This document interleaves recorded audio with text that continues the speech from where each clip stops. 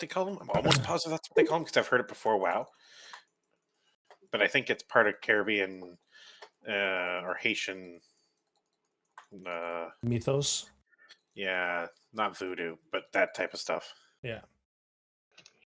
Voodoo makes it sound bad. It's only because white people are spooky. Yeah. Or easily spooked, I should say. Oh. How's everybody? Swinging and ringing. How about you? Well, we're gonna see because work tomorrow. I've never done a podcast on a work day. Wait, really? We've only ever done it Fridays or the Thursday that I had Friday off. Oh, yeah.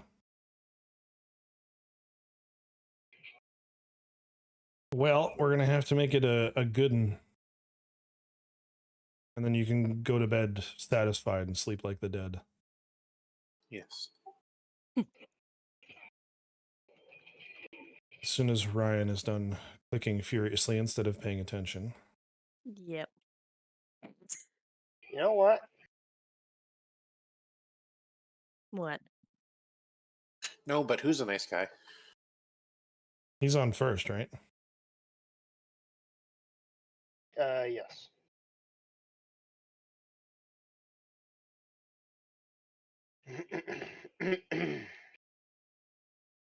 I'm almost done. I'm just at the Hive Tyrant fight.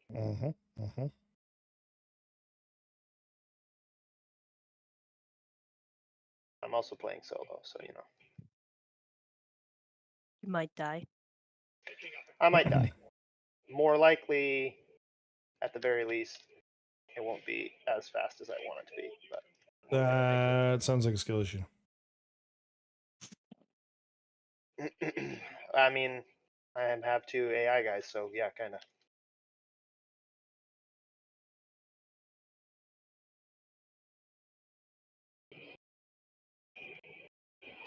So the thing I do find hilarious about Diablo, and this goes for 1, 2, I guess not 1, but 2, 3, 4, all of them, right? They change a system or remove a system because, well, we heard bad things about it, only to bring it back in the exact same way it was because people are asking for it. Well, And this then the is next game, do it again.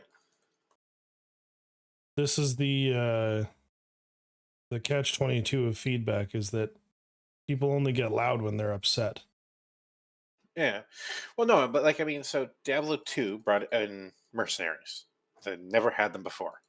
And everybody sort of grumbled about them because they were sort of stat bags that were bad. So Lords of Destruction made them very interesting, gave them their own inventory, like, were useful, right? Mm-hmm. And everybody's like, this is great. And then it's almost like they didn't hear that part of it because in Diablo 3, they made the follower system what the lane mercenary system was of Diablo 2. Mm-hmm. Mm-hmm.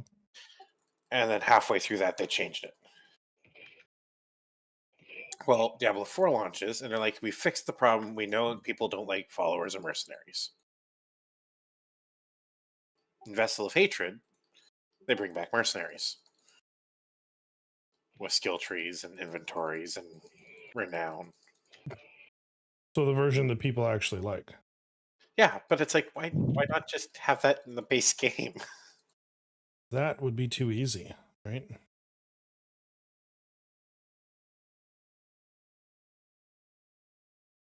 It's the same like they reintroduced a different version of Greater Rifts called the Pit. And because people didn't like the repetitiveness of the game with the Greater Rifts, so they just got rid of them. But they didn't have another endgame system. So it was like, okay, now it's just nothing instead of boring. Another type of boring. Yeah, well, even a worse type of boring because Worse, yeah. I can't even fool myself with nothing. You can't pretend, oh, maybe this is okay. It's just, nope. A loot grinder game with nothing to use the loot for. Yeah. That sounds terrible. It definitely would be. Sounds like Destiny. I will say to this day, Destiny's raids are like unparalleled. The problem is it's not worth putting in the effort to get drip fed raids every 6 months, which they're not even doing that anymore. So I will agree with you. They're unparalleled. The problem is looter shooters, like the way they set it up. So you need 6 people, right? That's what a raid was. Mhm. How the fuck are you supposed to find them? They gave us an LFG system, and there's a ton of discords. Well, and I get that, but that's like the discords for Mythic Plus and WoW. They're out there, but I don't want to have to leave the game to find a group. And for a long time, that's what you had to do with Destiny. Oh, I'm not saying that it's good. Like I said, the raids themselves were great. Getting there was not.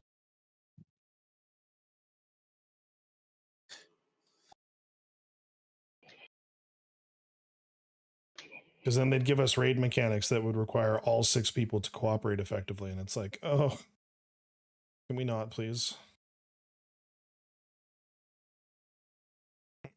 You'd try to Sherpa a raid, and it would be like, the only thing I'm teaching these people is why I drink.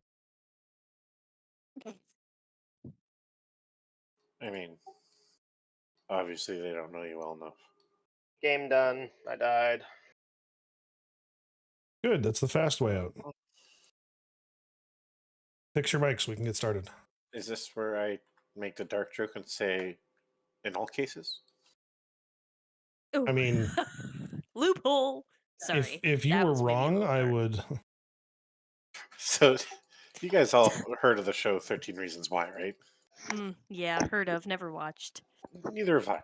But at work today, it was a tiny bit slow, and so I was walking around looking aimless because I was aimless. One of my coworkers went, "Hey, what's up?" And I went, "Oh, just looking for my 13th reason." Oof. And she looks at me, she goes, "That's dark." I went, "Yeah, but it's something to do."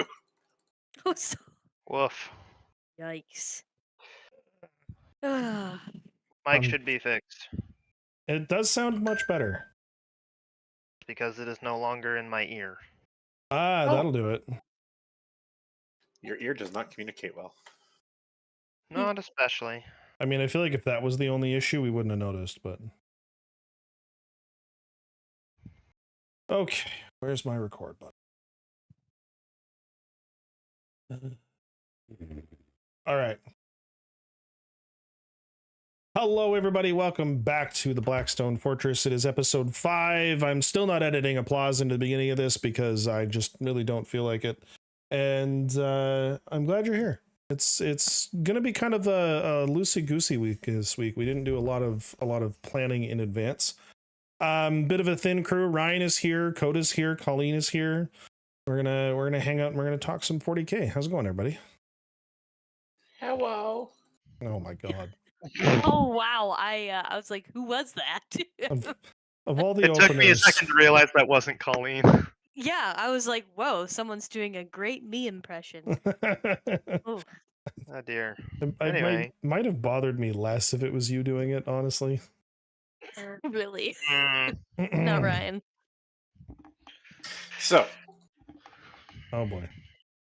no, Mr. Host, do you have anything you want to start with? Let's open with. Oh shoot! I was just looking at something and now it's gone. Dang it. I will provide the very funny anecdote that there's a new squats kill team for Necromunda that's come out. And the community is celebrating the fact that they finally got egg-shaped dwarves back. Egg-shaped dwarves? Egg-shaped. You need to see their armor. You should look them up. I'll send you the link, Colleen. Sure. It's very, very, very funny. Oh yeah, and the Chaos Knights Discord got all worked up over the most recent rumor engine, but it's almost definitely Emperor's Children, so. Nah, it's World Eater. Really? You think a just want it to be flesh-covered World Eater. chainsword is World Eaters? 8 down. Part 2. Electric Boogaloo. That's not how that works. That's really not how that works. No, I think it's probably Lucius, to be honest. Lucius would make sense, but didn't he use an edged blade, like not a non He chainsword? did. Correct. So he did, but his other weapon has always been a whip type thing, and that could be that because it's just a flesh whip. Which one are you looking at? Because this is very clearly a chainsword. It's Well, yes, definitely- but I'm saying it's only the tip of. That's what she said. So the Sorry. rest of it could still be a whip, just but chain tipped. Maybe. I The would scale looks be off. very surprised. They'd have to be super zoomed in. The anyways, I've if it is Emperor's Children, which it makes sense. There is no way in hell they introduce anything except Lucius and maybe a battle line. I suppose, yeah, at least initially, that's probably the Lucius- strongest argument. Lucius is well, except for Edelon. Lucius is the only Emperor's Children character in 40k. Isn't Fabius Vile Emperor's Children? I mean, I know he already got a new model recently. Sort of. He So was he's- Emperor's Children. That yes, he's Emperor's Lucius. Children in name. I would sort of put it like he's Emperor's Children the same way that what was the Thousand Son? Rubric of Arma? Is that what it was? I don't know. No, I was gonna say he's a Thousand- thousand son the same way that Garvio Loken's the son of Horus. no. So I mean, you're right, but the Thousand Son that hated Magnus until they rewrote everything. Oh yeah, no, Ahriman hated his guts, at least initially. Well, and so Fabius is how Armin used to be. Yeah. Well, Hey, didn't he get in big trouble with oh my god, what's his name? The Primarch. Hold on. Fulgrim? Yeah. I don't remember for sure, but I remember Fulgrim had him keep making a bunch of Ferris Manus clones because he wanted one of them to join him, and they all kept saying no. Hey, so yes, Colleen. Oh yeah. I know you guys are real nerds. Uh-oh. I'm a lesser nerd here. What do you guys mean by Emperor's Children if that's not like Primarchs? Okay, so the Emperor's Children is a legion. Wind up the little clapping monkey and watch him run away. That's Yeah. What kind of a legion, Limerick? Well, okay, this is where I'll say I only use the term legion for chaos because in 40k they are the only legions. Because the rest are chapters? Exactly. Okay. except There that is they no aren't. But they used to be legions. right. There used to be upon a 20 time. legions, and then they were broken into chapters. Well, Except I thought What? there was 18. 20 initially, right? yes, 20 initially, and then 2 Primarchs did something very bad and were told no, and something bad happened to them, and then their legions got folded into the Ultramarines and the Imperial Fists. It's heavily okay. implied that the Space Wolves eradicated at least one of the legions. I mean, they are like that's what they're meant to do, right? Yep. Yes. The Emperor's Mhm. executioners. Executioners. That's the word I was looking for. Okay. So Emperor's Children is specifically traitor legions? So they were the Well, third, 12th, Third. Third. They were the third. 100% I- third. They're the third legion. Oh, they are the third. Anyways, they were the third legion. Their Primarch was Fulgrim, or also known as the Phoenician or the Phoenix. Oh. The thing with the Emperor's Children is they are perfectionists. Hmm. And when I say perfectionists, I mean like they like art, but only if they can be perfect at it. Ah, They like music only if they can be perfect at it. sounds And- like me. Ah. Okay. And so like they were I spoke about Lucius already. He was considered to be the best swordsman in the Imperium because he trained solely with a sword and all the time. I thought Um, Sigismund was supposed to be top dog. That was kind of the classic rivalry. yes, the uh, I thought the there was a Night Lord in there too. Sevatar, no. Yeah. So the way it worked in at least the Horus Heresy is how it makes it seem. Each legion has who they consider to be their best swordsman, and then it's sort of left up to the reader to decide who they believe would be the best.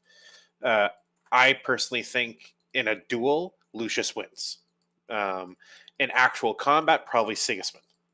The difference being a duel is confined, whereas combat is no holds bars. Like Lucius isn't going to kick you in the face because that's not dueling. Sigismund will wrap the chain that he has wrapped around his arm around your neck because he wants to kill you. I thought the whole thing is that Sevatar was the only one who ever beat Sigismund in a duel because he broke the rules. Yes, but Lucius also never dueled Sigismund Oh, okay, fair enough. because Lucius wasn't a champion. So, anyways, going back, the Third Legion, Fulgrim's Legion, they were called the Sons of the Emperor. They were eradicated, not eradicated. They were heavily damaged in numbers at the beginning of the Crusade, and so they fought almost exclusively beside Horus and the Emperor for the beginning of the Crusade. And because of that, they were allowed to wear the Aquila, which in the heresy or during the Great Crusade, they were the only ones allowed to wear it. So that symbol that every Space Marine has on their chest, um, only the Sons of the Emperor could wear it.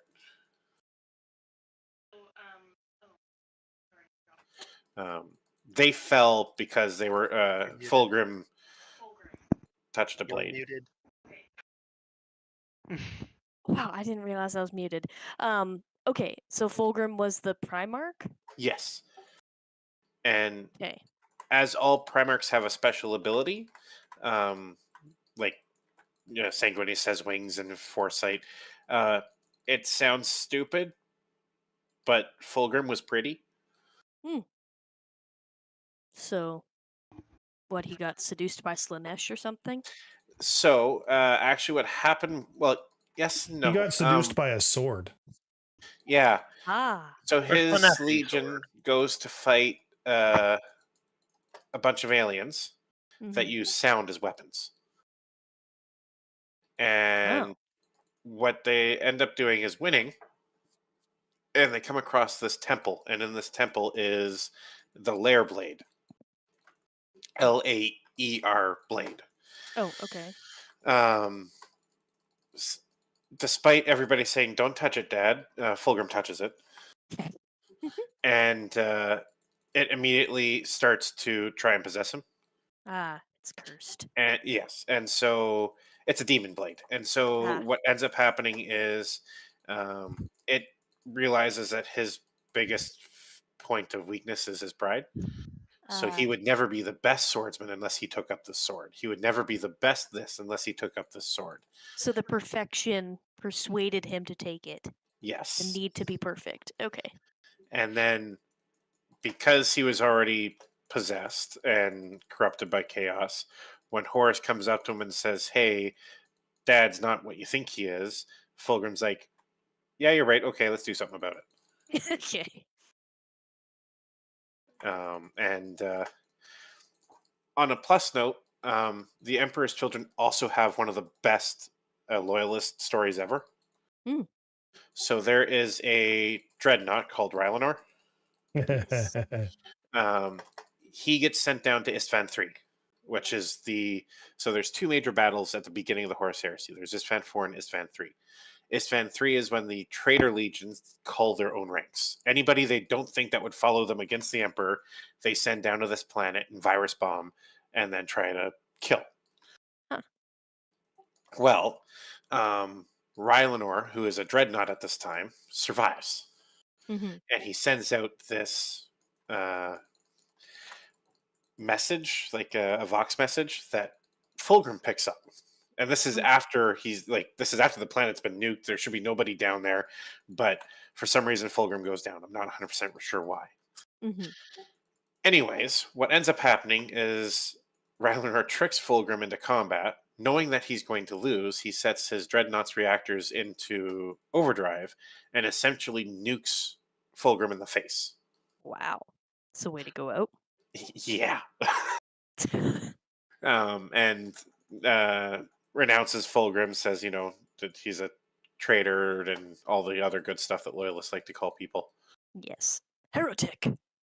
Yeah, and then explodes. Wow. And now it doesn't kill Fulgrim, because at that point Fulgrim is a demon Primarch already.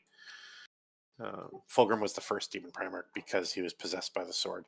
But there's a whole storyline there. Like at one point, it's alluded to that Fulgrim enjoys playing with toys of the adult variety.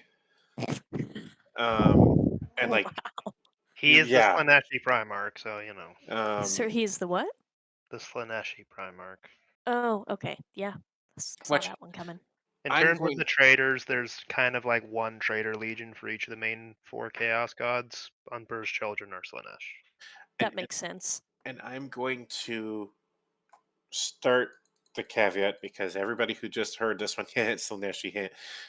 Slanesh is not the chaos god of sex deprivation. I mean, deprivation, yes, but not sexual deprivation. No, he's the Chaos God of excess.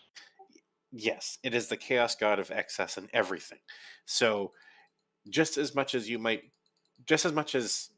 whoever falls to Slanesh might be a sex-starved, crazy person, it could also be a gluttonous person looking for the next best meal, always looking for the next best meal. That makes sense. It Greed, is. sloth, It's desire, etc., etc. yeah. It's just the next high in Man, any way you can get it. if he ever got his hands on the Sisters of Battle, that'd be terrifying. And so like the big thing for Slanesh is the way that his gifts help you is by making you numb to sensation. Oh. So like the idea is uh, you're always looking for the next best thing, because when you get it, it doesn't fill that hole. Yeah, you're just an addict. Yes. And so like Nurgle, who gives everybody or all his followers plagues and everything, which just you can't notice the bolt round in your chest if your chest isn't really your chest. If it's just a bunch of cancerous masses. Mm-hmm. Slanesh goes, well, you can't really notice the bolt round in your chest if pain is nothing to you. Yeah. And so it's That's really it's a little messed up, I will say that. yeah. Well, and so Well, it's chaos is messed up. That's kind No, of yeah, chaos is yeah. Slanesh's demon world has like the 7 layers of hell type thing, Oh. except that it's like the every layer is a layer of different pleasure 7 that just circles of ends. pleasure, It's a desire. 7-layer dip, guys. Yeah, essentially. Okay. I think it's the innermost layer is. It's not one that I feel like a lot of people would expect. Can't remember what it is Taste. though. I was gonna say No, the it's sour cream if the cops ask. Oh my goodness. That's thick, man. Um. Oh. Anyway, so that's the Emperor's Children. That's their shtick. The reason that their point of discussion today is because they are right now the only legion that doesn't have a model line. Oh. The World Eaters have theirs. The Thousand Sons have theirs. The Death Guard have theirs, and they each have their own Chaos God. Thousand Sons is Zeech. World Eaters is Angron or is Korn, and Death Guard is Nurgle. Mm-hmm. You've always been able to play Emperor's Children because they do have Noise Marines, which use sonic blasters and Mhm. stuff to kill their opponents, Or they just scream at you. Yeah. or they just scream at you. The screaming is the sonic blaster. I mean, Well, in certain cases, yes. well, so in the Siege of Terra, uh, the famous Fulgrim story is that he launches a full scale attack against one of the walls of Terra. Oh. and like and knocks it down in half the time that anybody expected him to, That's freaky. because he's actually good at what he does. He just finds no pleasure in it, so he moves on to the next thing. Oh, fair enough.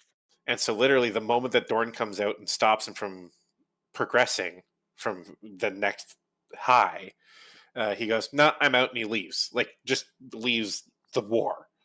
Oh. Yeah. But He's one of the ways that he knocks down the walls is he converts titans into giant speakers. Oh. Yeah. I posted That in the chat, Colleen. That picture Mhm. is the official G-Dub paint job for a Noise Marine. Well, for a Oh my. retro noise marine. No, if you search Oh, Noise Marine, that's the picture that pops up. the I'm leopard o- print. This looks like they should be on like I It's a don't know. throwback to when Noise Marines were first introduced, but this is the official Noise Marine paint job. I know it's the official paint job, but it's also still considered like a collector's miniature. You can't get a unit of 10 of these. no, Right. well, and it is like it is a specialty item, but that the fact that the model exists is, you've seen Mad That's Max, what, right? yeah. The guy playing the guitar On on the the giant speaker, speaker car. on the giant speaker car. That's Emperor's Children. Actually, most of that whole thing is Emperor's Children. Hmm. So no, it's a they're a deeply rich legion as far as story, Mhm. um, that gets horribly, horribly niched because Slanesh equals sex. Yeah, that's fair. Well, it's not fair. That makes sense why people would think that, but people can be narrow-minded even in fantasy, which doesn't make sense. And so it's one of those things that, like, when you see people do like custom models for Emperor's Children, there's lots of TNA, and I'm like, but there'd just be as much coke or opium or Yeah, whatever Well, the if wasn't 40K. it's there? pleasure isn't just about sexual pleasure, it's about any kind of pleasure in excess, right? Yeah, Like gluttony isn't just food, it's any sort of excess or indulgence. So, yeah. but anyways, that should explain that. Didn't they That used to have a model for Doom Rider, and that was his? That was their whole thing, because he was a bike model, and he was basically just like a coked up Hell's Angel in Space Marine armor, and that was basically his character. Possibly. I feel like I have to Google this now. The yeah, so that explains the background of that a bit. They are a very interesting legion, mm, that actually sort of goes to prove a point I'll try to make later. That gets and they're interesting because they're multifaceted. Like, you could Yeah, have a legion of Emperor's Children, which their armor color is purple. and oh, gold. Yeah, purple and gold. And so, like, and like their elite guard are called the Phoenix Guard, and like so like they're a very high fantasy 40K army. Like, their elite guard are the Phoenix Guard, and they hold like their armor is ostentatious as all hell. Um, they're so the Phoenix Guard are in cataphractic Terminator armor, which is old school bulky armor, except that they're wielding these two-handed swords that look like something out of Lord of the Rings that elves would wield. Like, it's they're a very flourishy and lots of flowery army. lots of flair. Yeah. Yeah. Quick Mm. point of clarification: they were only granted the name Emperor's Children and the right to bear the Aquila after the Emperor heard Fulgrim make a speech, right? I don't think they got that before Fulgrim. No, they were so they yes. One of the things that is a is a telltale sign in the Horus Heresy. If the Emperor ever said that you could change your legion's name, you were going to end up being a bad guy. Oh, all right. So the Death Guard were originally the Dusk Raiders, The World Eaters were originally the Warhounds, Okay.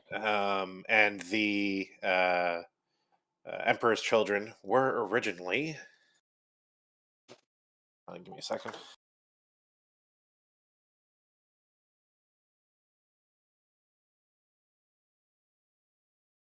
Oh, just known as the Third Legion. Oh. Alrighty. They There's didn't also the have a name. whole Luna Wolves, Sons of Horus transition. Yes. The only loyalists that had their name changed were the Revenant, who became the Blood Angels. Oh. Ultramarines used to be called the Warborn. Oh, okay. So maybe I'm wrong. I always It's thought. still a much more common trend for traders.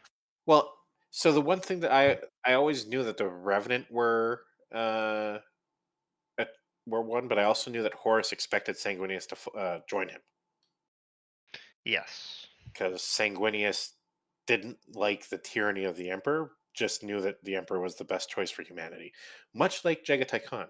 In fact, all his sons went, "You're sort of evil, but the best evil we got."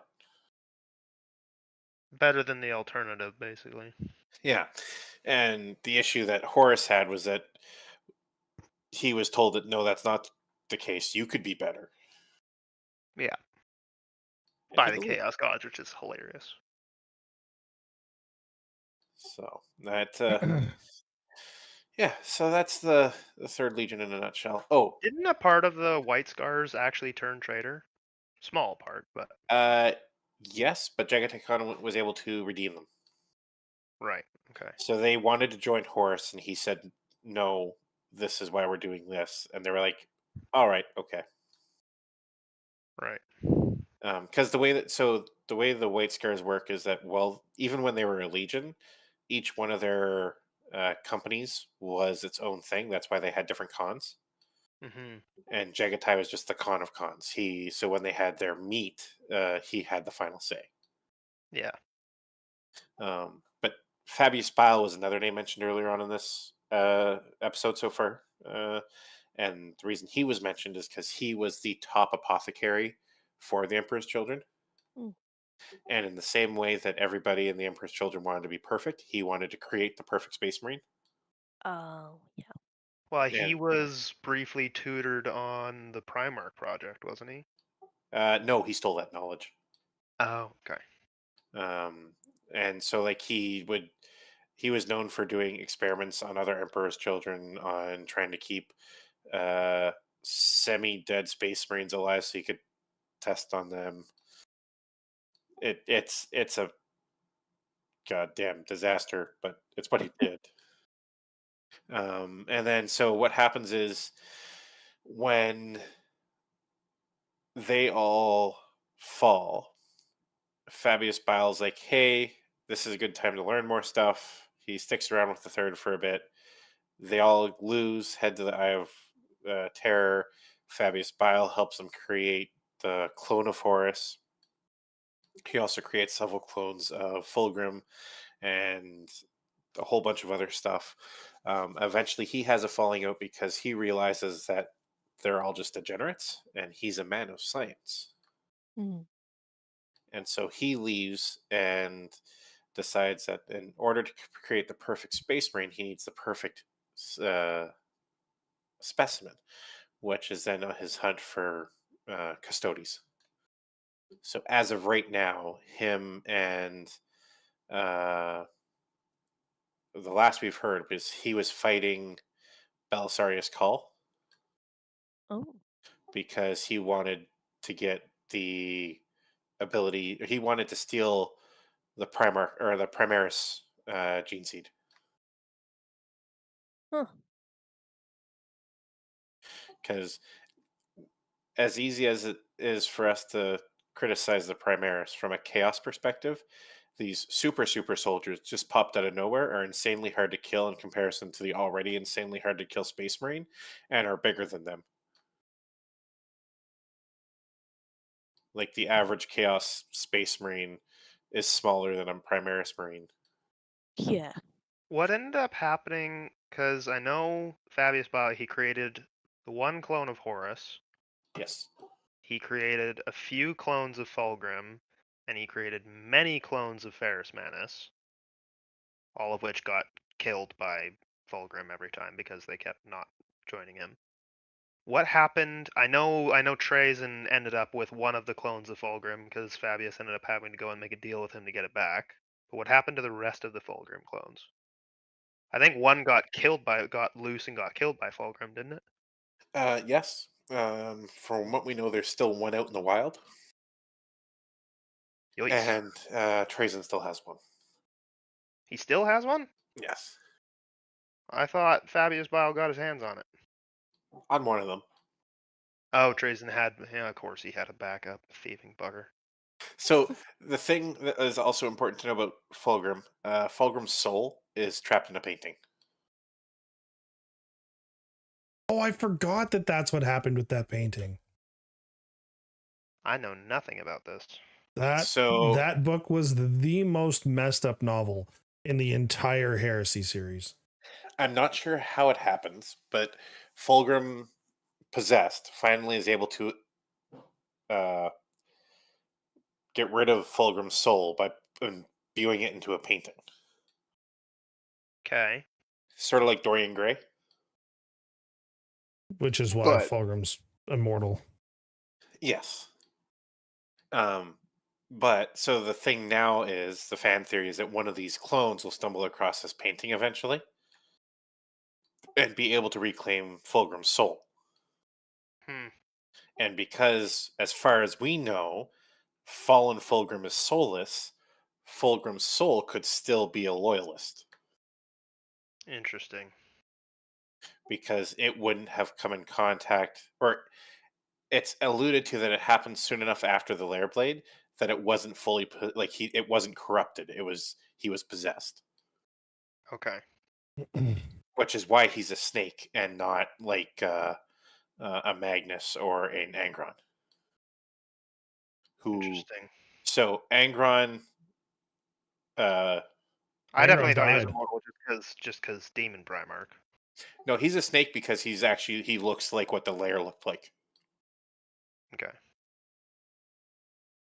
Angron did die. Who killed him? That was Gilliman. I thought Yes, it it was Gilliman. wasn't it Jagatai? No, Gilman killed him when Lorgar and Angron went and took on the Ultramar. Oh, right, during the siege. Yeah. I forgot about that.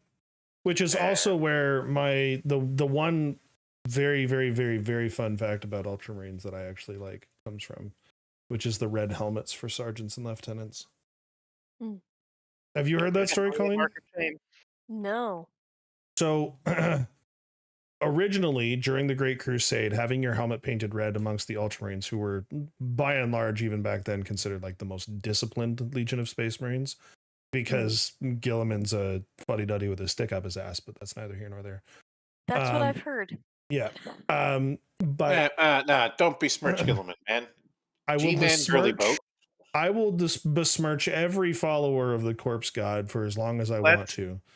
put it Anyways, this way: Gilliman is the best administrator among the Primarchs. So yes. the perfect example is this: the lion, when he comes back in the book Son of the Forest, Mm. says Gilliman would be the best swordsman of his brothers if Gilliman could focus on one thing only. Yeah. Gilliman's mind. He's a Primarch with ADHD. He has to multitask. Yeah.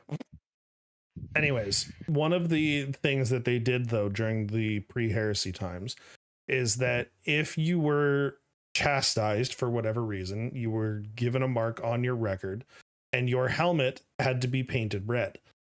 And it was a mark of shame amongst, It's like the four feathers. well, kind of, Yes. yeah. So it was this mark of shame that was given to Ultramarines that were chastised for one reason or another. When the heresy originally happens and Gilliman holds a meeting with sort of his senior leadership, a sergeant is brought in who has a red painted helmet. He has this mark of shame on him. And Gilliman kind of asks why he's been included if he's got this mark of shame. And I don't even remember who it is that tells him this, but essentially they're like, yeah, so he got that mark of shame because he had to be chastised for running theoreticals on how he would defeat all of the other legions. And we're really sorry. Basically, he came up with methods of war to combat the other legions and their specialties. And at the time, when he went to present it, they're like, "How dare you ever suggest that any of our brothers would betray us?" Um, Oh. basically, the fact that he was even thinking about it was considered traitorous and Which goes to terrible. prove that nobody except for the Emperor and Melkador knew that the Space Wolves had already killed a bunch of Space Marines. Mm-hmm. Didn't Dorn ask them about that eventually, and Malkador let him remember, and then he was like, "Oh, yeah, yeah, that was good that we did that," So and said he would never speak of it again. Dorn does. So Malkador and Dorn have an argument, and Malkador essentially says, "I know shit that you have asked to forget about." Yeah, And Dorn's being arrogant as all hell was like, "I would never want to forget anything. Knowledge is power. How dare you assume that I would want any? How dare you assume I'd forget power?" And Mhm. Malkador is like, "Oh, really?" And snaps his finger and lifts the psychic block on Dorn's memories.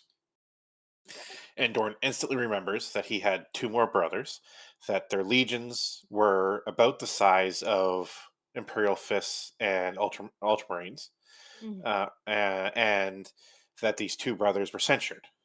Um, it doesn't explain what they did, just that they were censured and that they were never to be spoken of again. Uh, and then he also remembers that him and Gilliman agreed to have their memories wiped, but to assume the surviving Space Marines because it was deemed that the Primarchs were the problem, not their sons. Mm. it's also worth noting that in the Imperial Palace, there's this big hall that has a statue of all the Primarchs, and where all of those that turned traitor just had like gigantic drapes over them. Hmm. The two for those legions, like the statues were removed. Oh. Um, So there's two the This empty is plinths. pretty serious stuff. Yeah, Yep. and so before I hijack the show for the next ever, I'm sorry. I will say this: um, it is one of my favorite fan theories that Sigismund is not actually an Imperial Fist. Hmm. Yep. That one of the reasons that he is so at odds with his Papa Dorn is that he is actually from one of these fallen legions, and that's why he Mhm. doesn't fight like an Imperial Fist. Mm-hmm.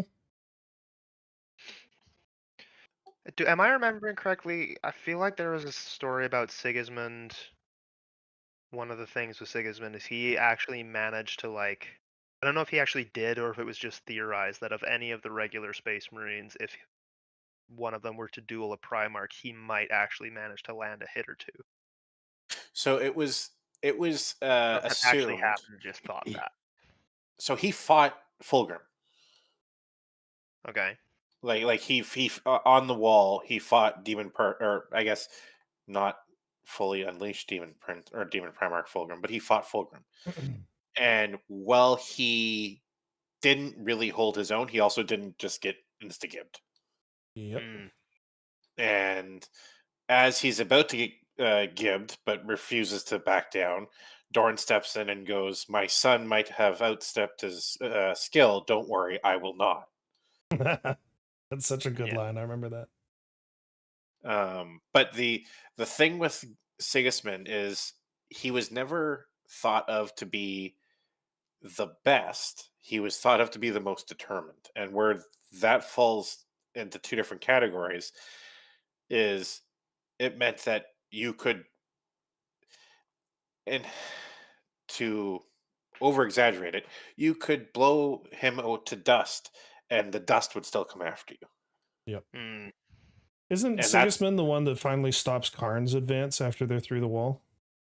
yeah, he kills Kern Yeah, once. the first Um, time. but so like one of the reasons that the Black Templar chained their weapons to their hand is because Sigismund did. Uh, what the reason why Sigismund did it is because to him that chain is uh, I will never drop my sword because my sword is my duty. Yep. Mm. And it baffled Karn, who chained weapons to his hands because he just didn't want to have to go far for a weapon. Well, and because otherwise during the red haze of the nails, he would lose them, and then he would be fighting with his bare hands. And he just found it annoying. Interesting. But during the siege of Terra, Doran actually uh, admonishes Sigismund because Sigismund is appointed the Emperor's champion by Frady Keeler, who's the first martyr. First saint. Yeah, and he starts to believe that maybe the Emperor isn't a god, but that there's some power there that might be guiding him. And Dorn is like, "Do not speak that nonsense. You're no son of mine. Yada yada yada. Get away." And just as the last gate's about to close, just as everything's about to go bad for the loyalists, and they're deciding that, okay, if you're outside the wall at this point, you're dead. You just gotta make it count, type thing. He apologizes to Sigismund and says, I misspoke. You are my son, and I do cherish you." And pretty much offers to bring Sigismund back in, and Sigismund goes, "No, I have a duty." And Dorn goes, "Understood. Make them bleed." Hmm. So, but I like the Sigismund not being an Imperial Fist naturally, because Imperial Fists are very defensively minded. Hmm. It's like their motto's not one step back. Okay. And the Sigismund and the Black Templars, who are the chapter that comes out of him, are very much not defensively minded. They're Yeah. very much go on the crusade and kill everything. Yeah. They're a lot more aggressive. That's Yeah. a very interesting. I mean, I knew that it was heavily implied the Ultramarines took in took in Marines from the Lost Legions. I didn't realize Imperial Fist did as well. And it's a very interesting thought that it was like Sigismund Yeah. and those Marines that ended up becoming the Black Templars. Well, because you also have Rand, who is an Imperial Fist, except that he looks exactly like a Space Wolf. Hmm. So it's the Imperial Fist is an interesting chapter.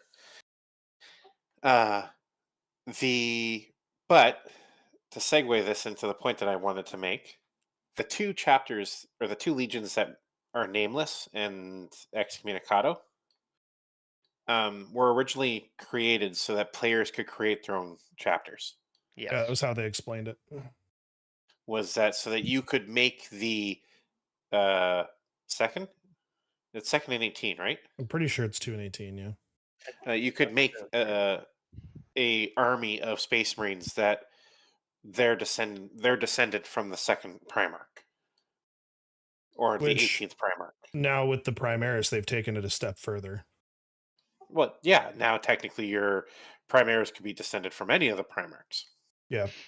So that's the all theory broke with the rules. Primaris, for those who don't know, is that amongst the other tech heresies that Belisarius called, definitely hasn't committed in creating the Primaris Space Marines. He's used original copies of Trader Gene Seed. What he will say he didn't. Yeah, but he'll also claim Well- that the AI at the bottom of Gilliman's ship isn't an AI. Yes. Well, he straight up told Gilliman that he'd use gene, like Gilliman knows. He told Gilliman he'd use gene seed from all the Primarchs, and Gilliman said, "Don't deploy those guys, we don't want them." And he went, "Okay, I will definitely not do that." Exactly. Except that, again, that was the talking head that's definitely not an AI in the bottom of Gilliman's ship. Well, and Like- so you get Primaris chapters like the Sons of the Phoenix, who are purple. Yeah. Yeah. Yeah. But they're And have definitely an Ultramarine successor chapter. There's no Yeah, questions totally about not that. Emperor's children. Yeah, Also, for sure.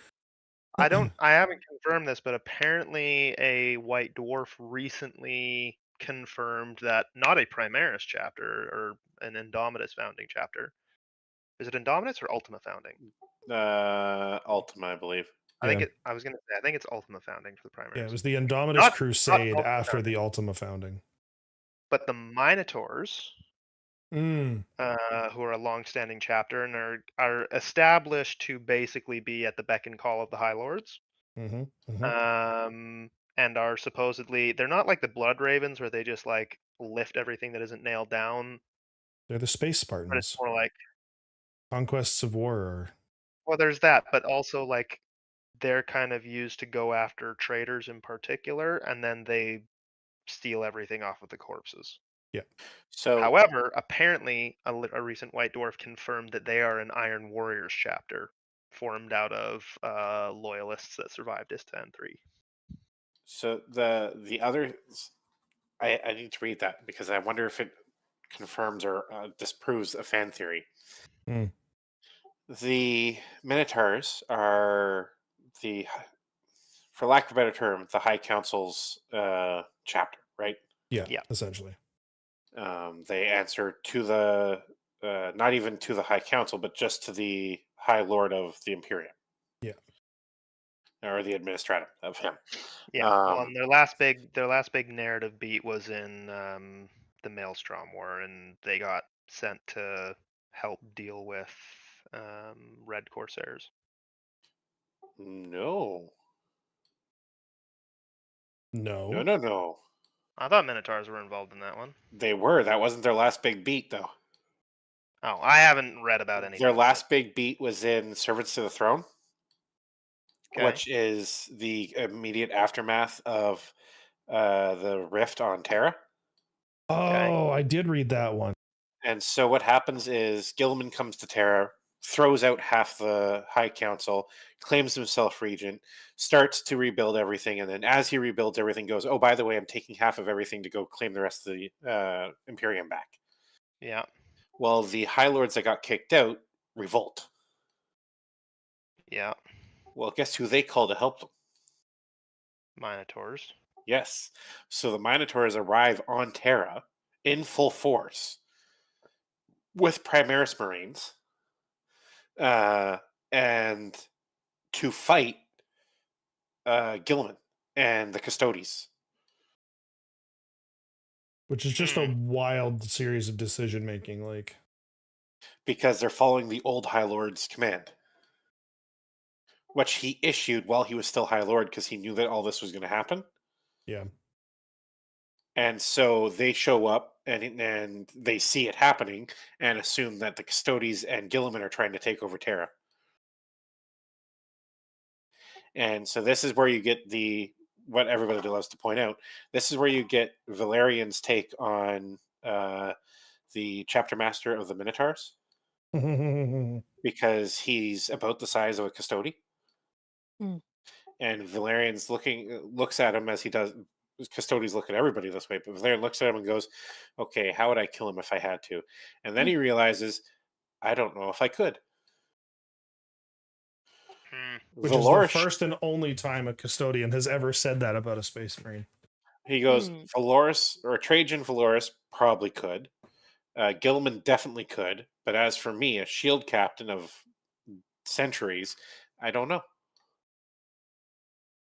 And he goes on to say, like, he's killed a lot of agents of the chaos who are more powerful than him.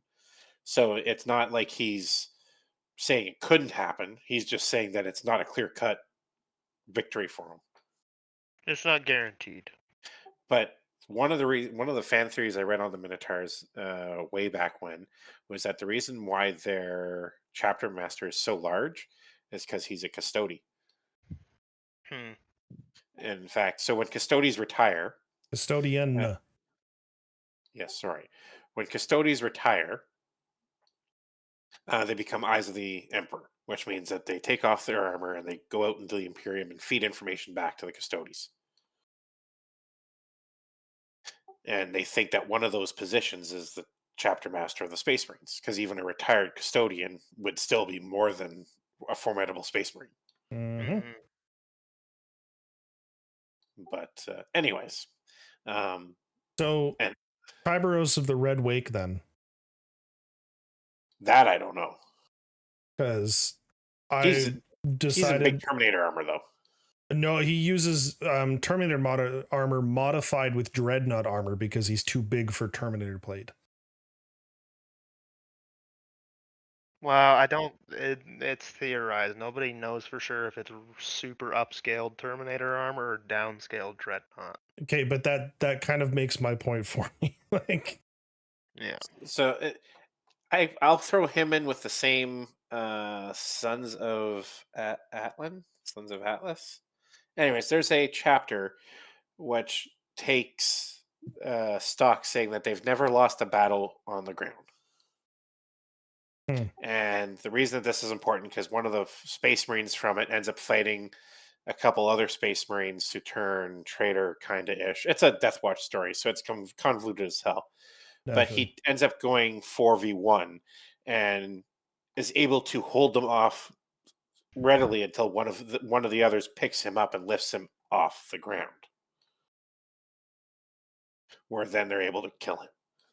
Wild. So it's one of those things where it's like, is Tabor or is the Red Wake a uh, one of those odd mythos that just happens? Like, is he a Bjorn that we just don't see often enough?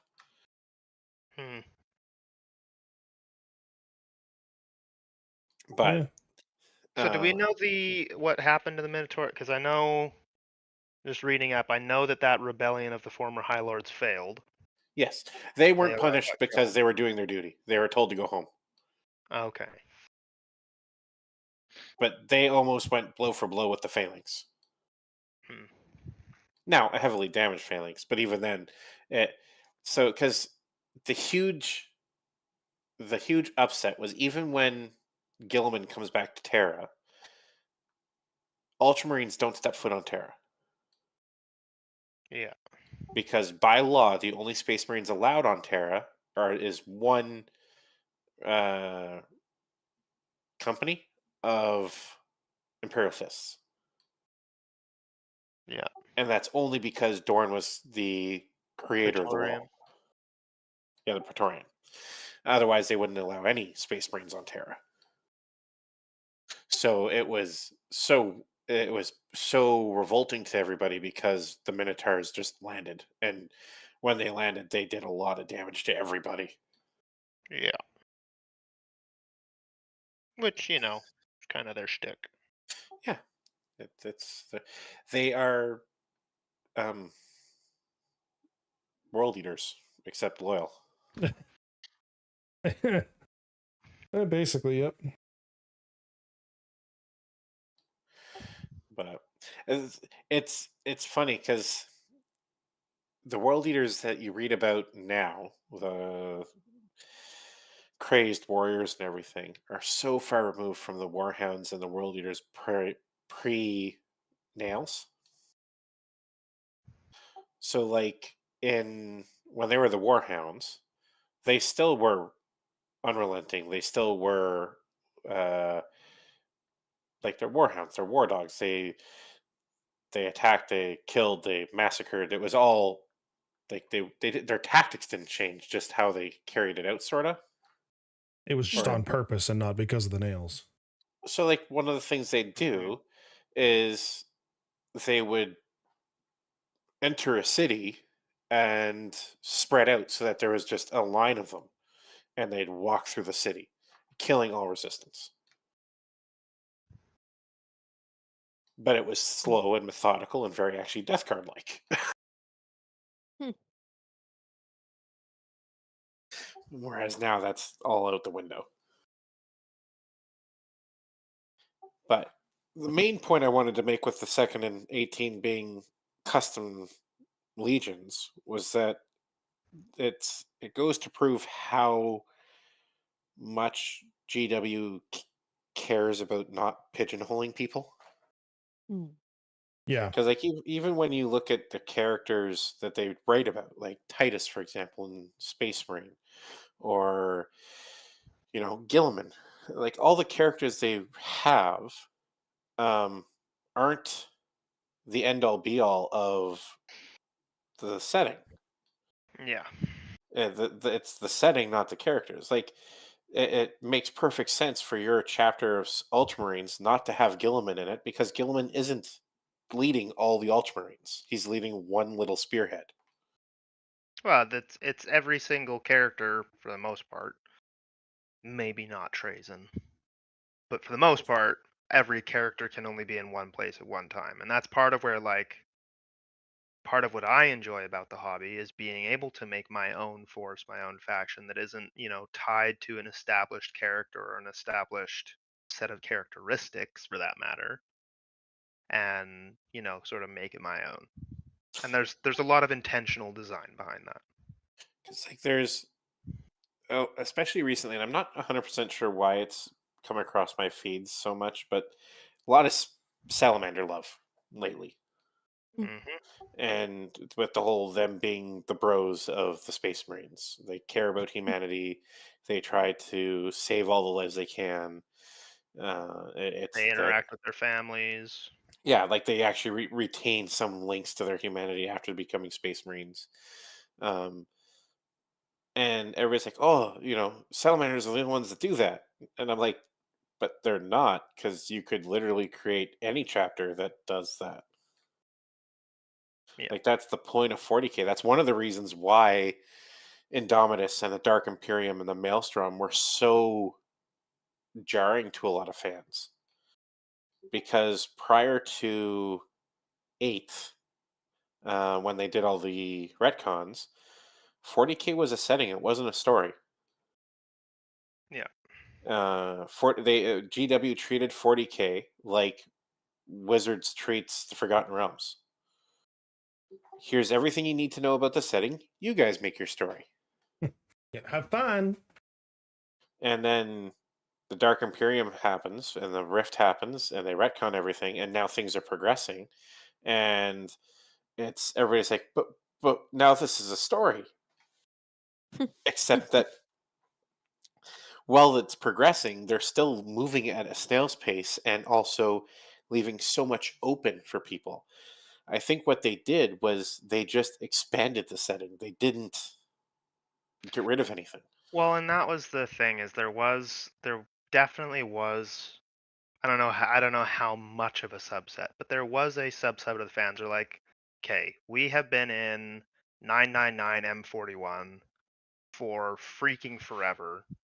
Like there's a lot of people that are like, you know, there are all these wars and everything that have literally all happened in 1 year because that was where, they weren't allowed to progress anymore for a long time.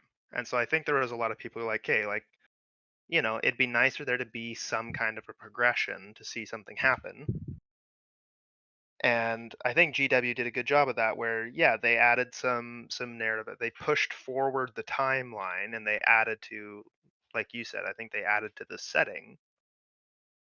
Some people took that as them making it a story, but you think about like, D&D as well, right?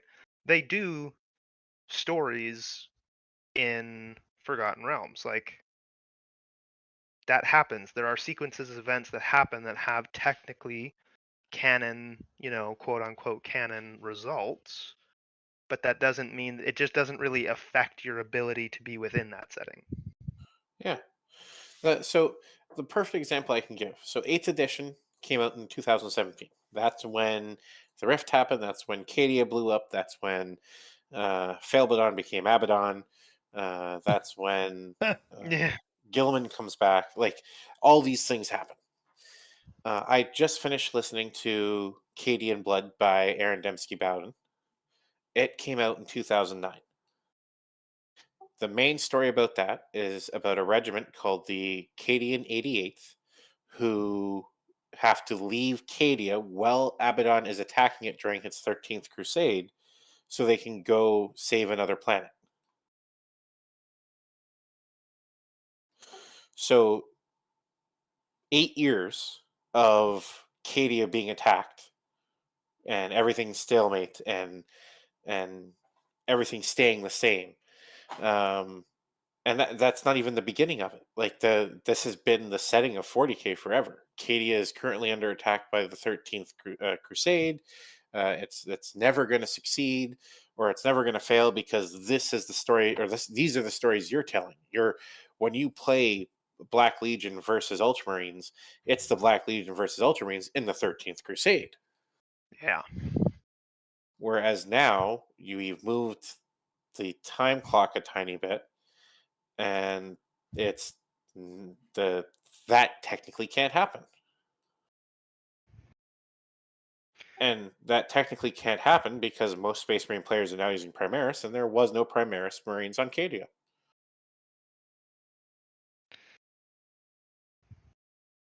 But I at mean, this, I guess I can see how people could take that perspective, but at the same time, you can now, as far as Abaddon's concerned, the Black Crusade's not over until they reach Terra. well, but so like, but it's also like, yes, you're right. There's no, or yes, there's technically no Primaris on Cadia, which means you can't have those wars anymore. You can't have those battles anymore. But now you can have battles for systems that have been cut off from the Imperium, or to go through the Rift. Like, they've added so many more different ways for people to tell their army stories, so many more ways for people to create armies, that it's just, Yeah. I think it's a as a whole, we were too focused on, oh my god, there's Primaris Marines. I mean, I was gonna like that's the whole thing is you. It feels like pigeonholing to be like, well, I can't play, battles on Cadia for the 13th Black Crusade anymore. Like that just because you can't do that one specific little thing that all of a sudden you decide that you really want to do, which, I don't feel like prior to the advancement everyone was like, yes, I'm playing this battle with my friend and it's on Cadia necessarily. Yeah. Like for example, like I've got my Renegade Space Marine chapter. The whole sort of the generic story idea with them is that they're an Ultima founding chapter that was being sent near.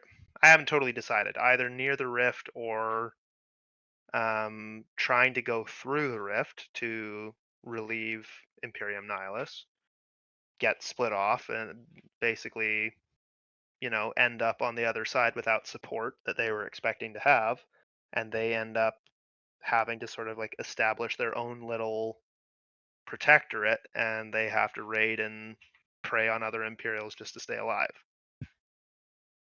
Yeah, well, Couldn't do and that before. I also like, because the Imperium is the quote unquote main character of 40k. Thank you for not saying good guys. That, well, there's no good guys, but they're the quote It's from unquote. their perspective.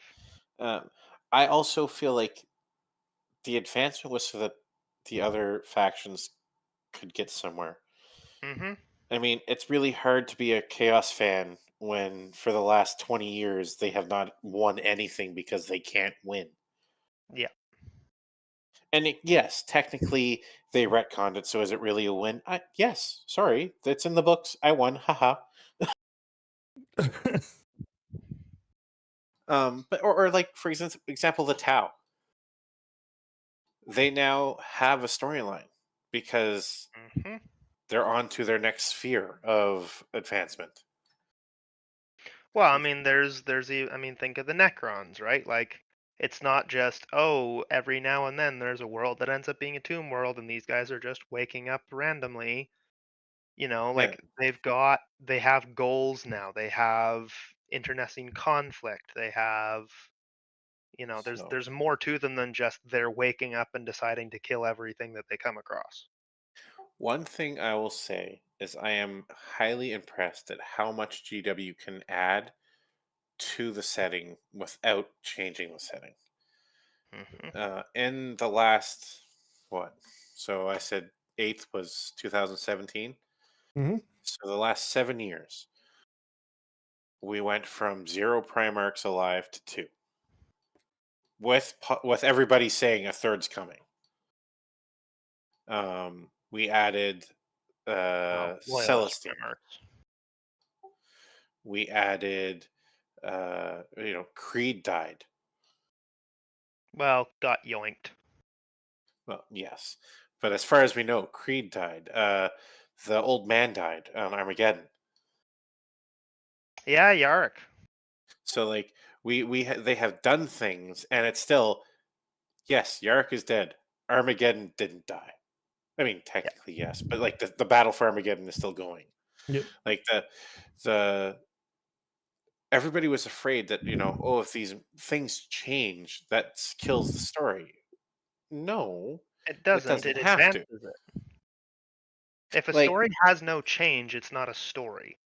well, and I'm also like, if you only played guard because you wanted Yarrick with the power fist, You're not playing guard for the right eh, reason. yeah, you're like, man, be an orc. They have plenty of power claws. Yeah. Which, fun fact, the very early rumors is that 11th is going to launch with orcs heading back to Armageddon.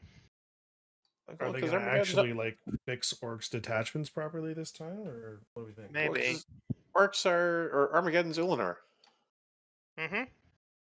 Well, supposedly the early groundwork has been laid because from what last I checked anyway, this was more tied in with like Kill Team stuff because the first edition of Kill Team got launched all around the Octarius War. Yep.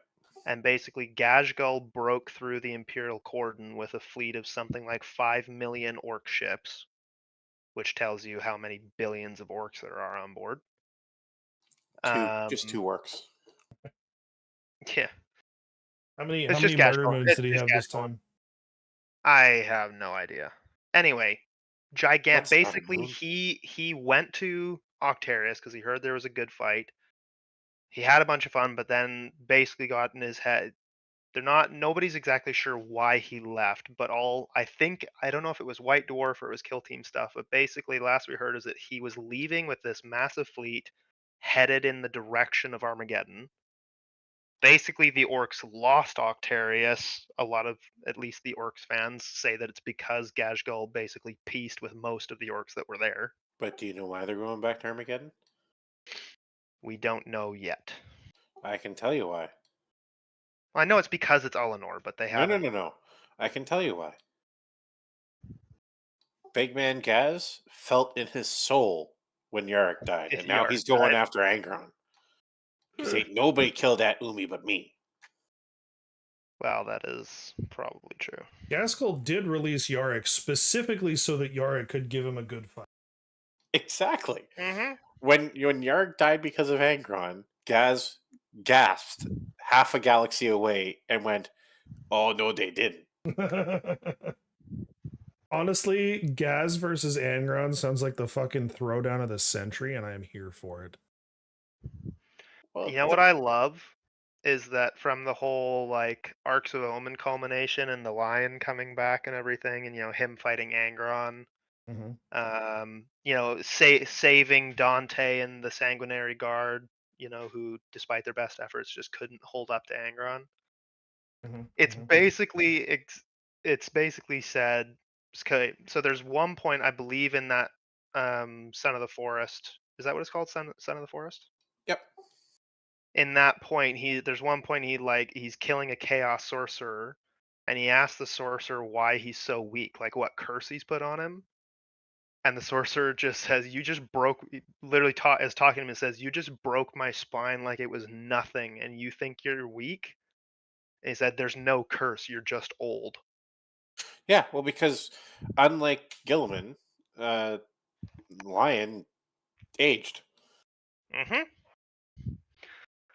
Anyway, the point being he goes to fight Angron and basically, as far as I read it, he only kind of obviously he can hold his own better than Dante and the Sanguinary Guard, but he only withstands Angron because of the Emperor's shield.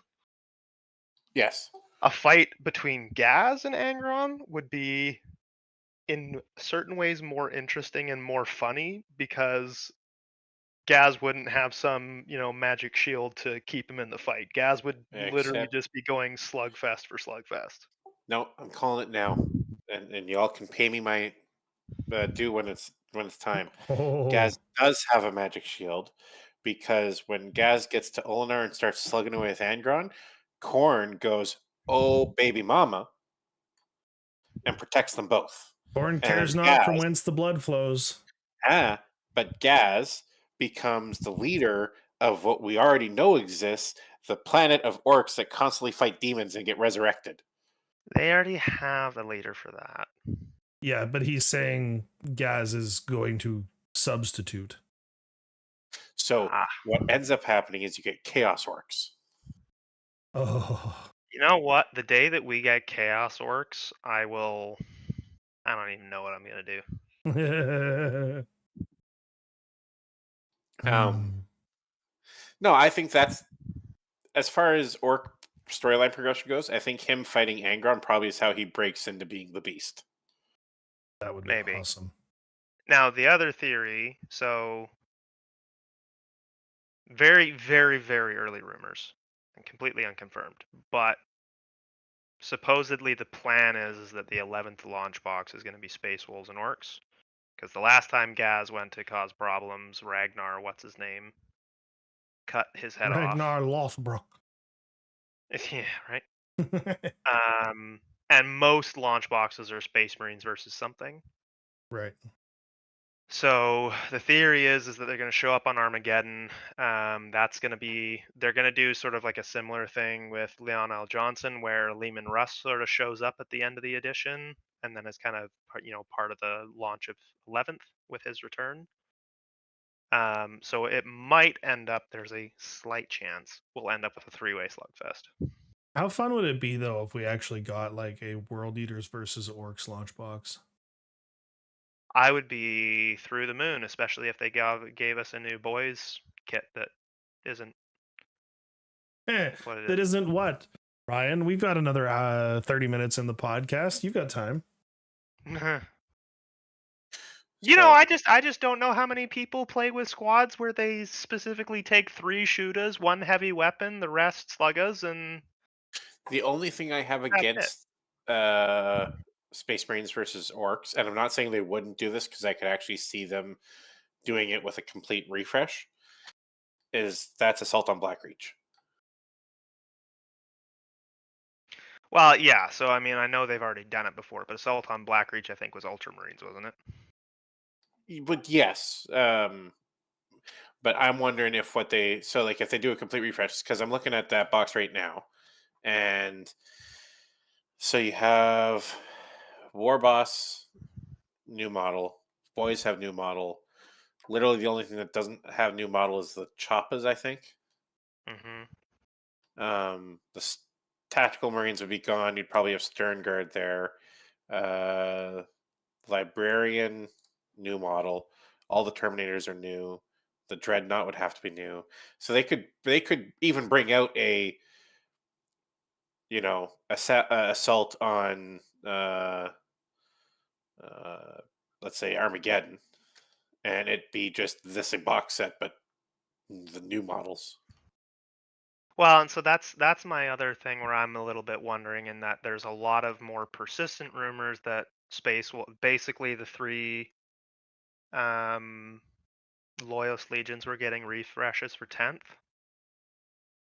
Yeah. So it was Blood Angels, it was Dark Angels, and it was Space Wolves.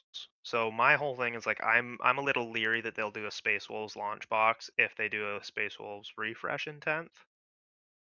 Because like the launch box would be the opportunity for them to do that refresh.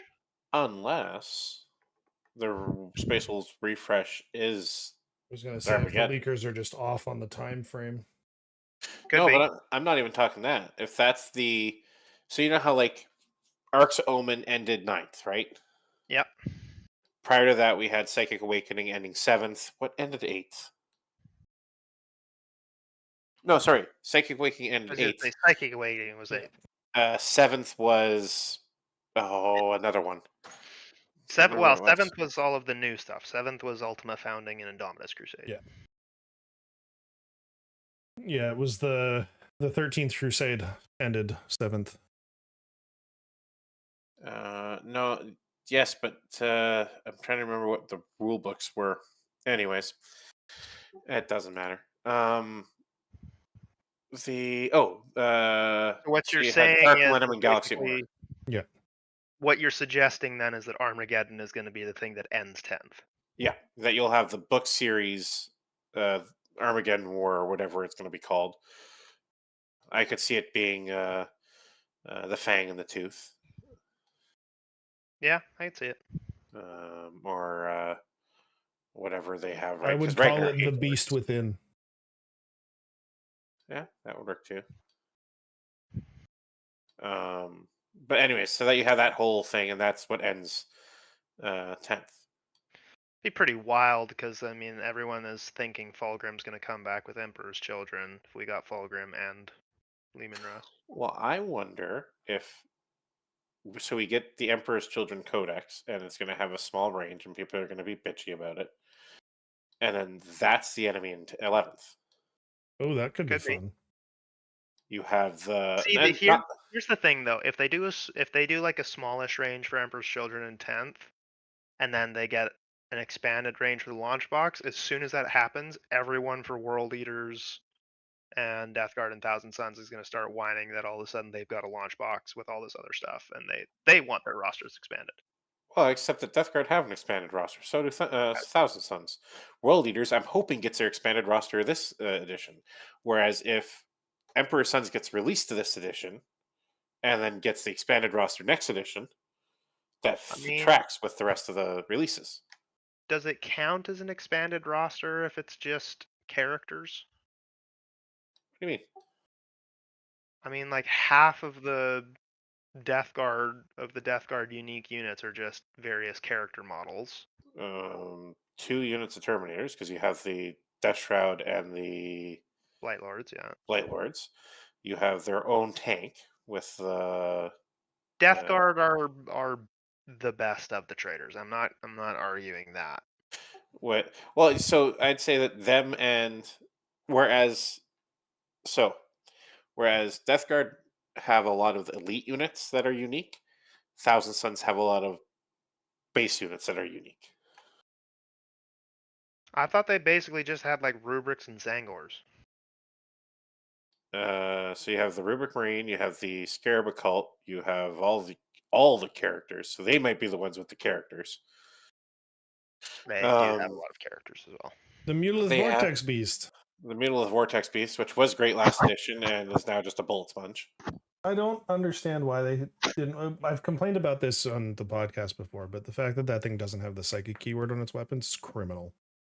Well, no, what it was is I bet you at one point it did, and then they looked at what the Thousand Suns can do with psychic keywords and went, "Oh no, we can't." Well, there's also the fact that the psychic keyword means very little to anyone outside of Thousand Suns is also criminal.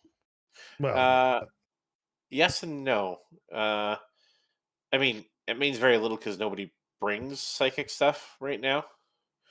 But if like Thousand Suns and Grey Knights ever become high meta, you're going to see a lot of librarians because they give feel no pains to psychic attacks.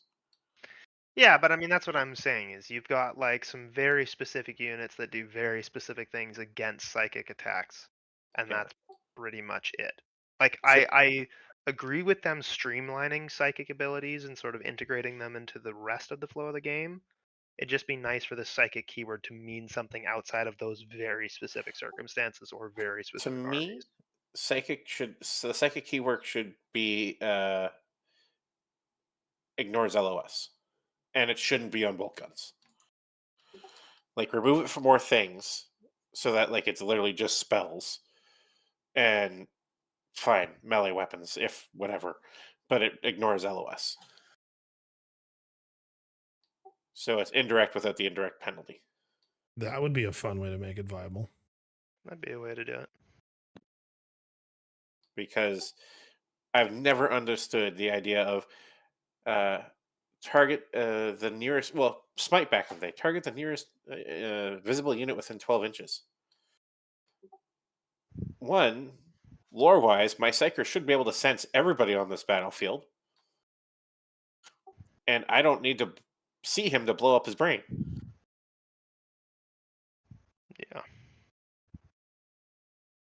But no, I think that it's more likely we'll see a Space Wolves ending because I think we're about halfway through right now with the Blood Angels being released. Yeah. Well, because Dark Angels are sort of start of the edition. We just got. Well, I mean, yeah, if you think about the timing of it, because Dark Angels were the start of the edition, sort of like around this time last year, roughly. Yeah. We just got Blood Angels, so if we get Space Wolves around this time next year, that would set the timing. All right. Yeah, how about that? But no, I think the oh, um, taking a hard left turn here, and I'm sorry. Oh God. Battle forces were announced. Yeah, the Yes. Christmas boxes. Yes.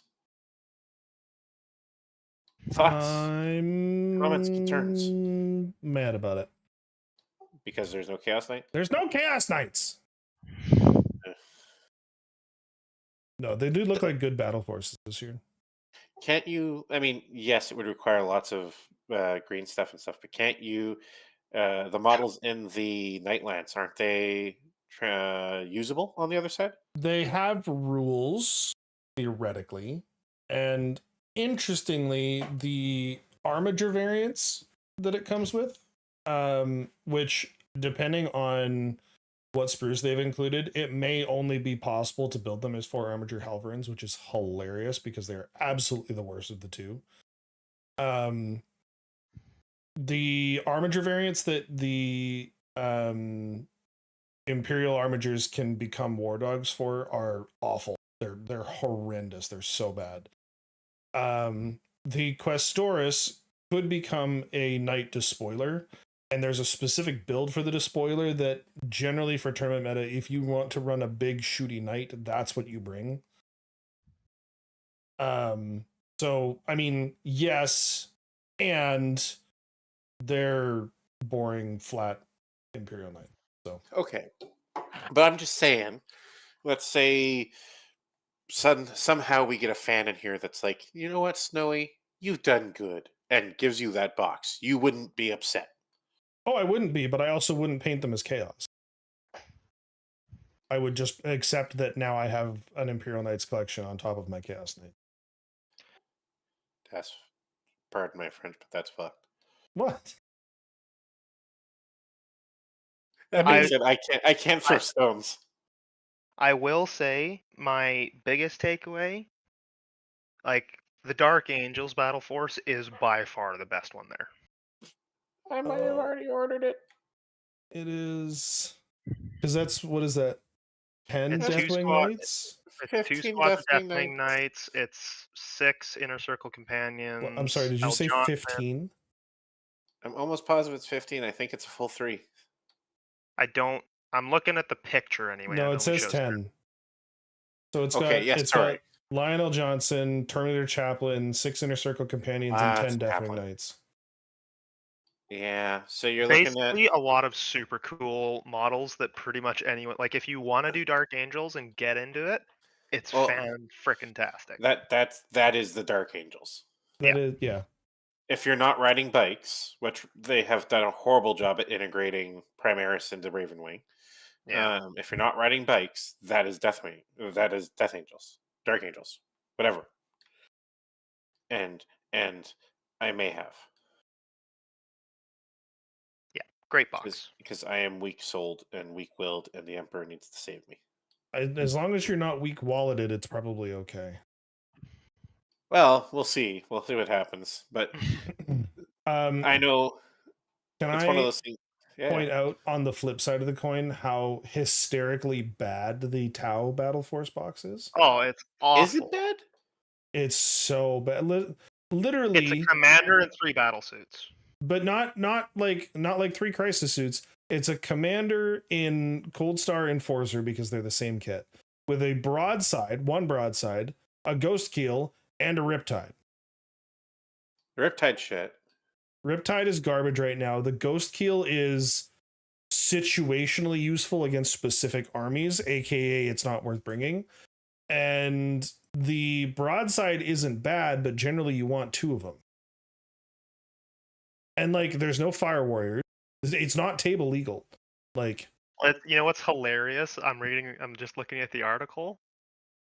The funniest part of this is they end it with all you need is a few squads of fire warriors and crew to turn this into an army. but even then it's Okay. not an army because the riptide is I- like Let's assume that they're going for value here, not legality, because that is generally the case with these things. I can't field the Dark Angels either. no, and I get that, but the Dark Angels is like I look at that battle force and that's 60% of the army that you ran a train on me with the other day, right? Yeah. I look at that Tau Battle Force box, and that's like 30% of a list. Right. But that's also like the Riptide's what cost wise? Canadian, like 140? 140. So I'm looking at euros here because that's the site I'm on for now. Riptide is 74 euros, Broadside's 40, Tau Commander's 40, Ghost Kill's 57. So total value of 217. Yeah. Last year they sold for 135 euro. I'm Which not means saying it doesn't have like monetary discount value, because they all do. well, okay. So I guess my thought here is, it's I'm stretching. I will admit, for someone that already has Tau, Depending on how long they've been playing, they already have 3 Riptides. Like, Triptides have been out for a while though, man. Riptides were big in 7th, and they made a comeback in both 9th and 10th briefly. Uh, So Tau, what are we rating it? The Tau F? gets a 3 out of 10. Okay, 3 out of 10. I would go 4, but I can deal with a 3. Ryan? I'll give it a 4 because it's got 4 models. All right. Colleen's still with us, right? We haven't lost her. Yeah, Colleen, no, yeah, I'm here. She's lurking I'm, and I'm listening. just listening. Well, There's Soaking it lots- all in. Lots of knowledge to consume, and once in a So- while zone out because I'm not grasping. You're supposed to ask us questions when you don't get it, so that we can explain for the listeners that don't get it. Last time I asked a question, I think we talked for an hour. I wasn't sure if there was like something more we should get I'm to. so- What are the Emperor's children? And instead of saying, "Oh, they're one of the traitor legions who devoted themselves to Slanesh," we went for an hour into the deep lore of the Horrors. Yes, But I mean, I with- married someone that does that, so it's not like I'm mind. It's With just like the probable release of Emperor's Children next year, though, it is a good point of conversation. We're not denying that, but Colleen So. does have a point. you do have a point. I do like this idea of rating the battle forces, though. So we're gonna I'd probably actually wrap the episode with this. That works for me. The next one I'm looking at, because I scrolled to the top of the page because I kind of want to do this in order, because otherwise I'll break myself, is the Penitent Crusader host for the Adeptus Sororitas. You have a Ministorum Priest, 10 Sisters Repentia, 10 Argoflagellants, a pair of Rhinos, 2 Penitent Engines, which can also be built as Mortifiers. I am looking at this, and I'm honestly going to give it a 7. 5. No.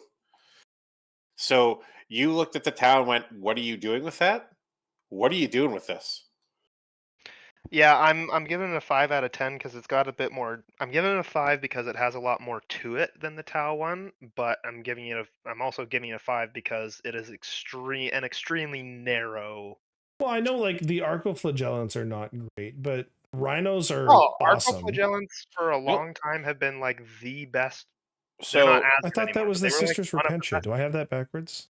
that's Sisters Repention, Flagellants. Argoflagellants have been a great bog unit for a long time. Right. Repentia have always hit above their belt, above their weight class. Right. They don't anymore. Well, that's not that they don't anymore. It's more costly. There's better units.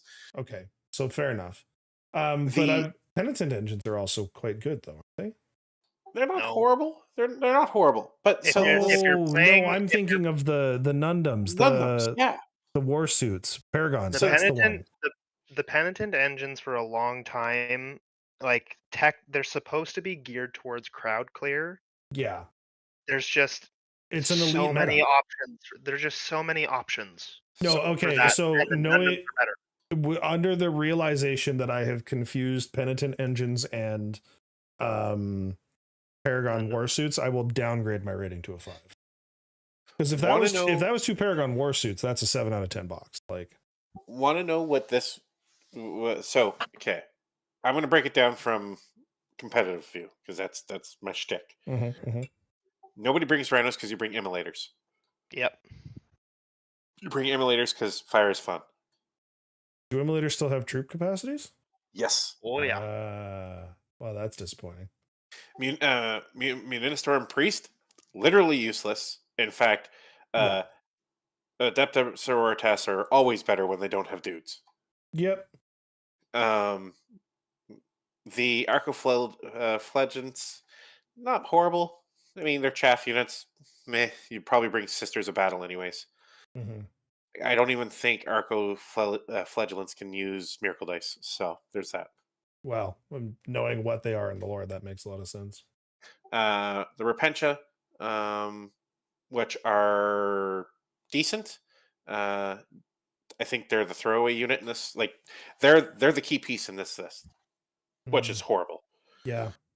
Want to know what I would have renamed this? Huh. Agents. Oh, that would be a good agent's box, wouldn't it? And not that the box would be good, but that is a flavor army. That is a fluff army. Agents is such a good fluff army.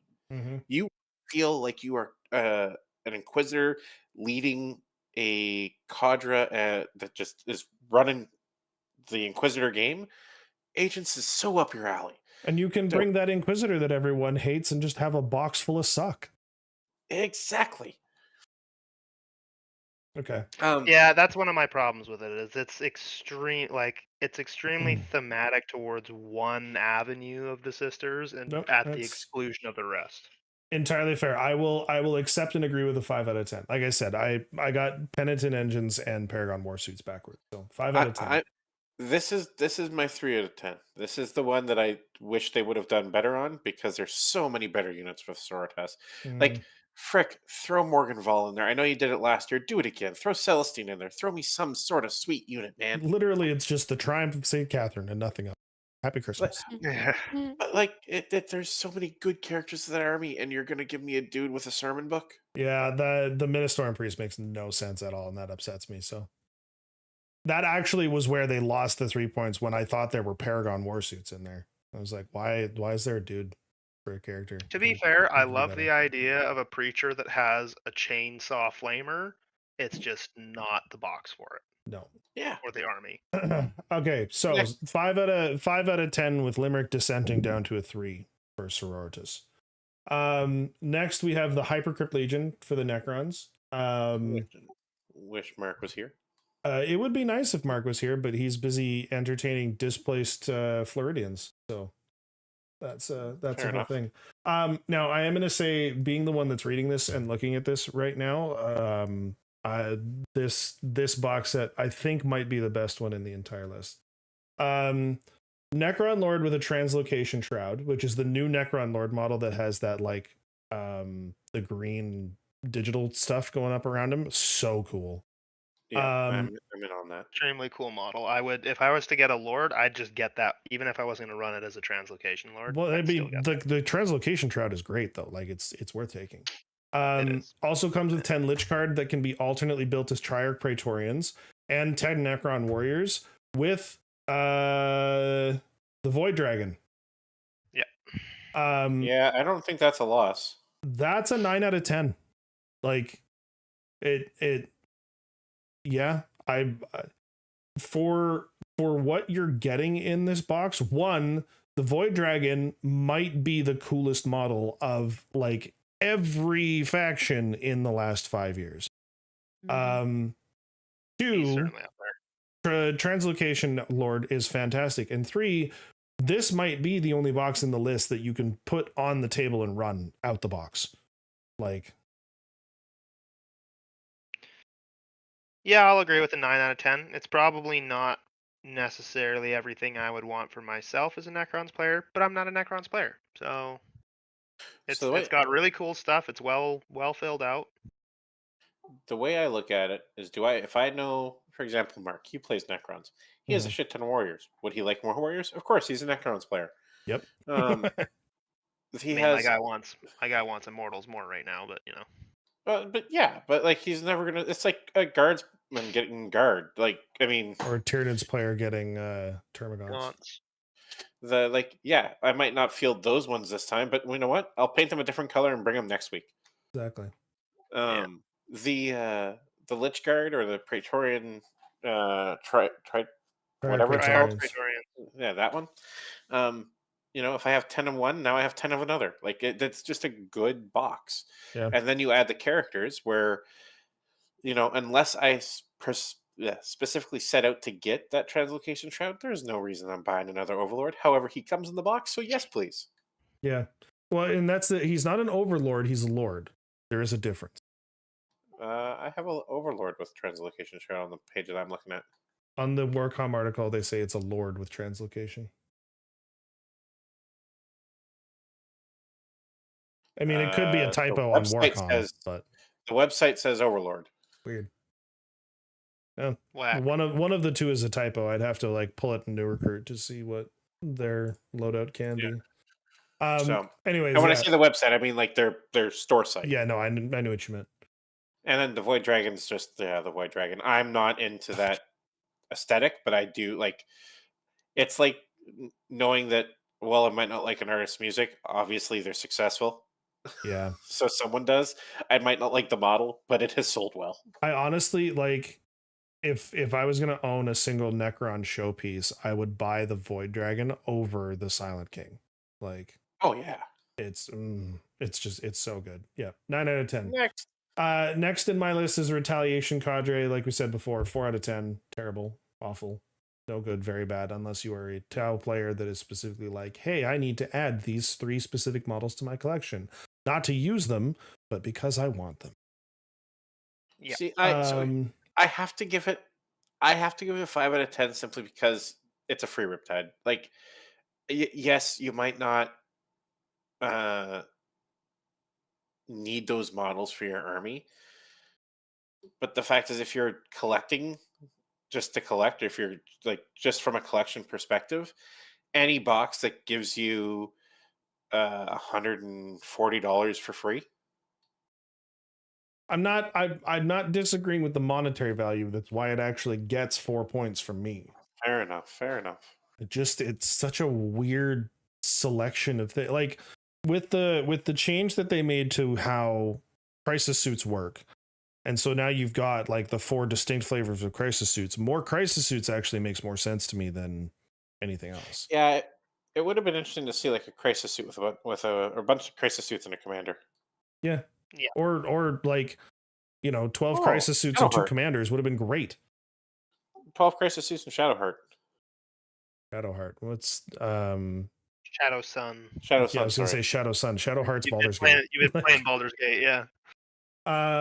Yeah, and yeah, so Shadowheart, but even if it had been, you did it to me now, you bastard. Shadow Sun and a Ghost Keel, and then 6 crisis suits. I don't know how that works out monetarily and what they've had to add to it, but that would be good. Because Shadow Sun and a Ghost Keel work together really well. And if you're going to run a Ghost Keel, you're going to run Shadow Sun with it. They do the same thing. Yeah. So, Anyways, whole thing. Next in my list, Inner Circle Task Force, 10 out of 10, no notes. Yeah, I Agreed. mean, that is the.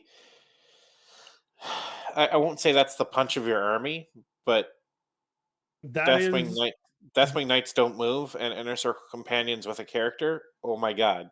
It is the first box set that I have looked at that I'm like, yeah, you would run everything in this box. yeah.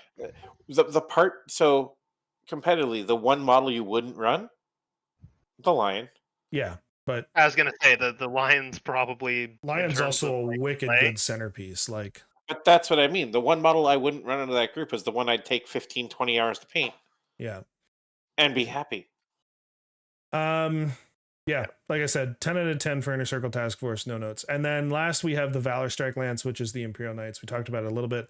However, I have done some more reading and I am downgrading my rating on this one to a 4 out of 10 as well, because they are not including the regular Questoris Knight kit that you can buy. It is a cut down Knight kit that can only build a Knight Paladin or a Knight Errant.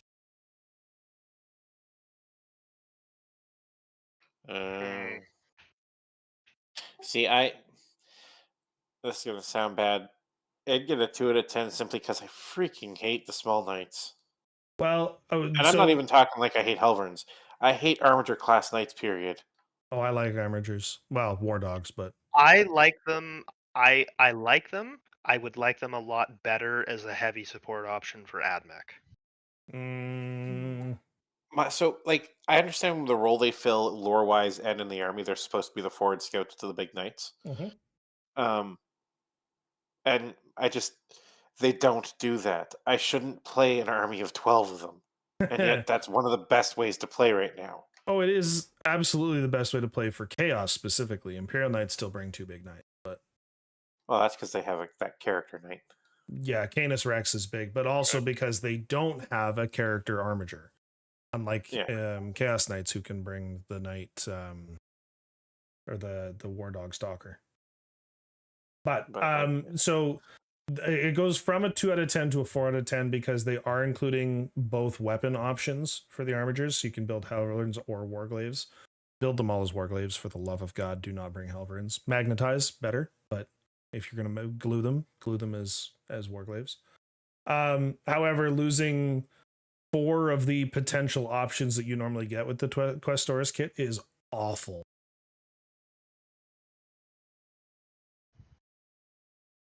yeah, I think Yeah, I'm overall, fairly neutral overall, but I think it sucks. I just okay. Can I just say I hate knight battle force boxes? I mean, they're kind of dumb in general, but yes. Like the Knights is not an army that you should be getting a battle force for Christmas, you know. Because like that box right there, you put that on the table, and that's like, depending on variants and such, that's like 1,200 points. Like, I think last year's battle forces were possibly the best Yep. that I've had or that I've seen since been playing. You had the Spearhead Strike Force or Spearhead Force, which was the Jump Marines and the ATV Riders. You had the Cadian Defense Force, which was 2 Dorns and a bunch of guard. The Cadian one was great. You had the Exalted of the Red Angel, which was uh,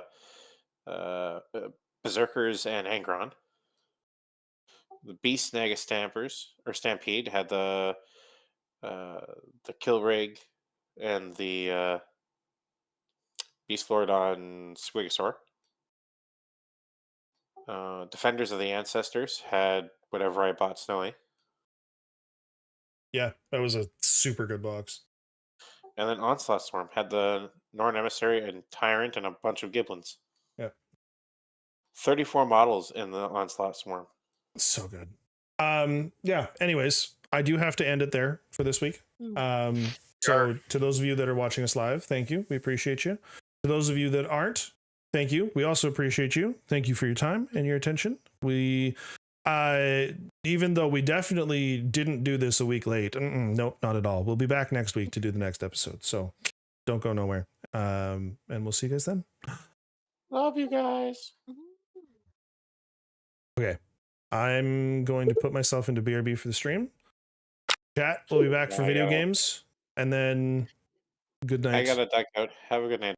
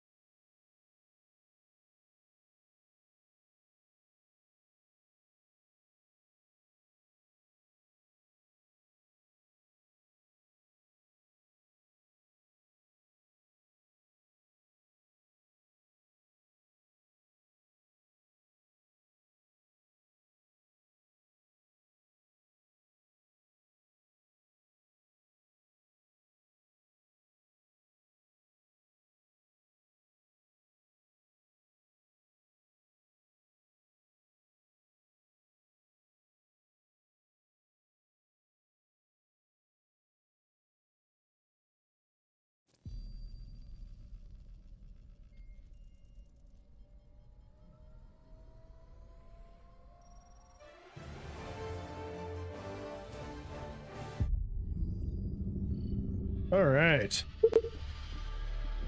And we're back.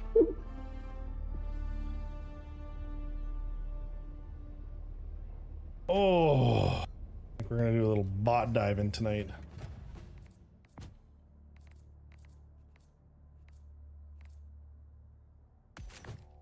Put this on because I like full auto. Means we don't need to run this, so we can run this again. Although I don't really need that. We're gonna run this. That way I can be the good friend. A good help. Let's see if Crystal wants to join.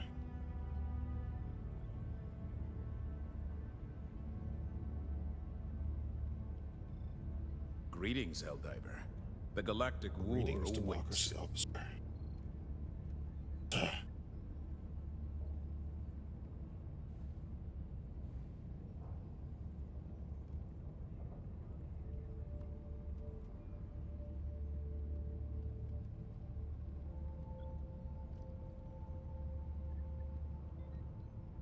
All right, Crystal says he'll join us in 45 minutes.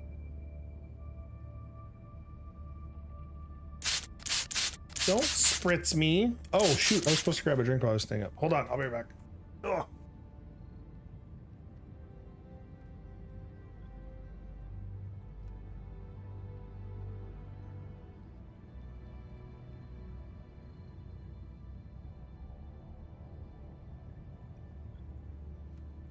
Grabbing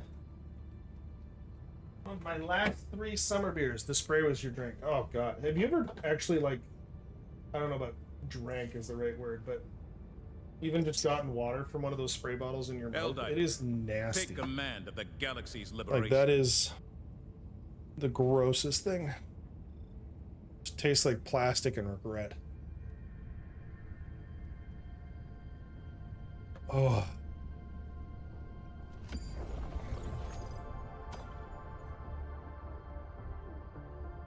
Mission coordinates locked.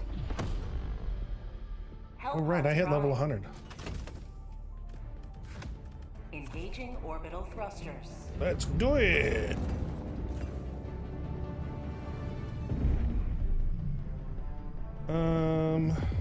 Orbit synchronized.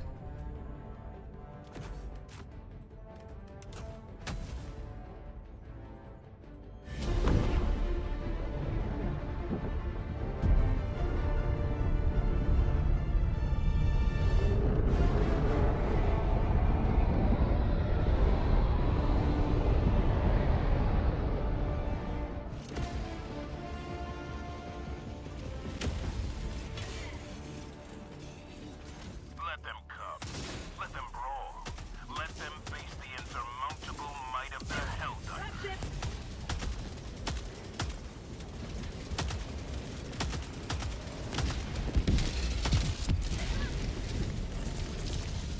Requesting orbital strike.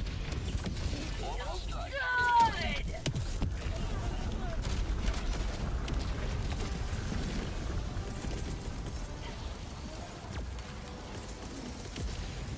Requesting advanced weaponry. Calling in reinforcements.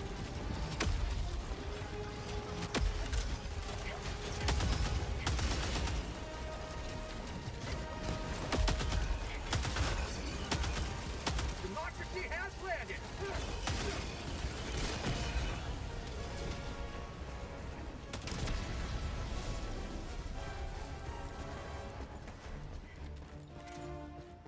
Injury? What injury? I got the terminal. Requesting orbital strike.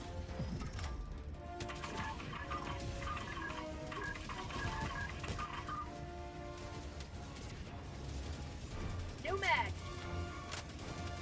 Allied destroyer joining squadron. Deploying Helldiver. Calling down a sentry. Sending down sentry.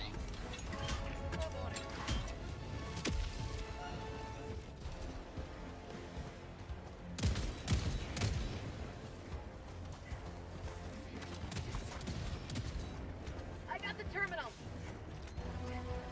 Sample collected. Pulling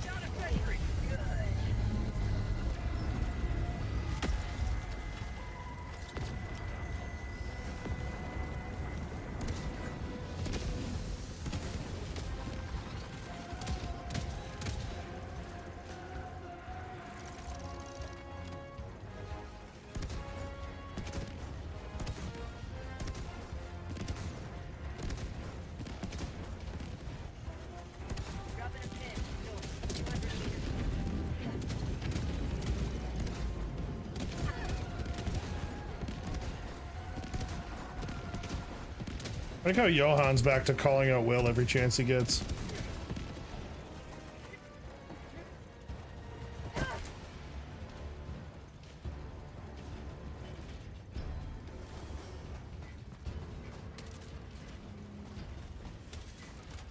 I got the terminal.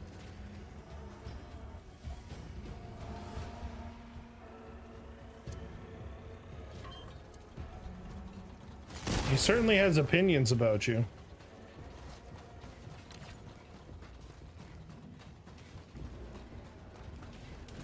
Outpost cleared.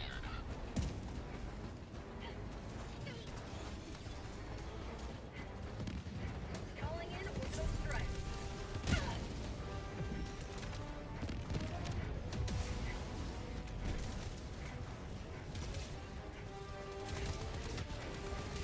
Dropship.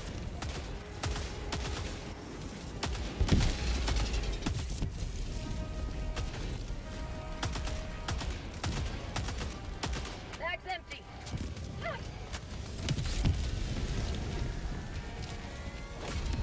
Freedom marches onward. Thanks to you. You may proceed to extraction. Tagging map. East, 300 meters. Rare sample acquired.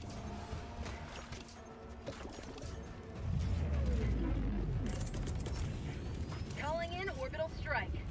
Orbital strike incoming.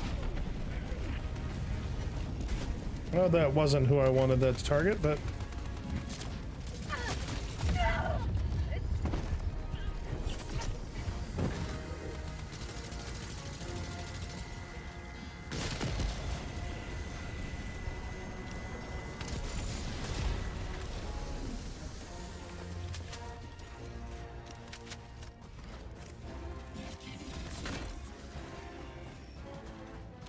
New mag.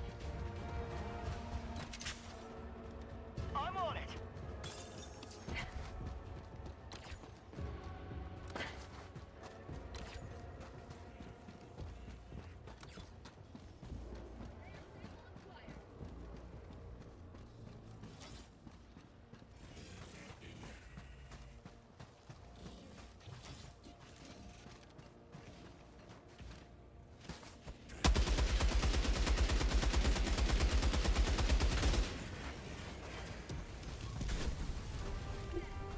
Found something.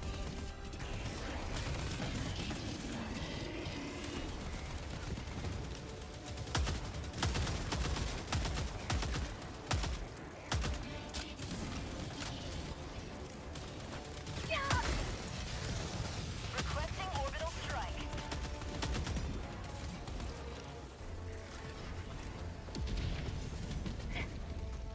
Rare sample acquired.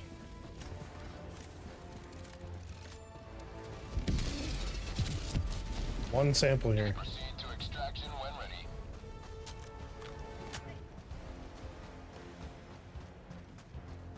Requesting sentry.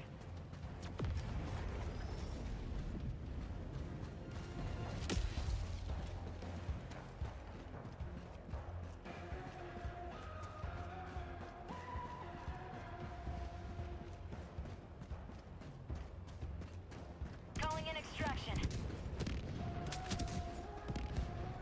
Extraction request confirmed. Shuttle inbound.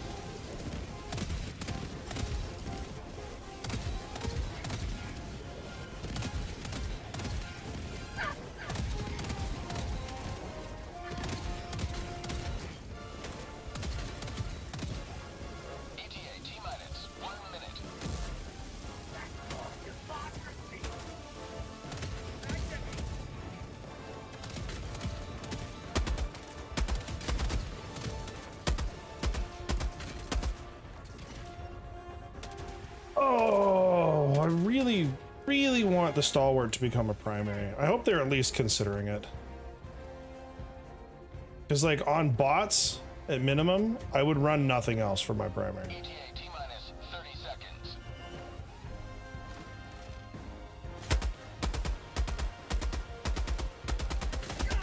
That's empty. ETA T-minus 20 seconds. Watching air support. ETA T-minus 10 seconds.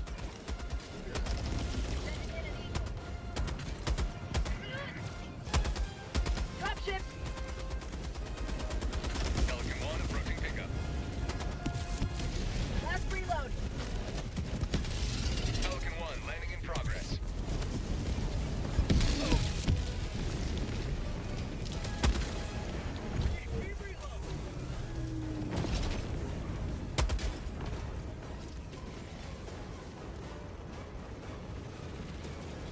Pelican 1 preparing to depart. Shuttle launch in 20 seconds. Extraction complete. Pelican 1 beginning ascent. Ugh. Victory was never in doubt.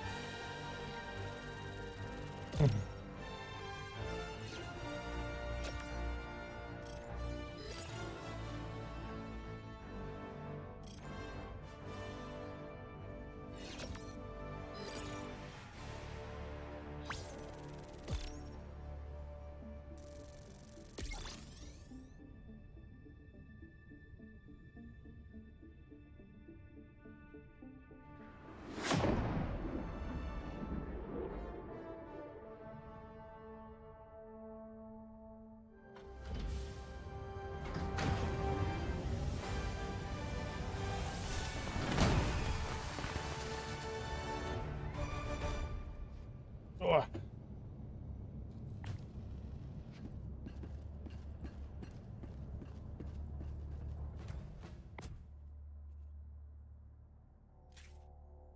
.45 round mag on that one.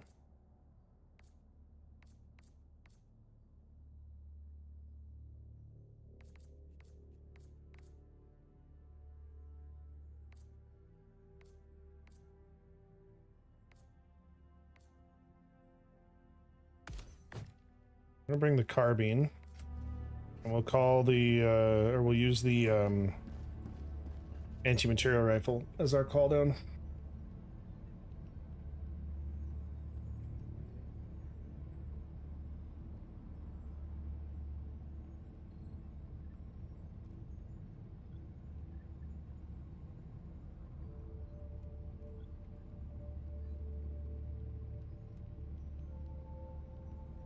Freedom wins again. Helldiver, the Super Destroyer is ready for your next mission.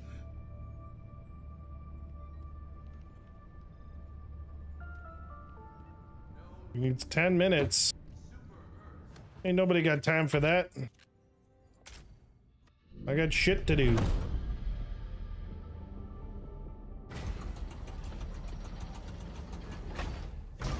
The bots are advancing. We can't wait 10 minutes, Helldiver. We gotta go.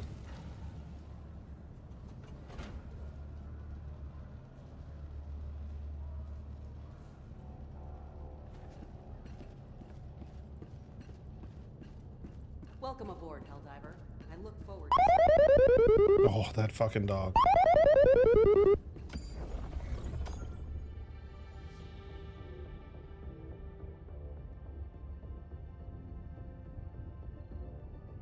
Mission coordinates.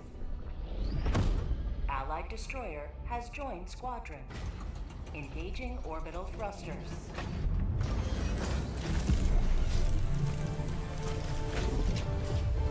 Orbit synchronized.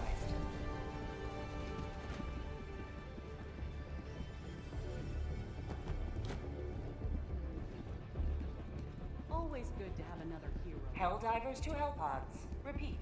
Helldivers to Hellpods. Ooh, we got a Helm's Deep. Love these missions.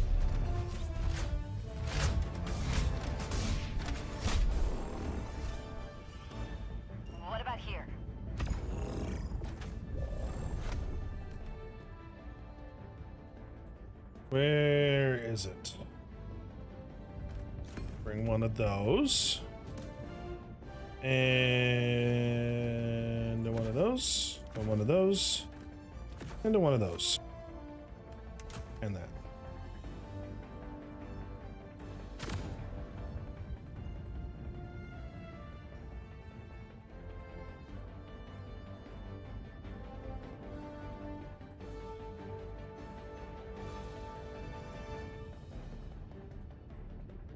Actually, no, not that. That.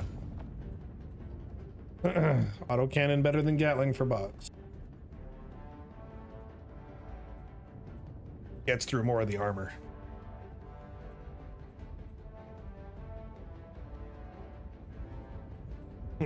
Yeah, the delays and stuff makes it hard to like perfectly nail those like exact moments with the Tanjus. It's a little bit of a disappointment with the system, but it is what it is.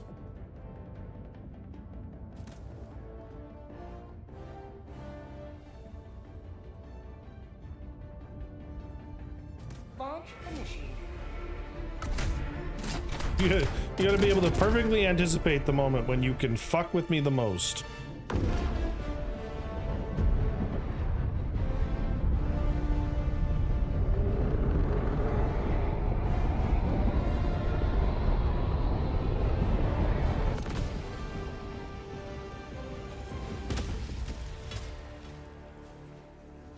This is it.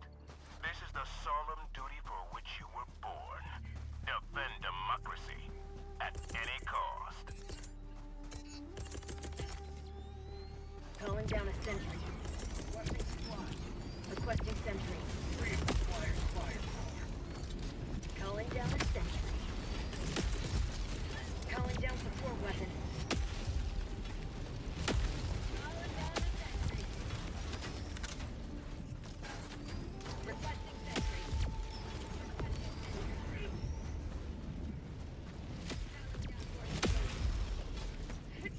We're calling down a sentry.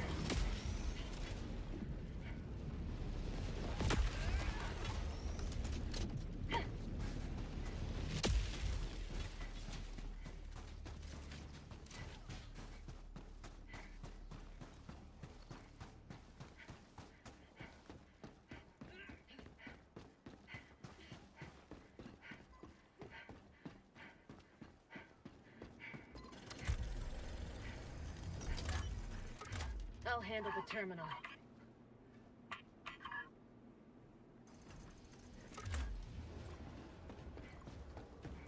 Supplies, southwest.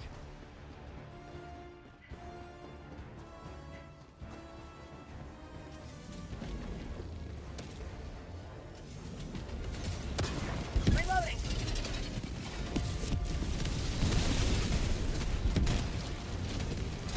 Sending in an eagle.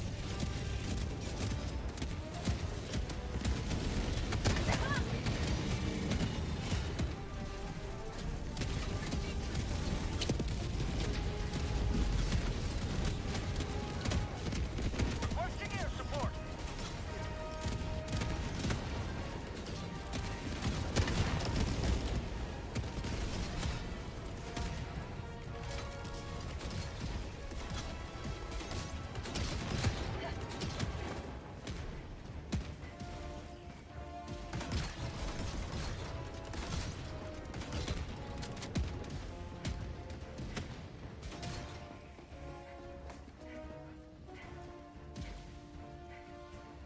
Dropships. Oh, I hit a bot.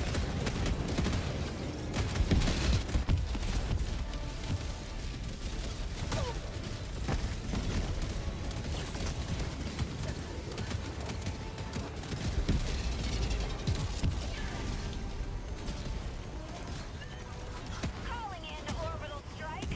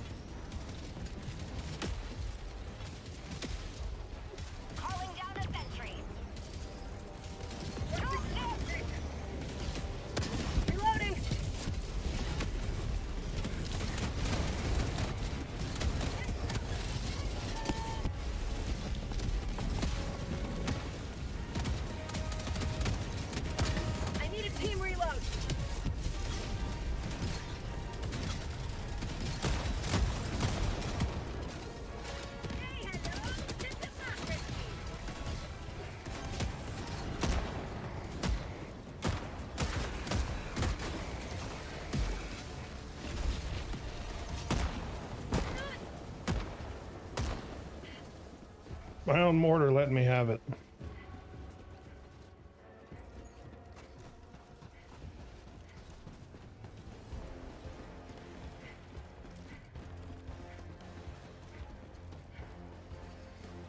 Drop ships.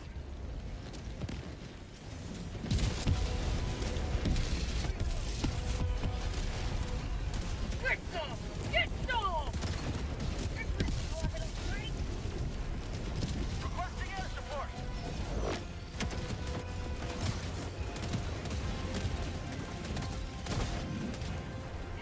R.I.P. my turret.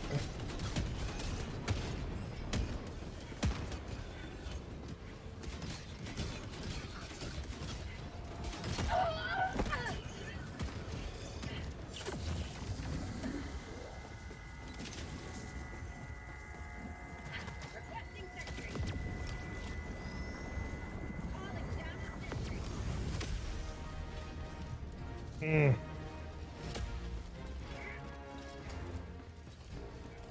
Drop ship.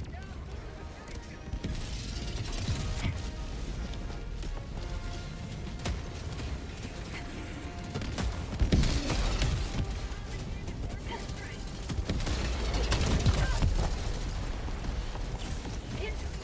What injury? You're not dead?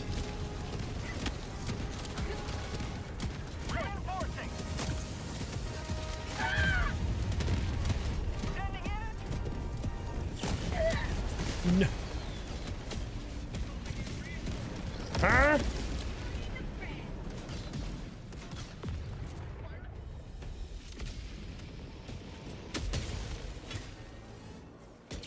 Point me to the enemy. Calling down fortifications.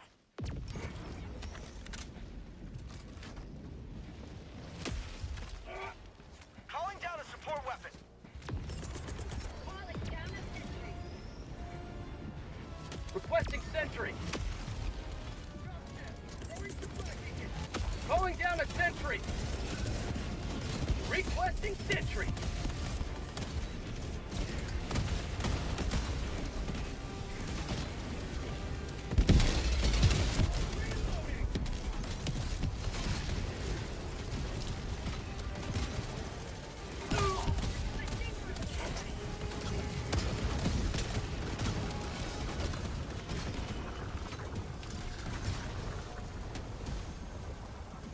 Requesting advanced weaponry.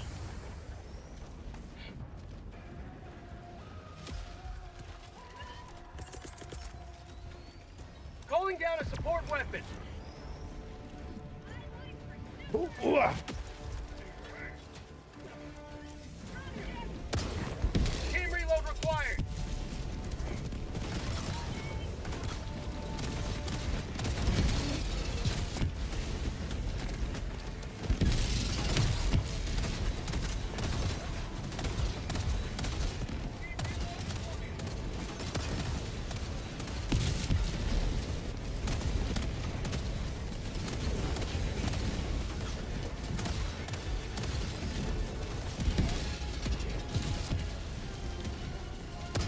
Reloading.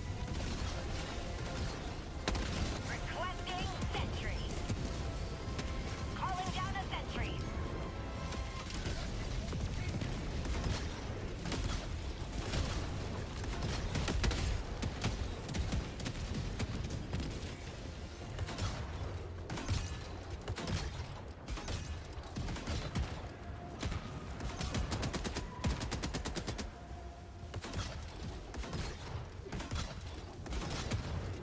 What are you shooting at back there?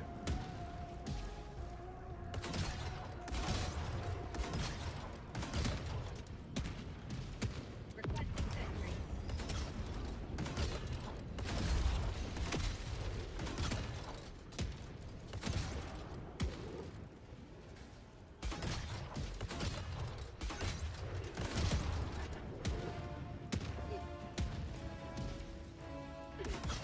Drop ship.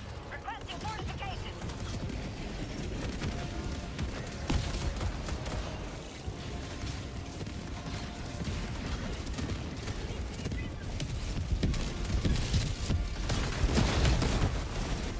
Oops. The tank just got Mr. Presidented.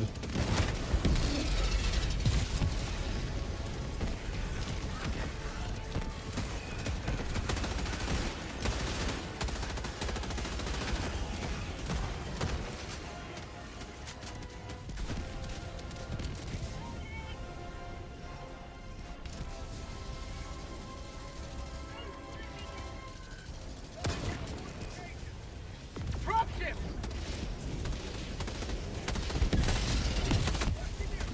New mag!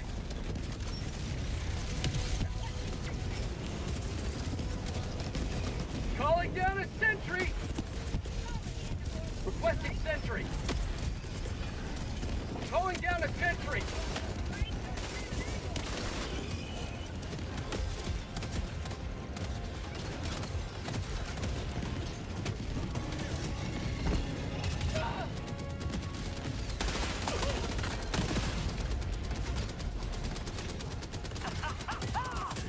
Feels good. New mag!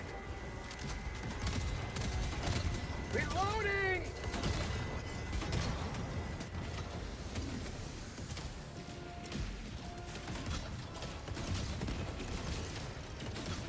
Requesting sentry. Calling down a sentry.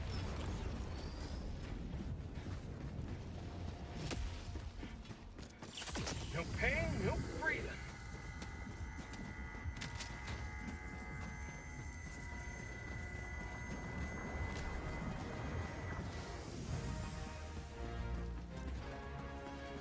Calling down fortifications.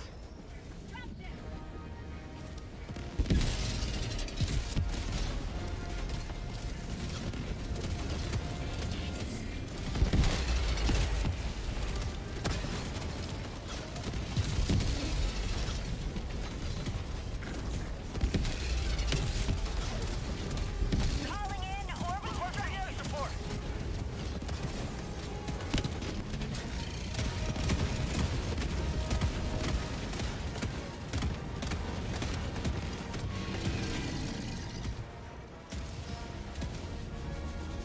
Dead? Yeah.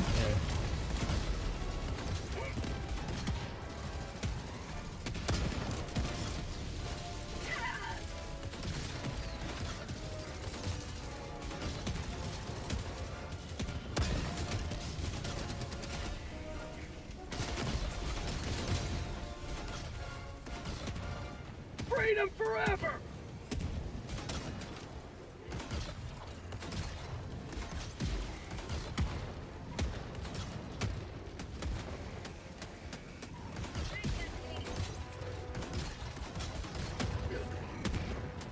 Calling down fortifications.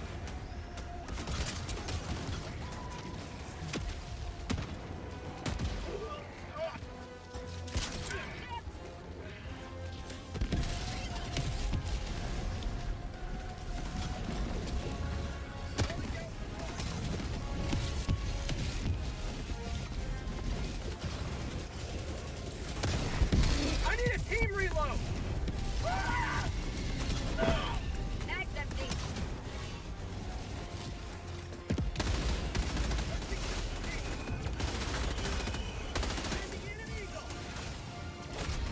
Freedom, triumphs over tyranny once more. The extraction shuttle awaits your request.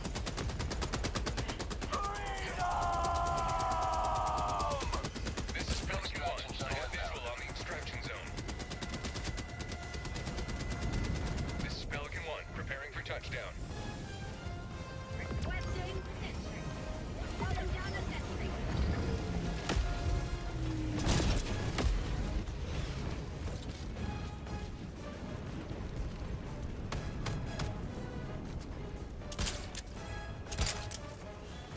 Mag, thank you.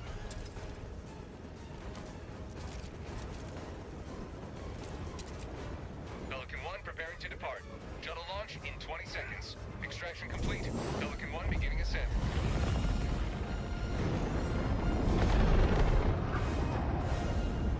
You have maintained our way of life.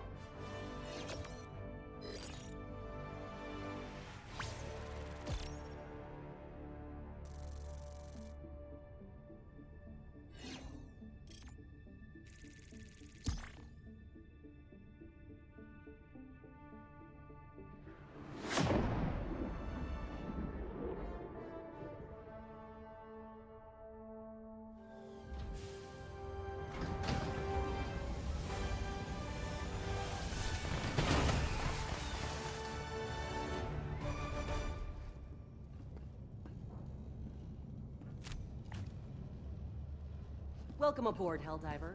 We can never have too many heroes fighting for peace.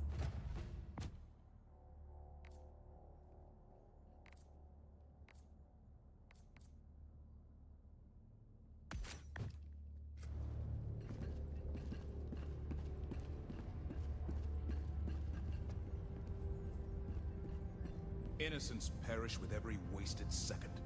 We must act.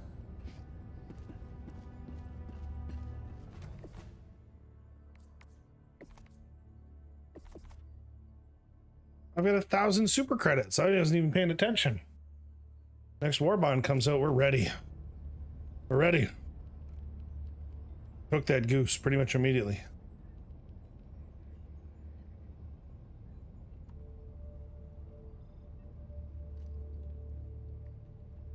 Where is my... Allied destroyer has left squadron.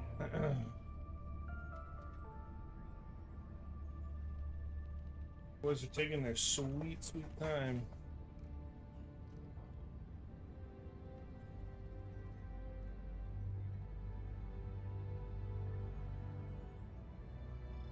Oh.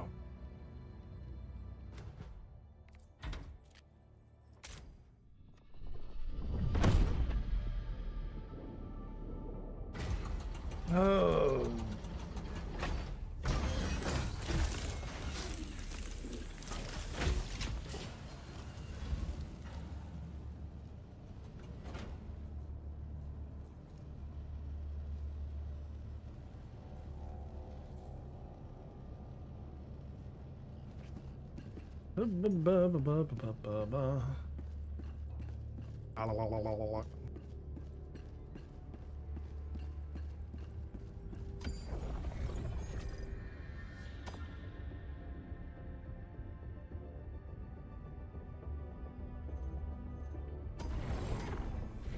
You're here. The galaxy awaits your soul. God, I want to check something.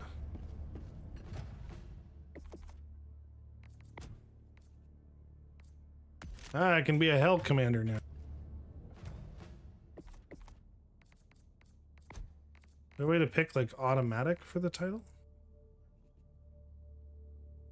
Would you have to go back every time? Ooh, Crystal's getting on. Okay, we won't queue up.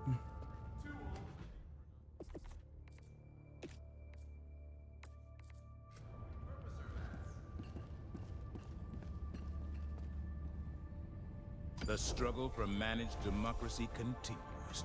We have no time to waste.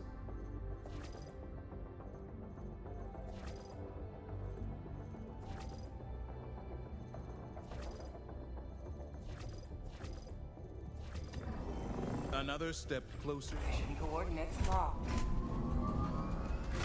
Hellpods primed. Engaging orbital thrusters.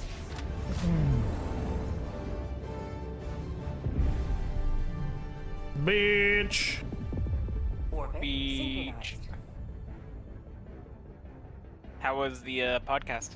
Oh, it was good tonight, I think. I only popped in for part of it, so. Yes, I saw you pop into the audience. I wasn't sure how long you were in the game, though. It's about 15 minutes or so, and then I had to dip. I was getting food, and then I got distracted with the Northern Lights. Fun. Yeah, we don't usually get them this far south, so I was pretty excited for it. They are very extremely cool. Yeah. Normally, you have to go drive somewhere to see them if I want to see it, but they were bright enough to see through kind of the more urban lighting, which was really surprising. That is cool.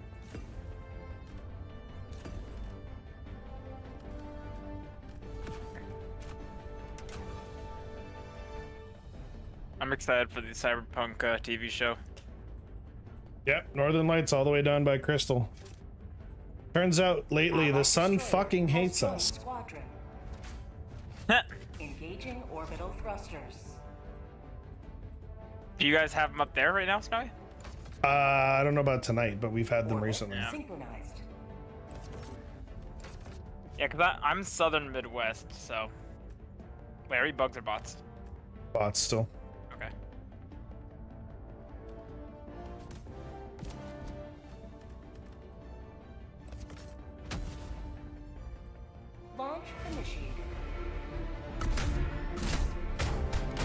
initiated. Yay, democracy flags. Love that so much. Mm-hmm. Hey, you're a Hell Commander now. Good job. I am a Hell Commander.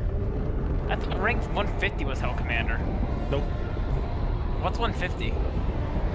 Super Private or something like that. Okay. Because it's a reference to Starship Troopers. The Starship Troopers, yeah. Wonder if they have to buy the rights for that. Nope. As long as they, because like the ranks and stuff are not affected. Oh, okay. And like it's a little in joke. Like there's nothing you have to pay for. Gotcha. Hell Commander's pretty fucking cool though. Hell Commander is sick. I'm a big fan. Oh, what did I get knocked down by? I stuck my thermite to myself apparently. Oh, and great, we have a ship here too. Go throw you near the gunship facility. Okay. Hopefully you can help bomb that. I'll do what I can. Request approved. Deploying reinforcements. Go see if I can take out some of these ships and take them off you. Democracy has landed. Objective critical stratagem available. Rolling in a hell bomb. Hellbomb. Request approved. On its way now. Requesting sentry. Deploying sentry. Engaging terminal. Oh. This rocket devastator destroyed it as I was arming it. For prosperity! Damn. Surprised we only... Actually, I'm not gonna say that yet. I have an autocannon sentry up. As long as it doesn't have to shoot at 8 billion other things, it should protect me, so... Ready to take out this tank. Don't worry about you for a minute. Oh, these hell bombs are gonna kill me today. They will not land where I throw them. They bounce like 7.5 times. Huh.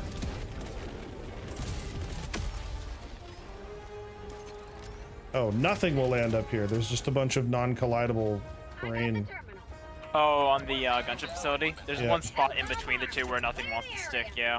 Yep, it is large. And I don't like it. I might die to this hell bomb. You can detonate it though, that'd be great. Oh, you got it?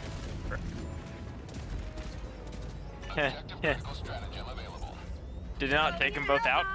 Because it won't land up on the spot where it'll hit both of them. Landed down in the fucking crater because it just bounced. That's amazing. Requesting advanced weaponry. It's driving me freaking nuts. Engaging terminal. Hell bomb armed. Clear the area. Outpost cleared.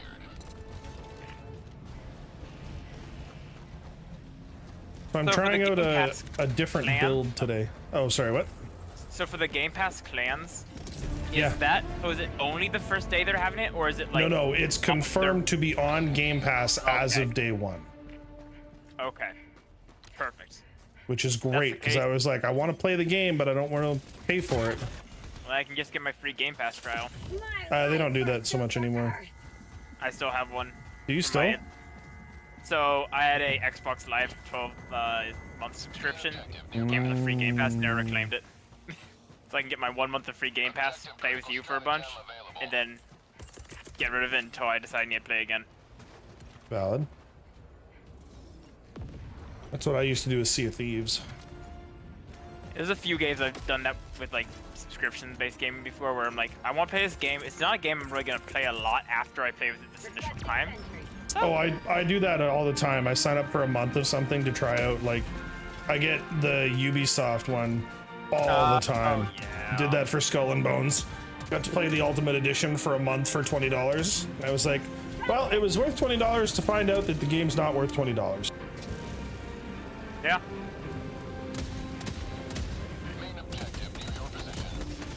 The only thing with Microsoft is be careful, because sometimes you'll forget to cancel the stuff because they do a good job hiding your subscription for it for Game Pass. Oh, I'm aware. I have set up and canceled Game Pass probably 5 times.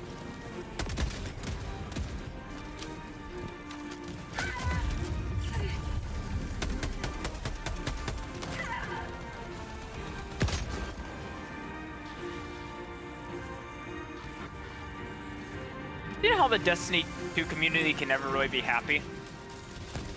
Which game community is? Okay, correction. You know how they're always bitching about the thing that they were not like they were telling them to do? Like they'll tell Bungie to do something, Bungie will do it, and then they bitch about it. Yeah. So, Bungie tried something this episode. I've heard, and insane. Honestly, smart move on their part. Something we've been asking for a long time. They took all the seasonal content and cut out all of the filler. All of the go do this a gazillion times, go collect samples, go talk to this person and this person, that they cut it all out. Yeah. And now people are saying there's not enough content. Well, what did you all expect? It's the same amount of content, just without all the running around and talking to people and collecting shit that no one enjoyed. Yep. Like, guys, you were literally complaining that you wanted this gone, and now you're complaining that they took it away. See, the thing that you're forgetting is that it's always different people. Oh. Oh, you're doing the other flag. Yep.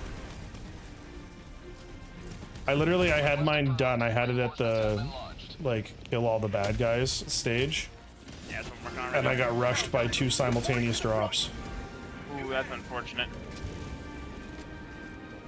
Damn, there's a decent amount of samples at this primary. Yeah. 4 commons from this primary. Holy shit.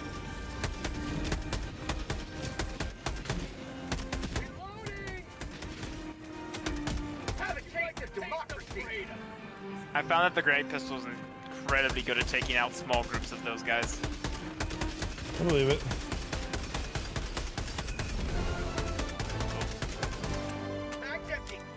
I've discovered is quite nice. What? Stopping berserks dead in their tracks with the Liberator concussive. You know, I would imagine.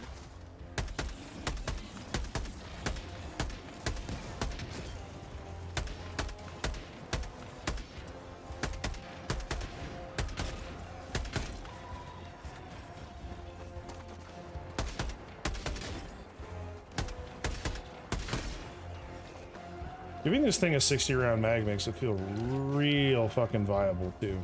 This is the 3rd defense, right? This might be the 2nd. Pretty sure this is only the 2nd.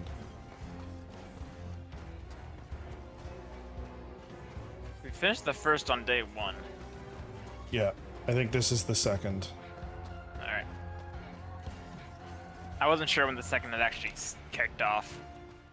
It took longer than I was expecting. We had enough time to almost fully liberate Vernon Wells before he came back. I think they did that so that, like, you don't finish the defense in the first 2 days and then have, like, 3 days of no major order. Yeah, but at the same time, it'd be nice to be able to be like, oh, okay, I can take some time off and do something else. I can see Go that, fight yeah. bugs or play fucking Space Marine or Tarkov. Well, I think it should have been a fucking double defense mission. We had 2 plants, one on the bug and one on the bot side. Yeah, and instead of like defend it 3 times, it should be you Hold need to both be planets. holding both of these planets at the end of the major order. So pay attention.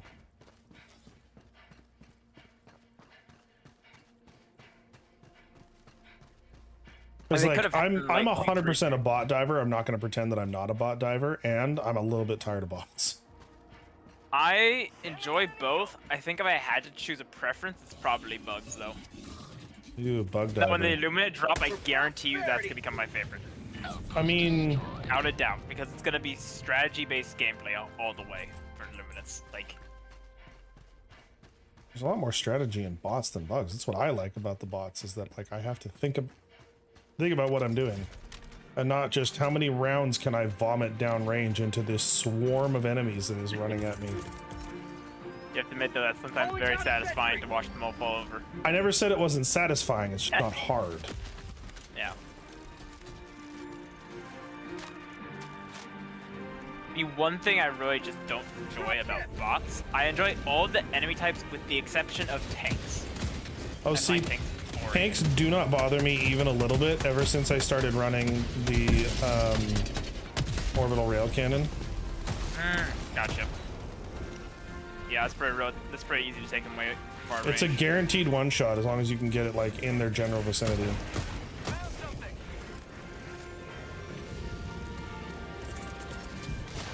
And because they are fucking gargantuan heat signatures, if there isn't a factory strider, it'll almost always prefer the tank if you can land the ball near them. Remember when it used to prefer the walkers? Oh my god, yeah.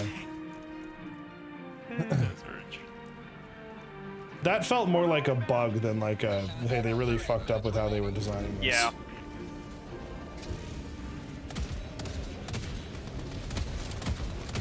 Oh, you're a shredder tank. I got all the gold portal challenges done. Nice. All the steps. There's a few times I started yelling at my computer on the time ones though. I believe it. Holy shit, they didn't give you any breathing room on those. Outpost destroyed.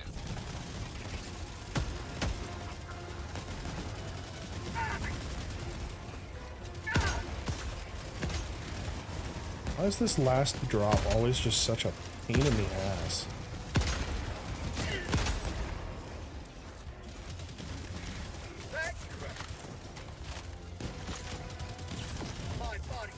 I will say that the drops on bots feel a lot worse than the breaches on bugs for the flag democracy shit. Crystal, I just had the most life-changing revelation. What? I've been trying to use the anti-material rifle for my heavy. And my biggest complaint with it was that, like, if shit gets too close, the scope is just, it's way too high powered. And so you can't, like, line up shots close or whatever. Yeah. Yeah, it turns out I accidentally had it on the 200 meter scope sighting instead of the 50. You know, that makes a lot of sense because you were saying that, I'm thinking, I'm like, I guess, but not really.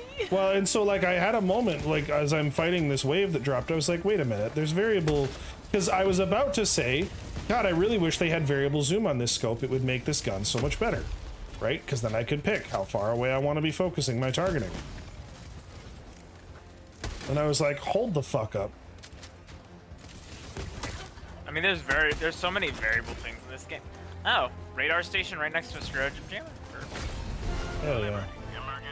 Okay, primary I'll done. stick over there then when I get this radar station up. Yeah, I'm heading Like for you. the outpost near me. Ah, shit.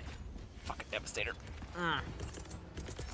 It's going so smooth too, this match. Reinforcing. Just stay like north of where I threw you as much as you can. No, I have to go west. It's blocked off in the north. You can go east from here and come from the south. Oh, wow. But that was why I said to go north. You know, that's fine. I'll just drop a bomb on him.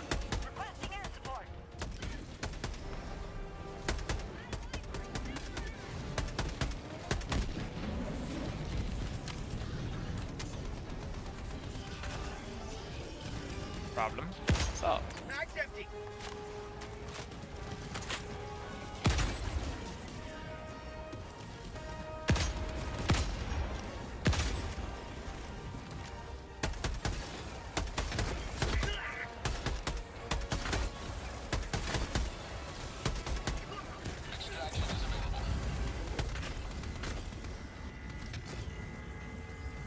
God, I love Bosco. Have I mentioned that I love Bosco? You mentioned Bosco and your love for him many a time. Sample I collected. fucking love Bosco.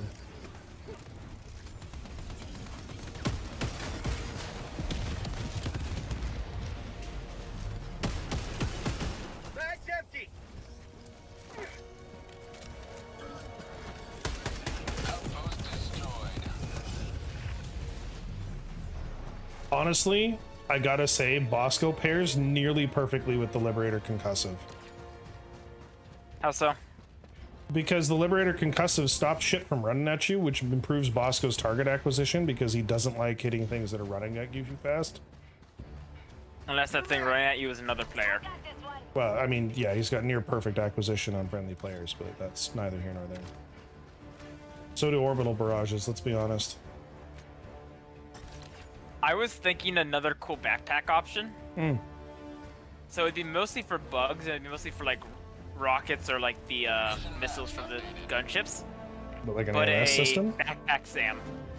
Ooh, a SAM pack. Yeah. It'd be fun if there were two versions of it, if there was like a, to borrow 40k parlance, a frag and a crack version. To bring the frag pack for bots and the frag pack for bugs and the crack pack for bots. Yeah, that would be fucking awesome. You know, I was like, that'd be one of those things that'd be really fun to run around with. And it has like a limited supply on it, of course. But It would have to be like a single shot thing. Like you activate the backpack and it works that once, but then you can call down more because it's an expendable thing. yeah, it'd be like an expendable backpack because we don't really have any of those right now. An expendable, I mean, we do with the supply pack, but even that gets like resupplied. So I mean, even like if it's a single shot and then you resupply it, like it's not an expendable backpack. That's still pretty damn good. I almost think it'd be cooler if it was an expendable, like in full. Kind of like the anti-tank where you can call them in relatively quick, but it just goes away once you use it. I don't disagree with you, but I think the backpacks aren't at all ever designed to be expendable. I think like you call in a backpack and you're using it for the match kind of thing. Yeah. But still, so that it doesn't just like immediately, it's like, oh, why the fuck would I bring a spear when I can just bring this like missile pack? Like the acquisition range needs to be relatively short. Like it's very much a defensive tool. Yeah. And it probably should only work on aerial targets. No, it should only work on aerial targets and any type of big projectile. It can work against projectiles too, I think. Like if there's a bunch of rockets incoming towards you, you can use it and it'll do against those too. I don't have like a balance complaint against it per se. Design wise, that's going to be really fucking hard to do. Yeah, you're right. Projectile interception is kind of a nightmare. So I mean, having like an AMS system instead, where you're right, that just might work better. you instead code it as like essentially just like a shield, but it only works on items with a projectile tag on it or something. So then it just like it has a whatever % chance to change the damage to 0. Yeah. Requesting orbital. Rare sample collected.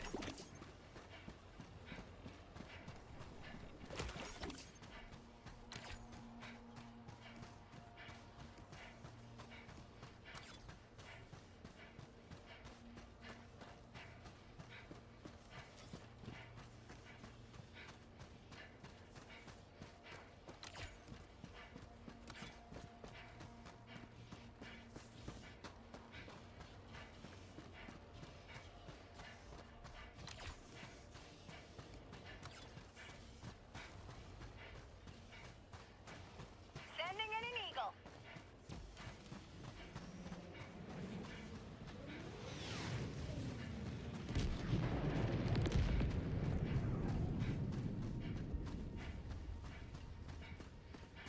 What?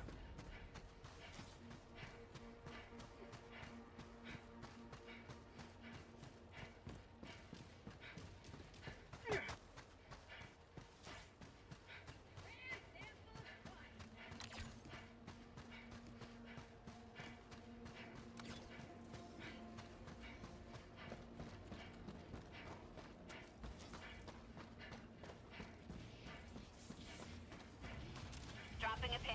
Northeast, 300 meters. Mag's empty.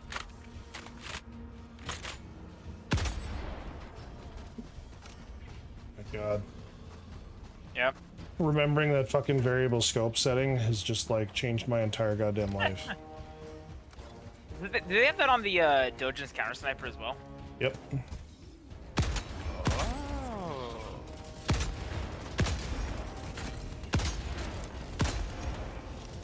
Mag's empty.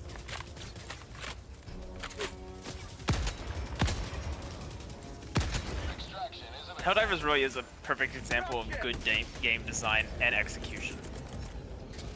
You know what is the big thing that has driven Helldivers to be so good with their guns in particular?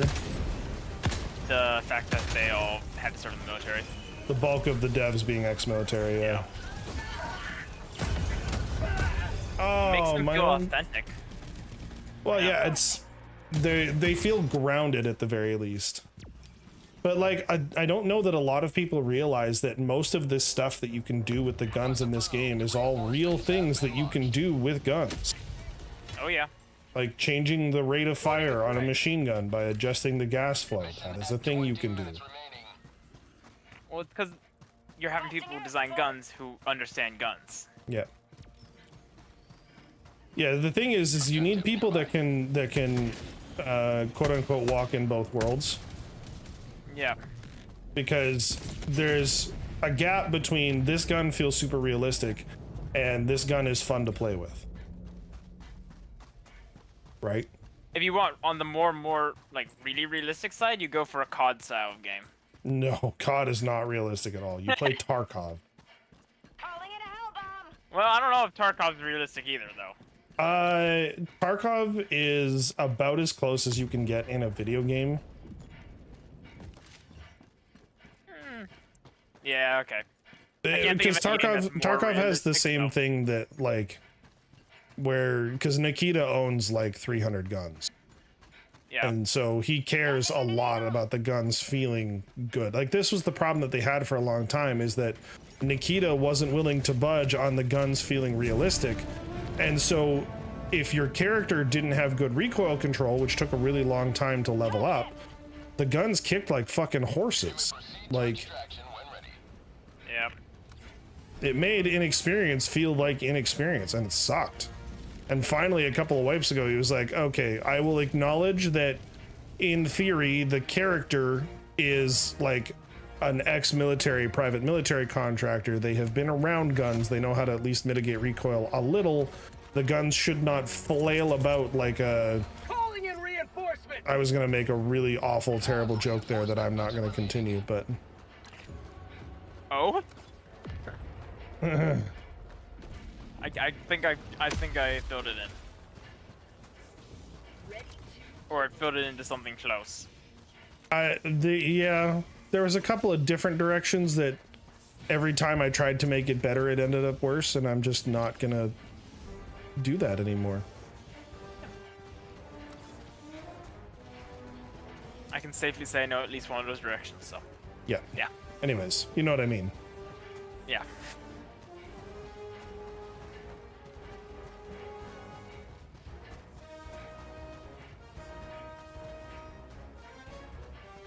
But yeah, so now that the guns feel significantly more controllable across all of Tarkov, and honestly, it feels way better. To be honest, the more I look at the Hulks, the more I can't unsee a mech. Ever since you brought that up. Which has got me on some like mental conspiracy theory that the mechs are actually just Hulks that we straight up took a paint job to and a little bit of design changes. Well, I mean, when we were unlocking the first mech, we stole a fabricator facility from the bots to do it.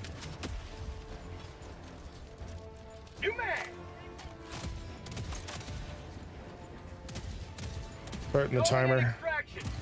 Go for it. Say hello to democracy. Extraction shuttle inbound. Orbital inbound. Good. Now with these POIs and the thing. Outpost destroyed.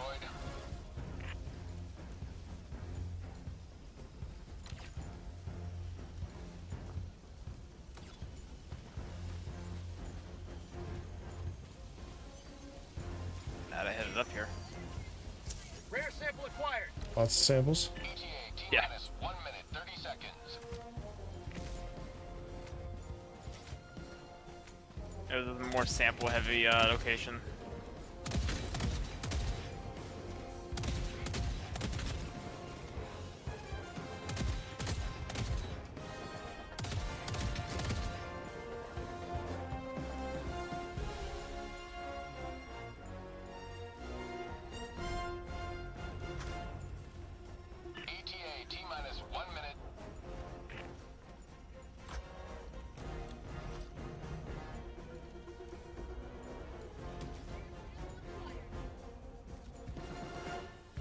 that you who shot near me?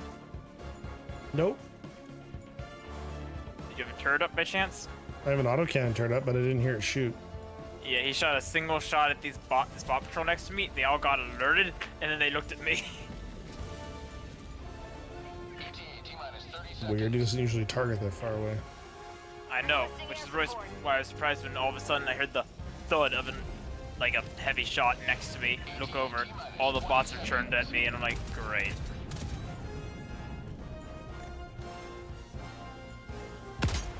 He's chasing me down. Got you, boo. Huh, yeah, the autocannon was perfectly aligned to hit the one spot it was. Damn. Alright. Pelican 1 approaching pickup.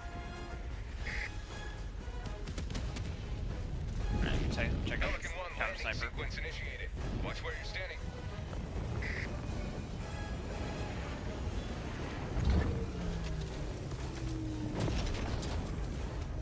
Ooh, I like that 200 scope. Yeah, it's nice if you're sitting on a hill looking down at a location. Probably really good at carrying out mega fortresses. It's 2 shots to the eye to kill a Hulk. If you're at 200 meters away, will the Hulk even be alerted to your presence? Phew, it'll turn and look for sure. Nothing else will though. Yeah.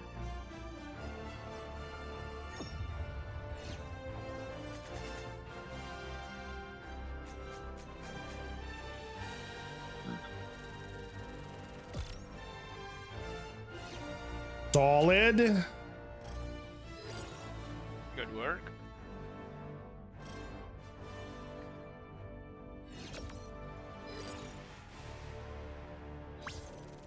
ICBM, the best mission type in the game. Oh, indubitably. Honestly, though, they all have their merits.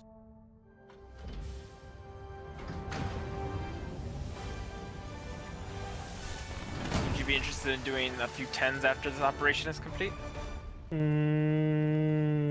Not for, like, you wouldn't have to collect samples or anything, it would just be more of a doing 10s for the hell of 10s. And a medal. Maybe we'll see. I'm mostly there on my samples now, so I only have 3 remaining upgrades. So. That's still like at least 600 rare samples. Well, I've been averaging about 1 upgrade every 2 days of playing, so. Orbit synchronized.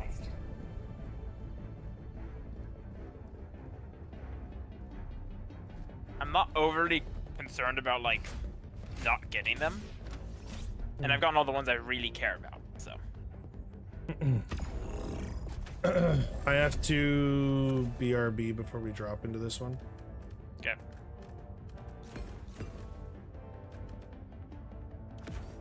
Shouldn't be too long, but just be a second. Yep.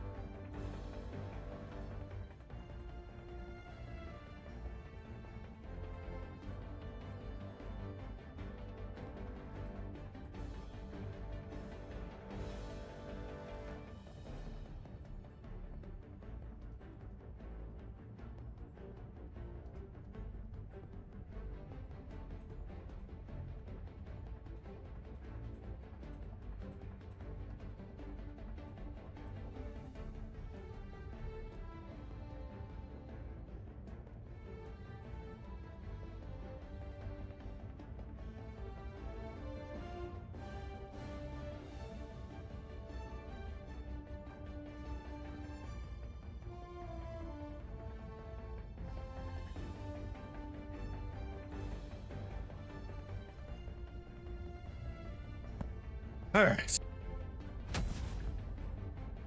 Launch initiated. No, no, no, no.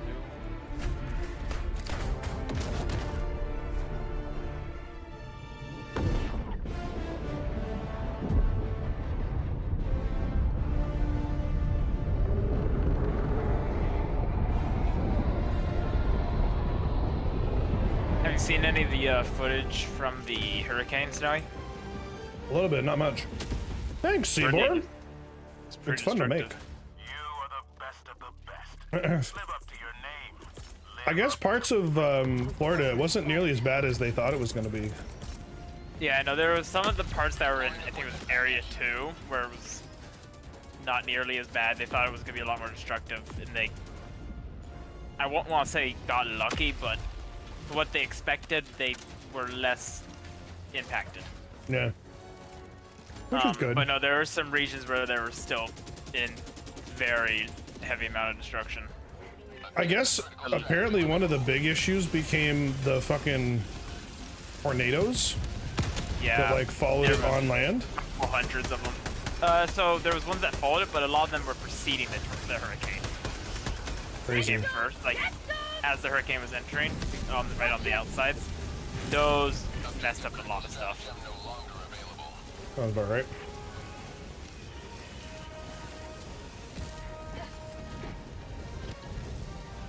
Ah, shit, we got holes.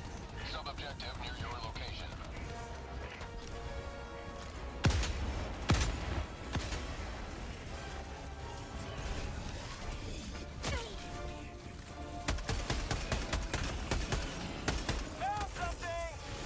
I got a vault on me. If you're not too far away. Hang on. Ah, shit, I'm dead.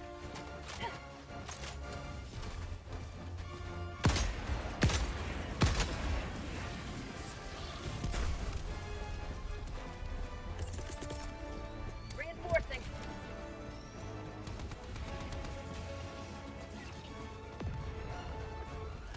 Sample collected. I'll join you at your vault in just a minute. Yeah, you're good.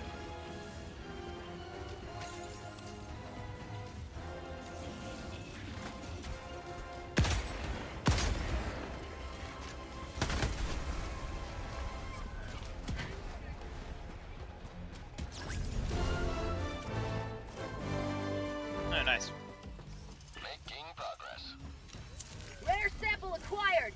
I figured knock this out while I'm here, you know? Yeah.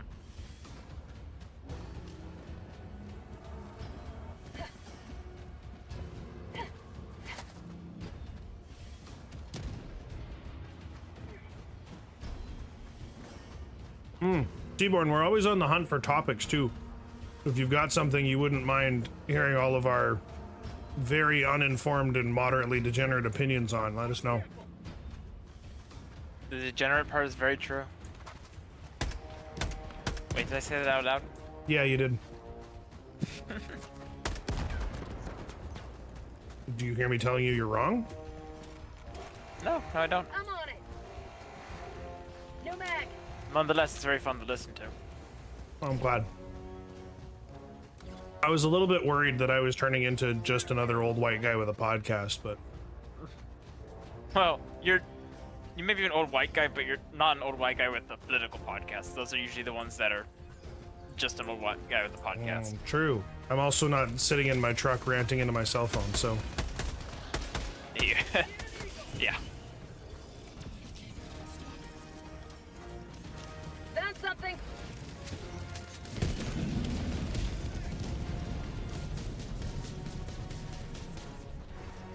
Did you check the anti-air thing, or do I need Not to run thoroughly. and get that? Okay, I'll go check it. Valdor? We actually, which episode did we talk about Valdor on? We talked about Valdor. 3, I think. No, maybe? We're thinking he is already back, just not by name. He's mentioned in, I forget what book it was, but there's like a crime ring essentially, and the head of the crime ring is known as the Golden King. We think that might be Valdor.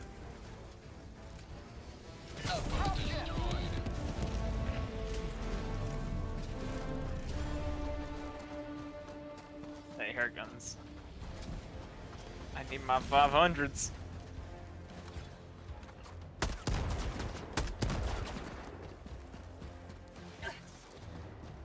The explanation, because Coda and Mark are the lore guys, and the explanation, the rundown that they give is significantly better than any summary I can give you. So I wish I could remember more specifically which episode it was. It was either 2 or 3, I think. I think it was 3. But yeah. So the short answer to your question is yes. Whether or not I think we'll ever get a model for him, less sure, but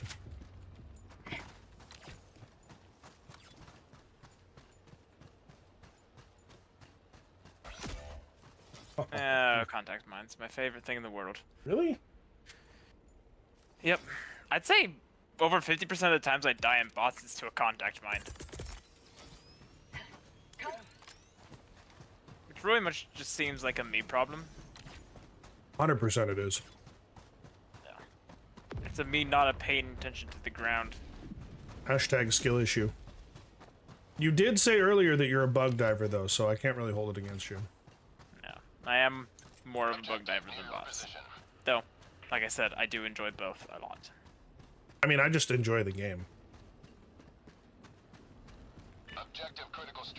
Yeah, I guess I would say that. Yeah, you mentioned that when you joined the Discord. Are you like a TTS modeler? Is that a thing that you do? As if so, that is A, dope, and B, super cool. Calling in a hellbomb.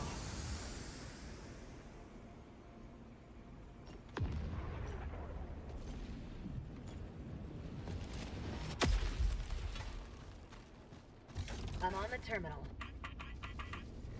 Hellbomb armed. Clear the area.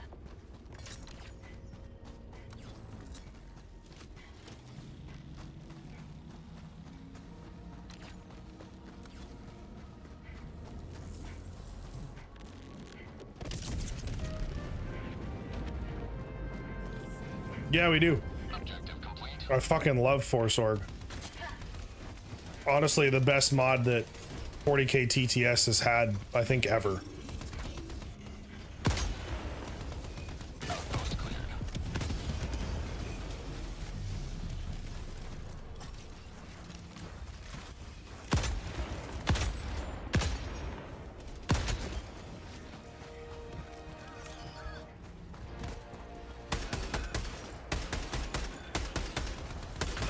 Oh, that's awesome.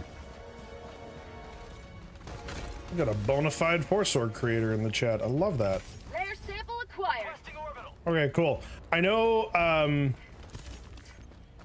there's a few sets, and I couldn't tell you off the top of my head which ones, but we've had complaints about certain sets in the past.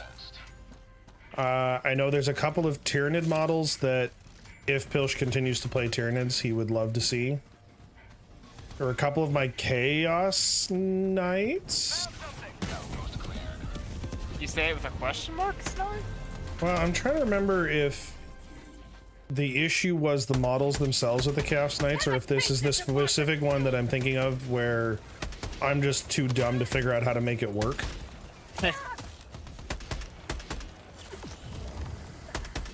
It's not one that I run into often, but sometimes if I play the oops all dogs setup.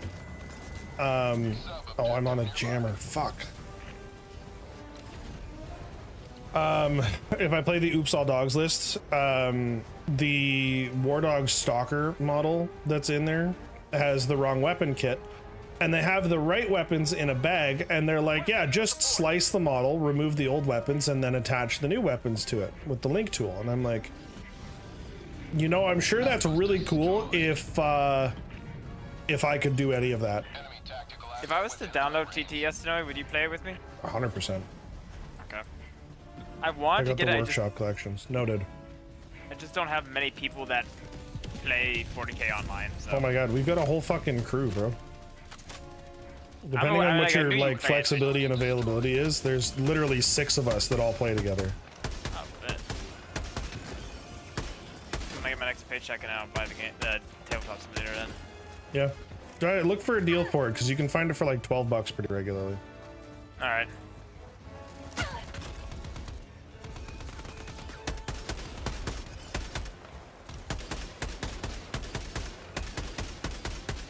I assume the workshop collections are under the same name, Seaborn?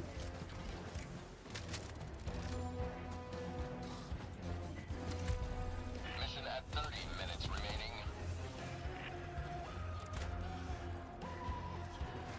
I got the terminal.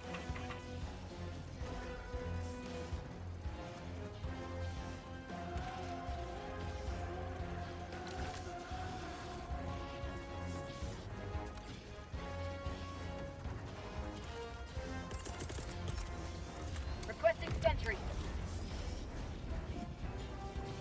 Engaging terminal.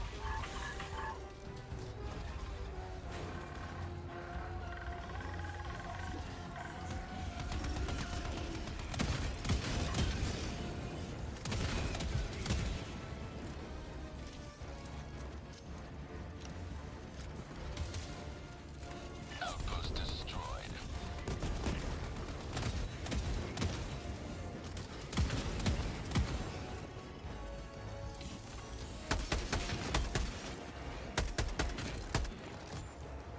Seaborn collection into the TTS workshop. Hello to democracy. Cool.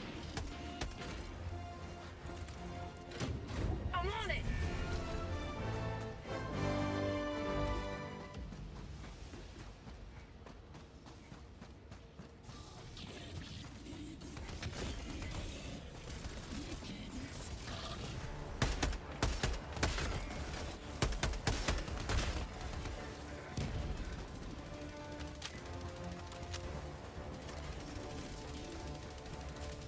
Ooh, photo scan Gladiator Lancer? You're saying the magic words. Get some. Get some.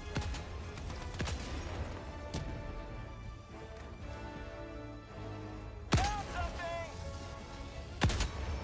Dropship.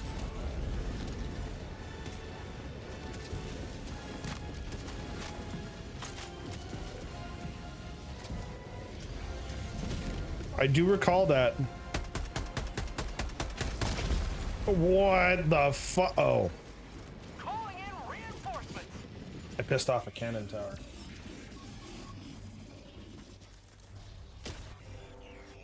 Request approved. Reinforcements have been launched. Democracy has landed.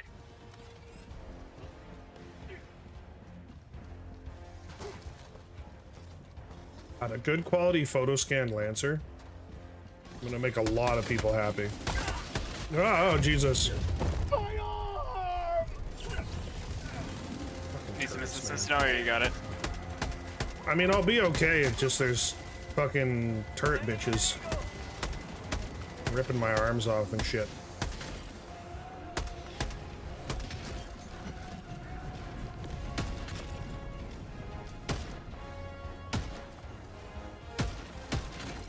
Suck deagle, bitches.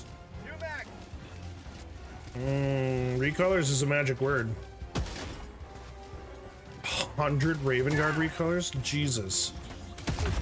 I love everything about that sentence. Now, the real question though, because I don't play Space Marines.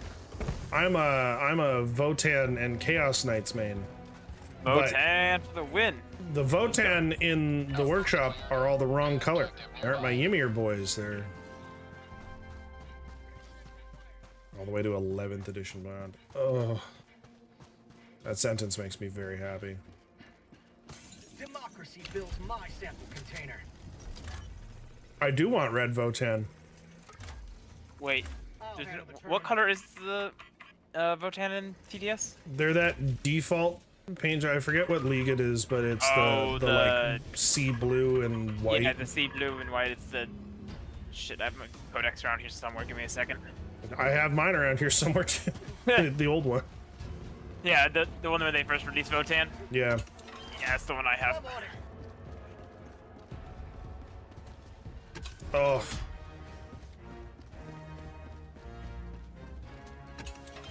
That. I'm trying really hard not to say the things that I want to say so I don't come across as weird, but I gotta let it out at this point. That shit makes me horny. No, we'll find that out eventually. That you're. I'm weird and a little bit degenerate, and there's nothing I can or will do about it. So. Calling down a sentry.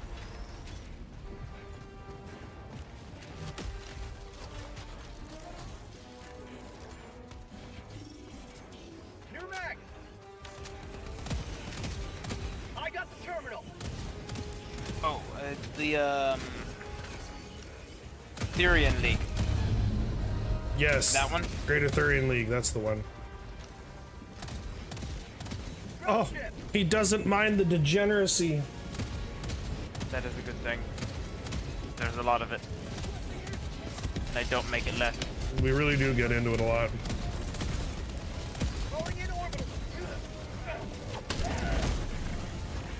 Hey, which Hulk did you kill?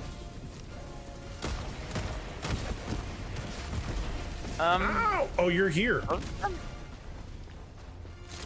Yeah, I am here. Okay, good. I'm also thermiting this tank because they have a weird habit of not dying. Okay, I'm gonna leave this with you to finish it, and I'm running off to get my stuff. Oh, he didn't die. You're smart to thermite the second time. I'm taking the resupply.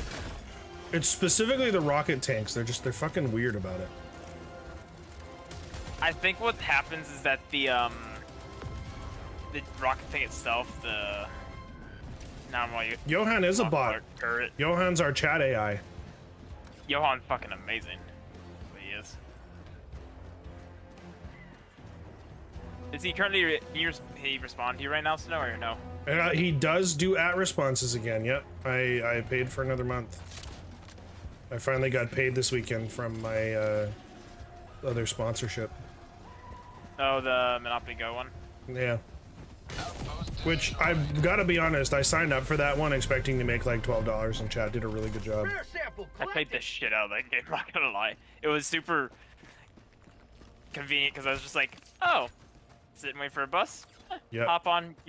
Since you Honestly, only had, like all things considered, it wasn't a half bad game. Like it was way less of a gotcha game than I expected it to be. I was was playing it near the end. I'm like, I actually semi enjoy this game.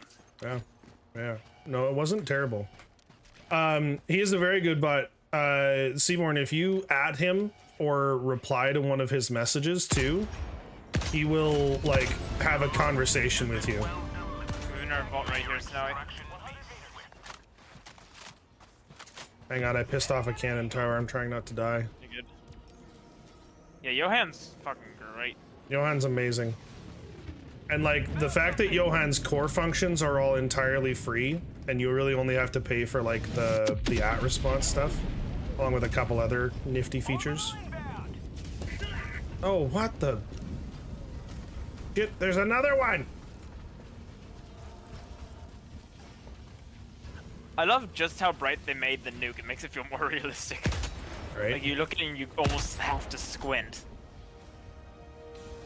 Gave it a real Oppenheimer vibe. It's nice. Yeah. Honestly, love the hell out of the movie. Oh, it was so good. Did you see it in IMAX? I saw it in IMAX, yeah. Me and her went to the movies and watched that thing for the full 3 hours, 10 minutes. We came out, it was just like, holy shit, that was amazing. That was...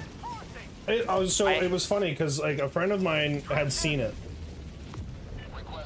And a bunch of us all went together. And the first like third to a half of the movie, I was like, well, this kind of feels like a waste of money to see this in IMAX. And then the bomb test went, and I was like, fucking nope, worth every dollar. Holy shit. I need new pants. Because it was like, you're just waiting and waiting and waiting for the sound, and you're like, oh my god. Where's it? And then just as you're like, maybe they didn't have the sound, then you wondered if boom. it broke, and then all of a sudden it's like, oh god, nope, no. It was the perfect amount of time to wait. Fucking weaponized silence, yeah. Like, I heard that it was an amazing bomb drop scene, and yet I still was like, something not work? Did it not play? Like after waiting for almost a minute, and then as I'm going to my friend and telling her, I'm like, yeah, I don't. And then just my eardrum gets slammed.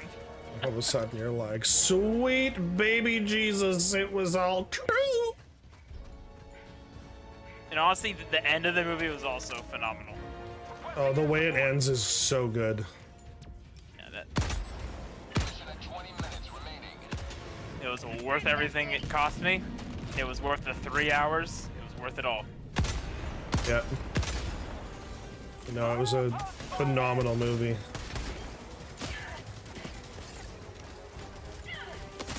Deserved the multitude of awards that it won. And then having what's his name pay Oppenheimer as well, the guy from Peaky Blinders. Oh, Cillian Murphy? Forget how you actually say his name properly, Murphy, but yeah. He was a great actor to choose for it too. he was so good. He also did an amazing job in Peaky Blinders too. So. Oh, I loved him in Peaky Blinders. It's sad that he probably won't ever accept an MCU contract. Yeah.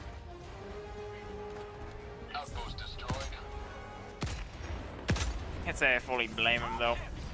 I mean, the MCU movies are a very specific flavor of entertainment, and if you're not on board with that, then you shouldn't be in one. Yeah. There's nothing else up here, I don't think. I would honestly, I feel like he would be perfect for one of the new Lord of the Rings movies. He'd be really well in that genre. Oh, so I don't know if you heard the whole thing about Rings of Power Season 2, Episode 8 about Gandalf. No. So we officially know it's Gandalf now, and get this. So Gandalf got his name because of a mistranslation, apparently. Huh?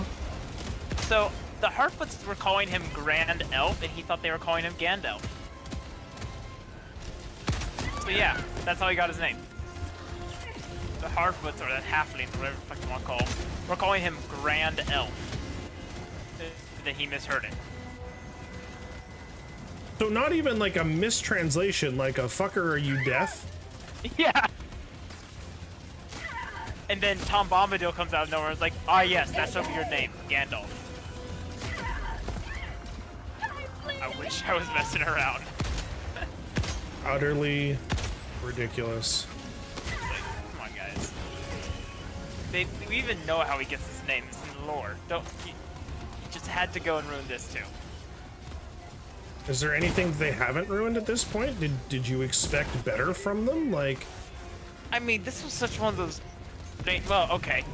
They did even worse. They added Saruman to the show too. So that didn't make it any better. Saruman. They added him to the show. How dare you disrespect Sir Christopher Lee's memory? I know. I feel pretty bad about it already. No. It's such fucking whiplash that the same company can go from Fallout to Rings of Power. Like, other way around, Rings of Power to Fallout.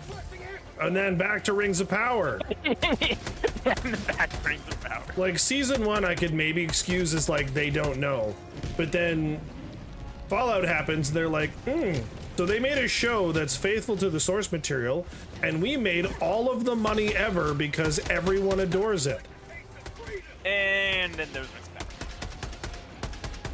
What's that? We got more free marketing than we could ever ask for because all of the nerds that love Fallout made all their friends watch the show? Wow. Yep.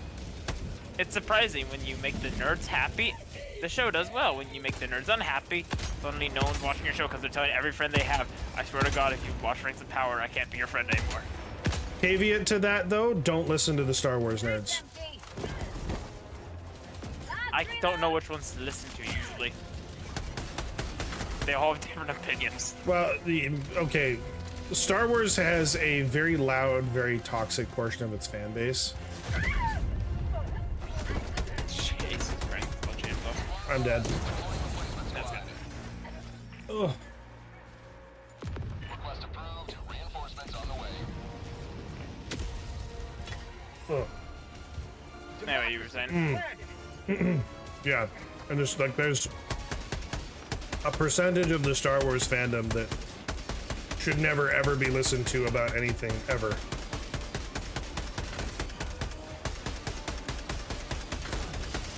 I don't know why, I never really got into Star Wars. Never was able to.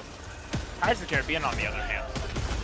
I fucking love Pirates of the Caribbean. Ow! Where did that rocket come from?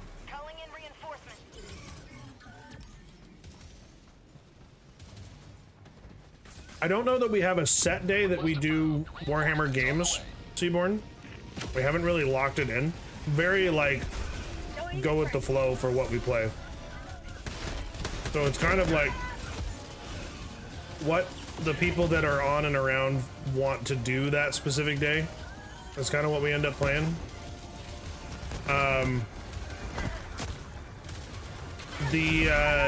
Oh my god. There are fucking like 5 patrols just harassing the shit out of us. Huh. I can't get back to my ship because every time you throw me towards it, I land in the middle of all of them.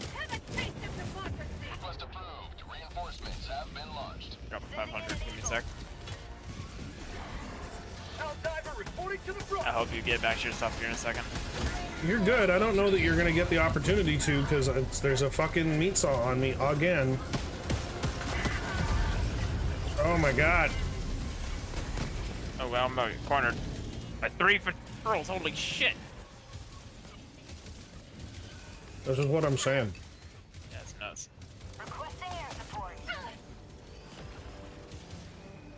Hopefully this kite's a bunch into it. There is normally the bot that runs Johan is supposed to like post a stream intro to the Discord. Yeah, he didn't do it today. Yeah, well, I mean, it's an experimental feature. If it doesn't work again tomorrow, I'll put a bug report in with Frosty, but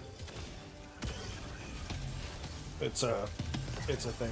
But all that being said, there are normally stream announcements, and if we're gonna play 40K, I'm usually pretty like direct about it because there's a lot of people that only show up for the 40K games. So, oh my god.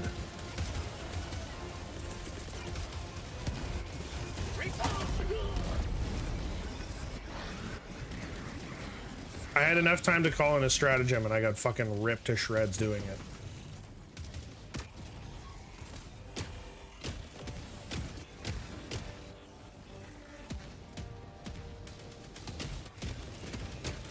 Ah, shit. I'm coming over the hill.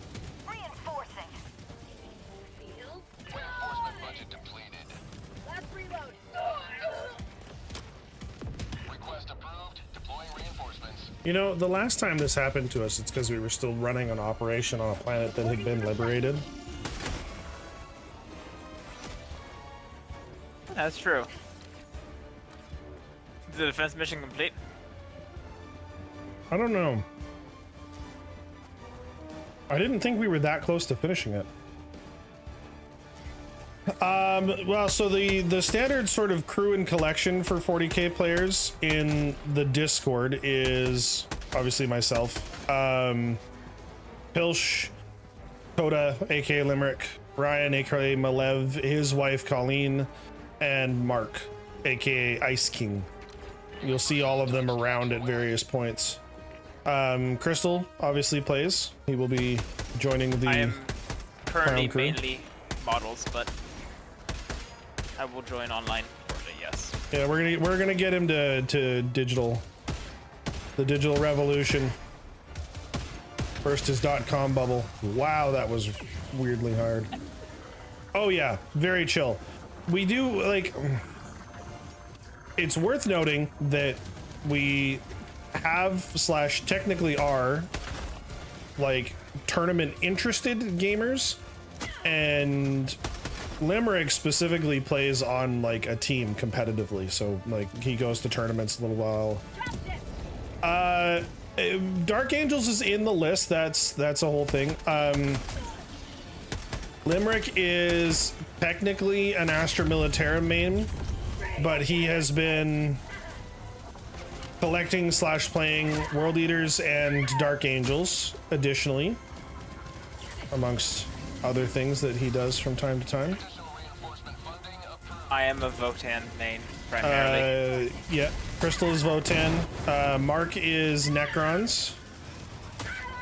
Ryan is Space Marines, but he plays very like intense. Ow! Fucking MG Raiders. Oh. No, this definitely feels like the planet's been liberated. He plays very chaosy Space Marines because he is Alpha Legion and doesn't like chaos rules. Colleen plays Adeptus Mechanicus, and I am a Chaos Knights main with a occasional lean towards the Votan.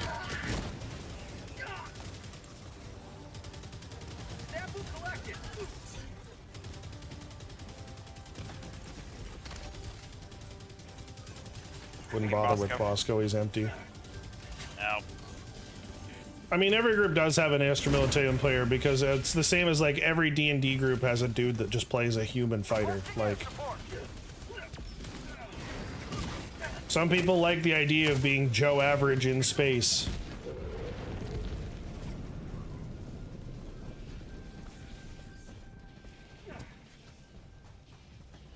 Jesus Christ, there's so much everything. Astra Militarium are also in a really good position right now, so that helps their case a bit. Where are you going? To get the samples. Oh. I forgot you can't see the map when I pull it up. No, I can't. Like, extracts that way. Like, you're going the wrong way. There's a decent amount of samples up here. You're gonna get bot dropped. I can hear it.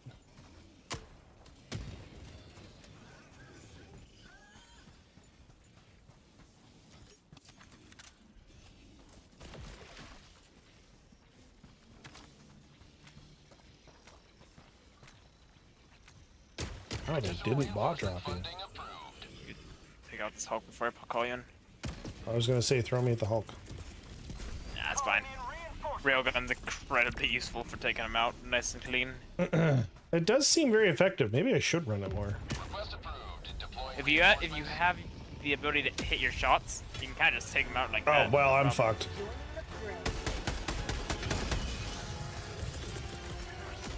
Shit. Fuck, devastated.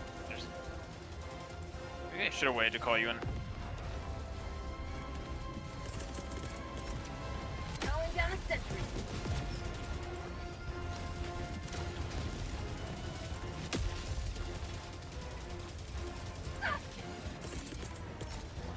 Requesting orbital strike. I would very much enjoy that, Seaborn. Good company in chat is hard to come by sometimes. Not that Will doesn't try his best.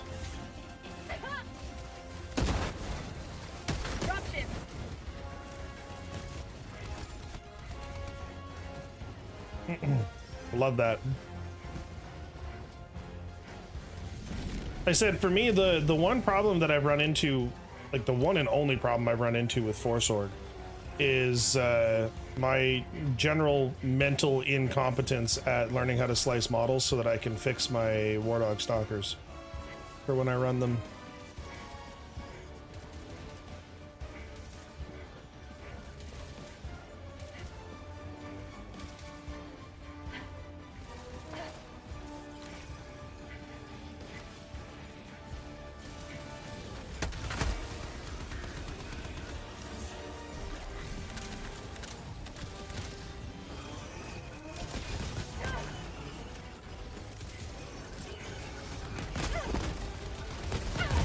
I will absolutely tell them to do that.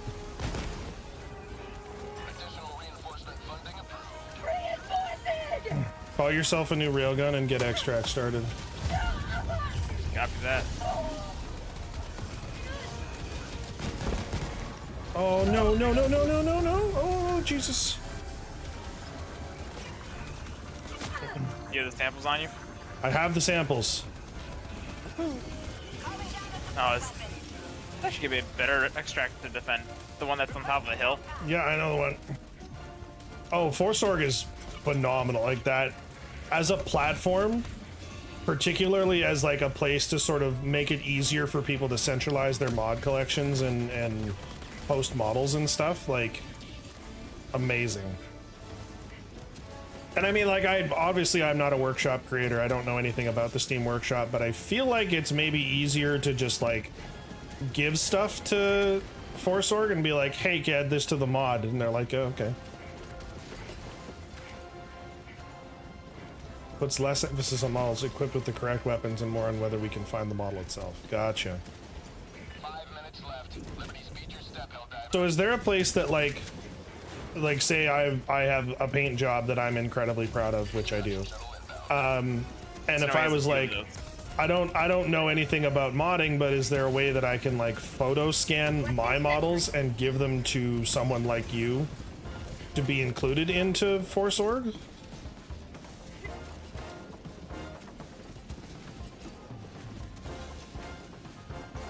The meteors It's make this just really him. cool extract. Good lord.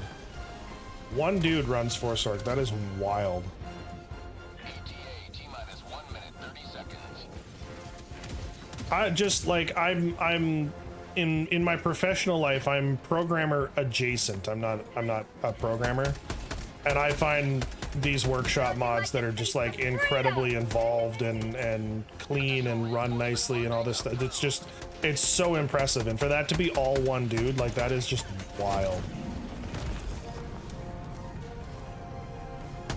Photo scan tutorials. If you want to be in it, you can submit it to him. Okay, noted. Mag's empty. New mag.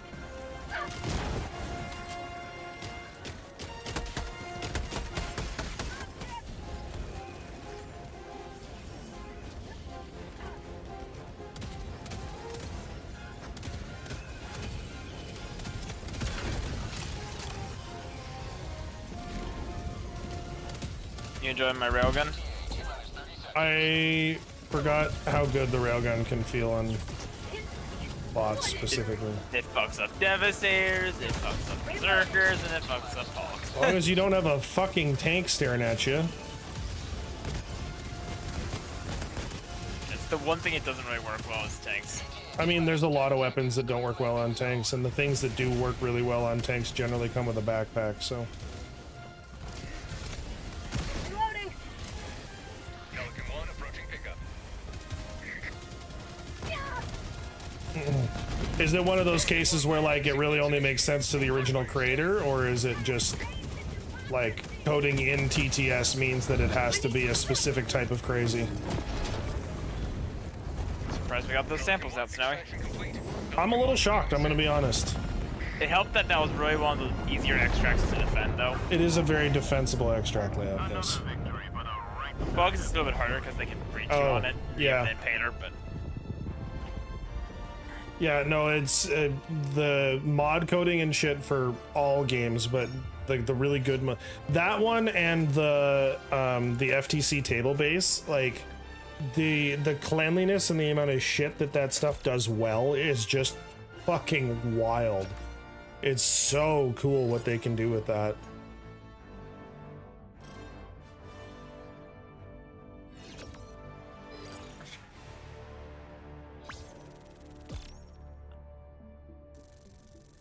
The Triumvirate. That's a great name. 40k translator, Sir Dragdord, and Lear's Model Corner. sent you something, Snowy. What this? Oh my god, it's a dick pic. Oh, I've seen that before. That's funny. Yeah. They're all good photo scans, Bront. We will fight. That's potentially a deep cut meme reference at this point. Yeah, we just finished the third defense. Did we really? That was the third defense, yeah.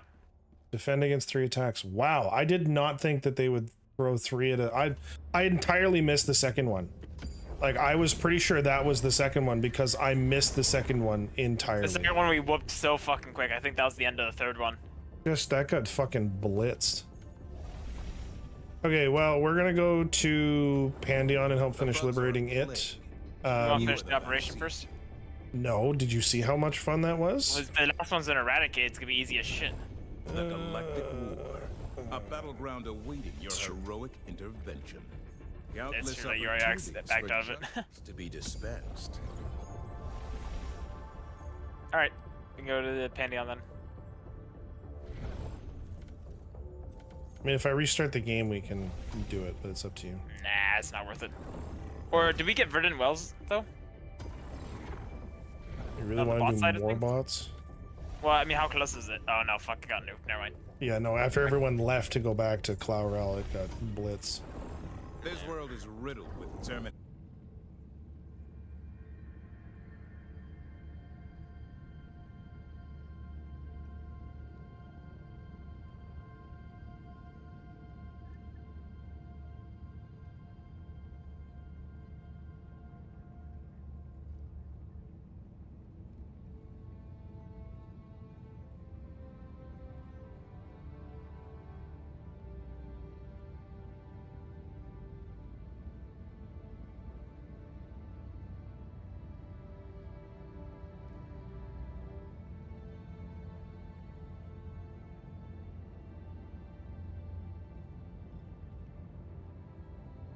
A double notification.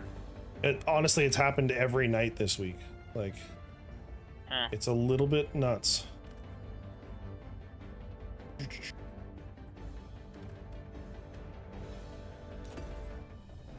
That on. Oh, right. I need. Where is Bosco the Murderous? There he is.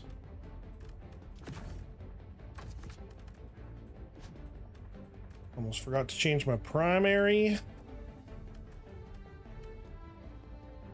Although, actually, I'm going to keep the same primary. We're just going to change the secondary.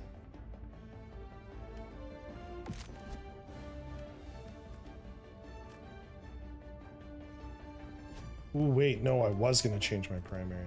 Right, I was actually going to do this. Hey, thanks! And I want that. And I want... Where's my bug armor?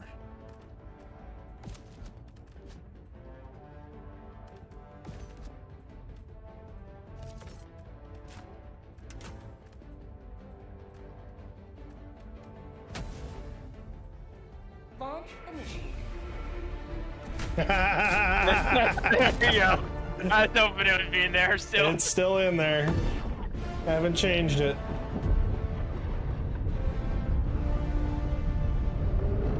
So fucking good.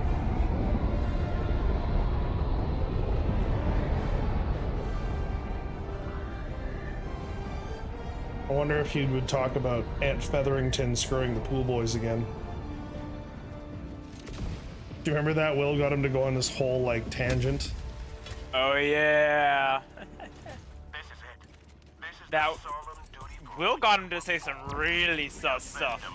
Oh, it was, that whole, like, night of chats was just fucking wild.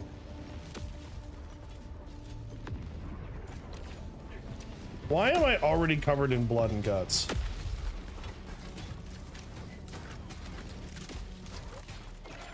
Just got out the bloody guts spots. I'll go to the south loop and you do the northern loop.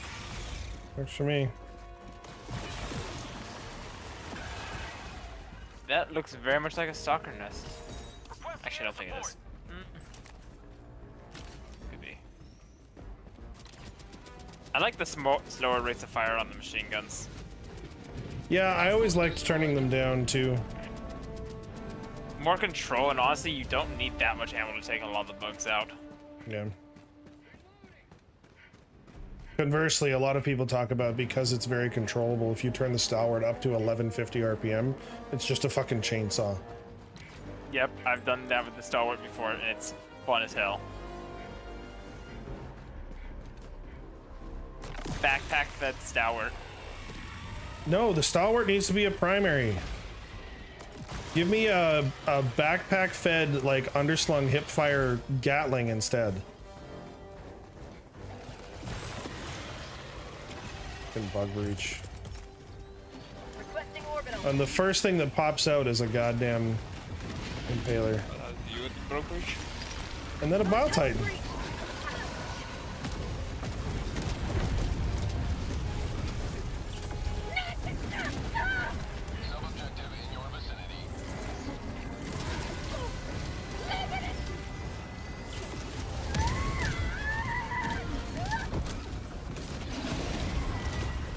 Ooh, I don't know what I killed you with, but I killed you.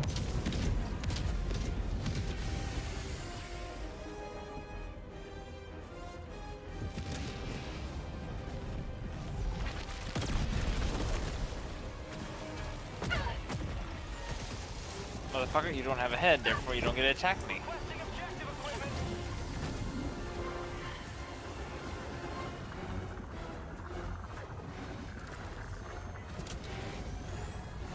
Sir, could you please just fucking die? Thank you.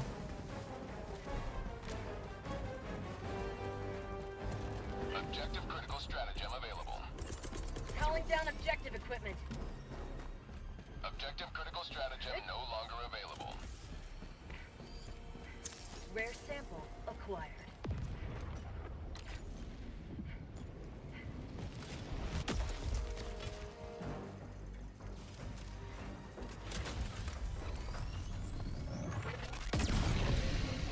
Oh, wow, that was a lot of stuff. Requesting orbital.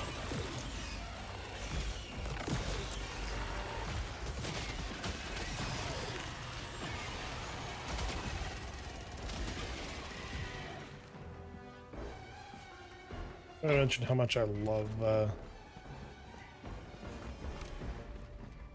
Gatling turrets for bugs. Rare sample acquired. No, you have not. The autocannon is better on bots in my opinion, but the Gatling for bugs, just like it, one Gatling will handle a whole fucking bug breach. It's so good. What's the map looking like? Release P5s. Dropping a pin. Northeast. 300 meters. There's something there. I'm waiting to start this until I can call another Gatling, because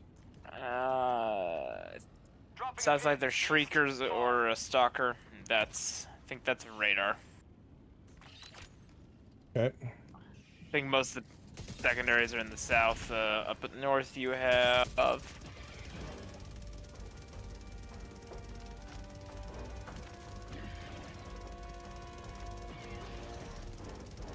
Doesn't look like you have anything up north.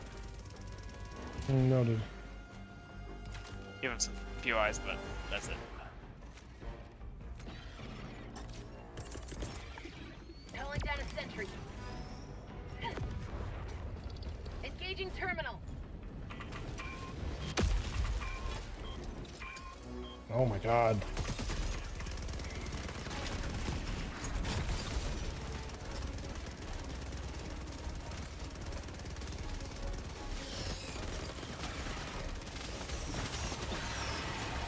For prosperity! Main objective near your position.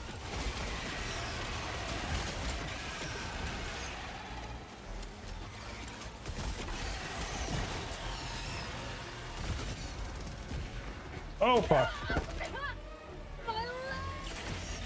I live, fucker. What are you doing? What now?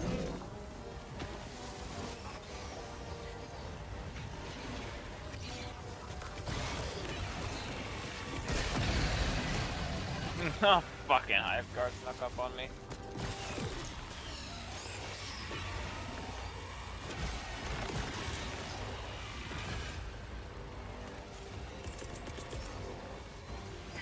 Calling.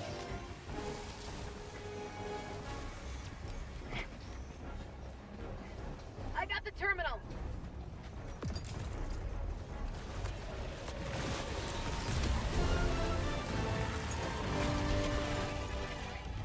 Making progress.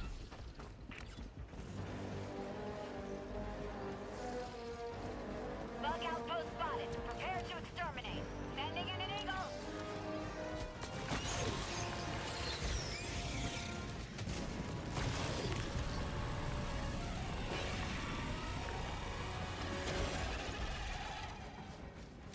Found something. Oh, I got the nest killed.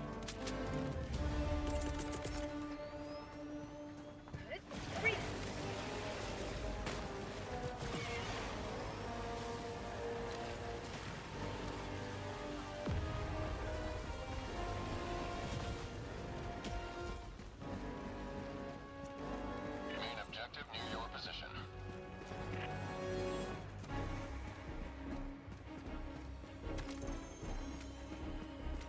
Rare sample acquired. Objective. Objective critical stratagem no longer available. I just realized it's been a while since we got a new stratagem, hasn't it? Yeah, the last one was the Requesting anti-tank mines, which we tried really hard not to get. Or the memes. Requesting objective equipment. It's been even longer since the support stratagem. Last one was the airburst. Yep.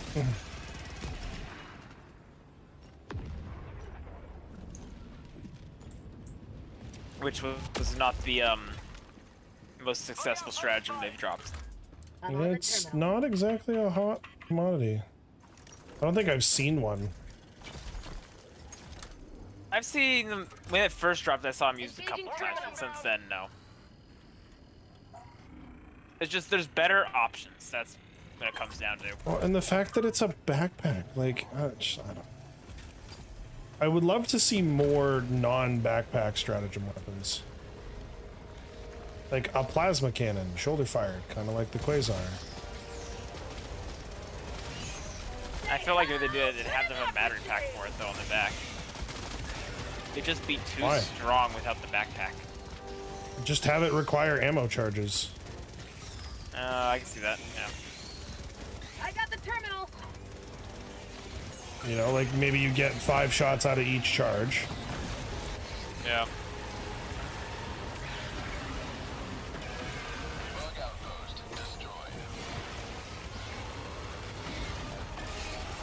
Got tunnel breach.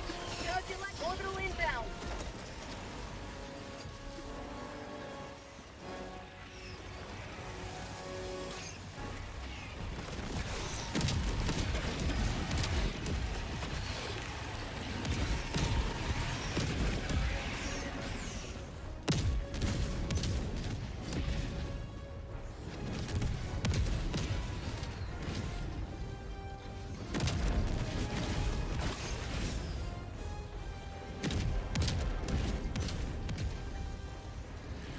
Get some! Get some!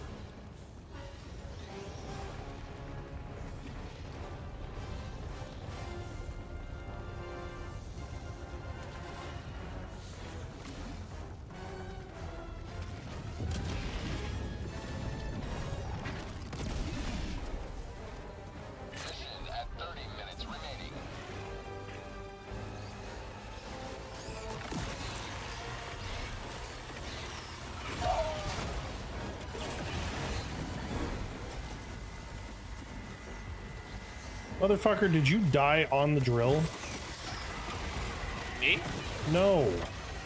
The fucking impaler. They love doing that, don't they? Can't get in there.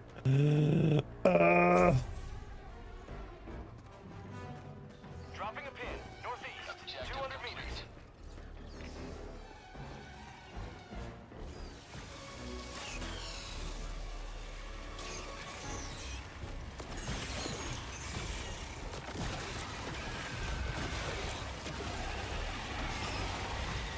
Requesting air support.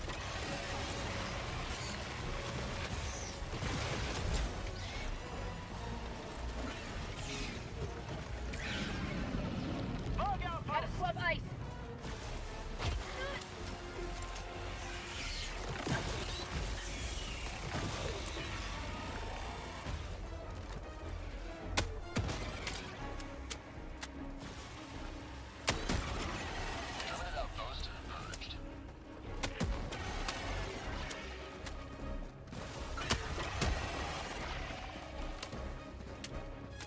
Can you hurry up and despawn already? Fucking shit, man. Calling down a sentry.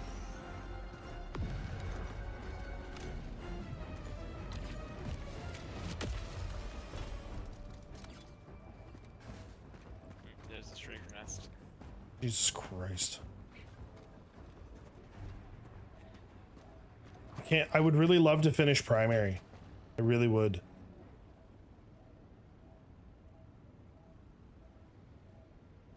Tactical asset near your position. Sending in an eagle. Oh my god, there he fucking goes. Engaging terminal. There honestly needs to be like a radius around mission objectives that like corpses despawn 5 times as fast, kind of thing. Yeah, because they die in the worst spots possible to make the objective 10 times I harder. stood here for like 3 minutes because I couldn't get onto the fucking. Have a taste of democracy! I got the terminal! Liberty emerges victorious yet again. Extract when ready. Calling.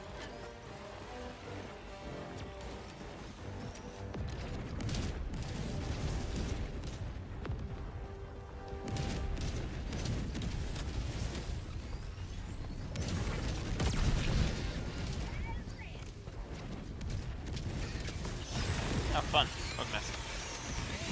Yeah, I was coming down here to clear it. You can go around if you want. I'm going through. I got holes to close.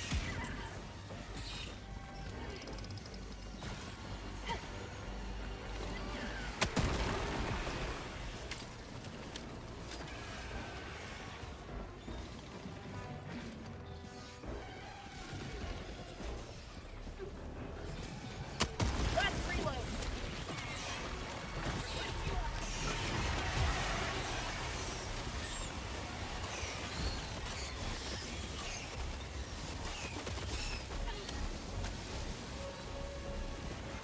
Out of there! Yeah! Do it! These nests have been surprisingly lack in examples, which makes me think I'm about to have a bunch of POIs pop up on this map. Yep.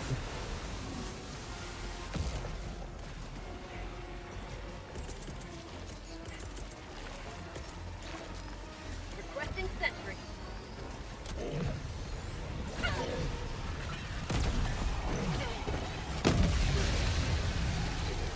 Bro, I couldn't have planned that better if I fucking tried.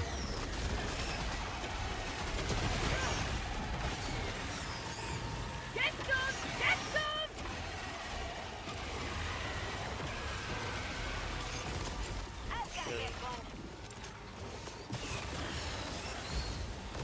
I was kiting a spore charger and I didn't kill him with the shot on the first shot out of my quasar.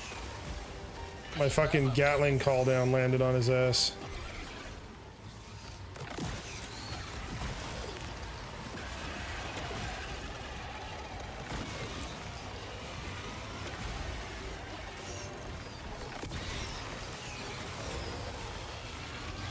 Have a taste No of bug democracy! breach, fuck off. Yeah, the Gatling landed on his ass instead.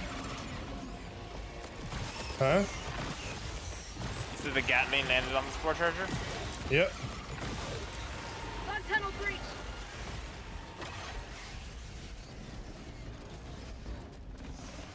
What the oh, bot titan. And another charger.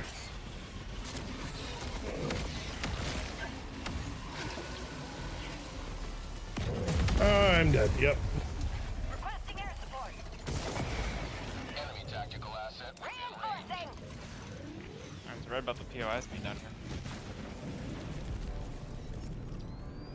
Calling in a hell bomb!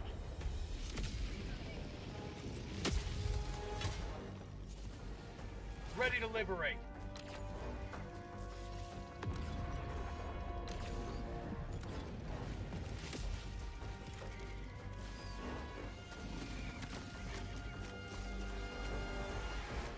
Hell bomb armed! Clear the area! Orbital inbound. Orbital barrage incoming. Stand clear. Calling down a support weapon.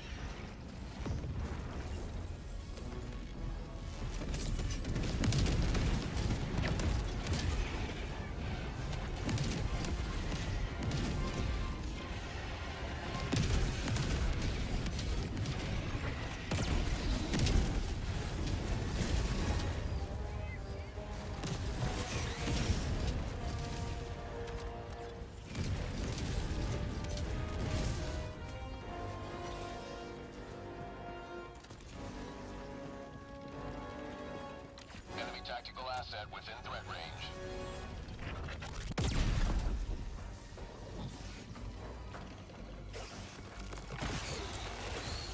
Sending in an eagle!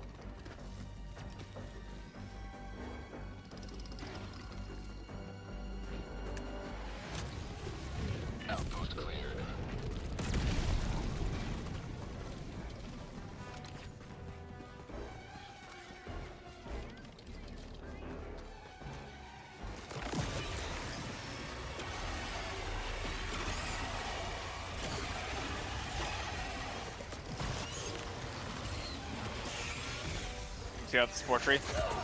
Yep. Didn't grab the samples though. That's all good. I'm right next to it. On tunnel breach!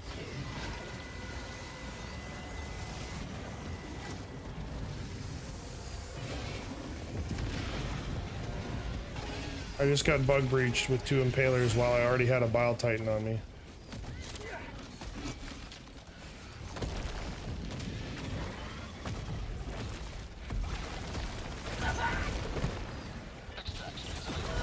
No! This constantly happens where a fucking brood commander comes up out of nowhere and pounces on me in the millisecond between when I stim and when it heals me. I do have that happen occasionally. The nice thing about the breaker incendiary is it stuns the brood commanders out of that. Yeah, but they attack, show up so- in my peripheral vision as I hit the stim button, and I'm like, fuck you. Oh, gotcha. You should not be able to get flinched out of your stims. It No. doesn't make sense. Getting knocked like- down, maybe, but damage flinches? No, damage flinches should not knock you out in the middle. There's a fuck ton of invaders.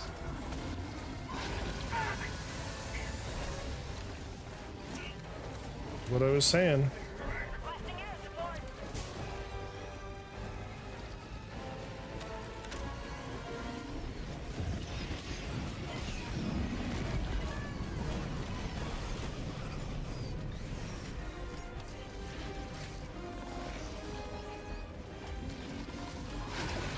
How are neither of you dead?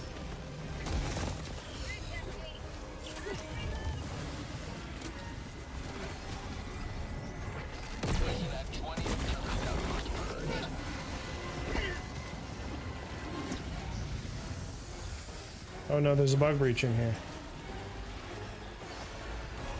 Last time to get the Hey, leave in the general direction of extract. You got it. Requesting orbital! May I ask why? Because I'm about to set the world on fire and we need to not be here.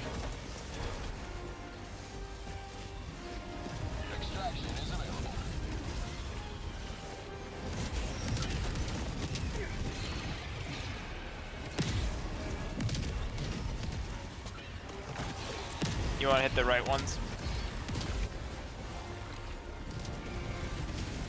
Yep.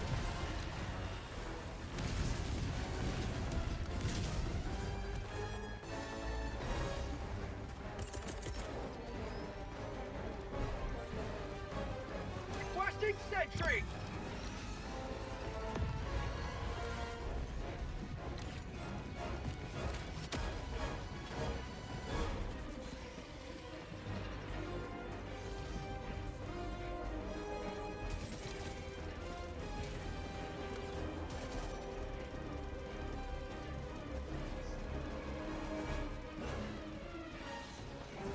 Get some!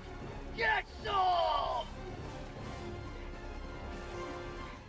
Just watching the Gatling rack up a fucking body count.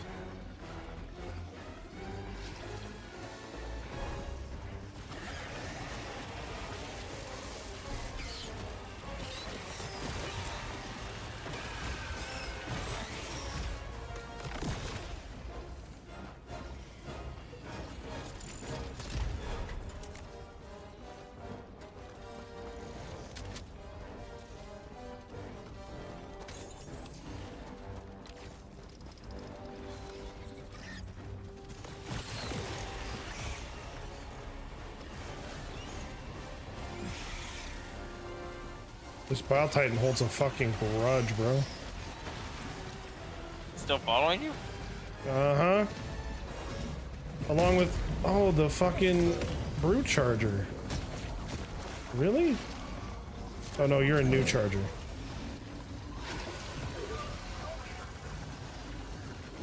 For reference, these 3 POIs that are closest to extract are all empties. Noted. If you'll excuse me, I need to run for my life. That is permitted. Oh my god. Running with the shadow of a Bile Titan behind you is so fucking intimidating. Did your little fucking ass just knock me out of my shot? You bitch.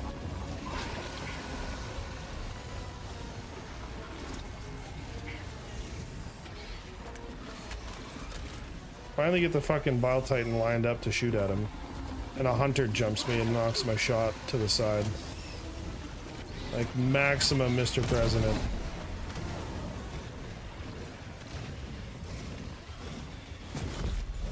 No!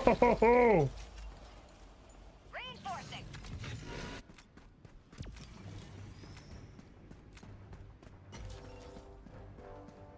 Request approved. Reinforcements have been launched. Why'd you throw me at extract? I threw you as north of where as I could. Oh, you are very fucking far away. Yeah, because all those three up there are all in these. I just went to the south to share these. As I get fucking bug breached again. Presumably by a bug I couldn't see. Tunnel free. Nope, that's on me. Oh, there's one here too. Ah, great.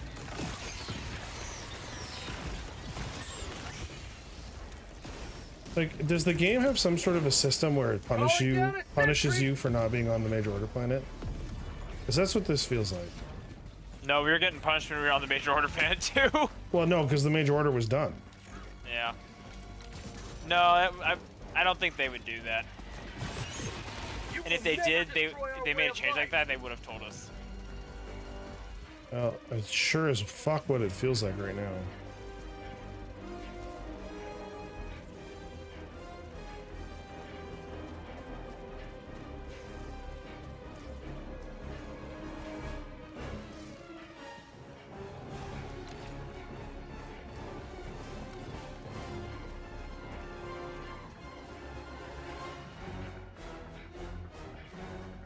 You may proceed to extraction when ready.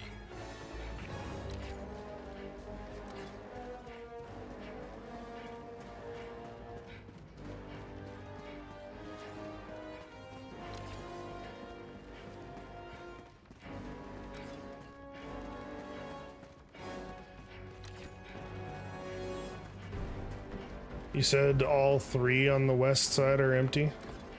Correct. Yeah. They're all hell bombs or ground deposit things. Right.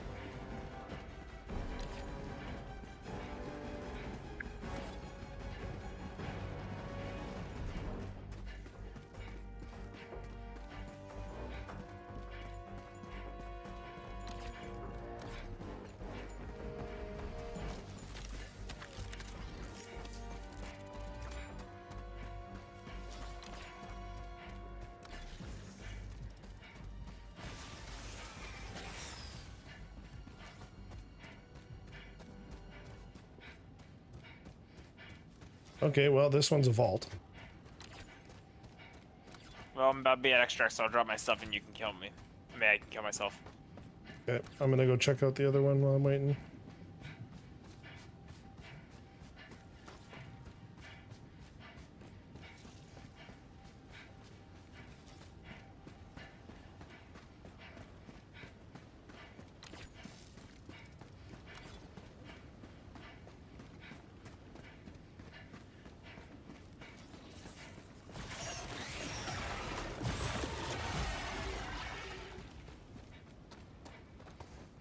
Another ground stash. And a hell bomb. Another.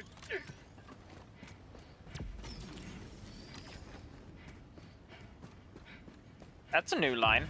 Hmm. Another diver for the cause. No, New it's reinforced. not new. Huh. Joining the fray. Is it new as of escalation of protocol, or has that just always been in the game? It's and I always just been there. never You heard just it? never Okay. paid attention to it. Sample collected. I'm on it.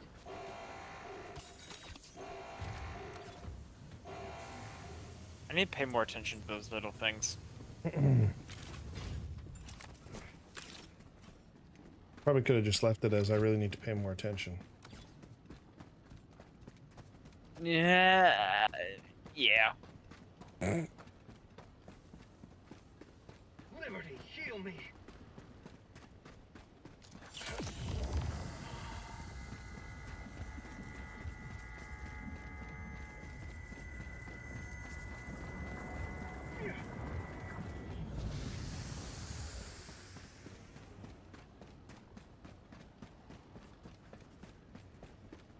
Medic armor works so very incredibly well with this booster. Which booster? Oh, the stim. Yeah, the run like hell stims. Because medic armor extends the stim effect by 2 seconds and gives you 2 extra that you can carry. Yeah. A little shot of liberty.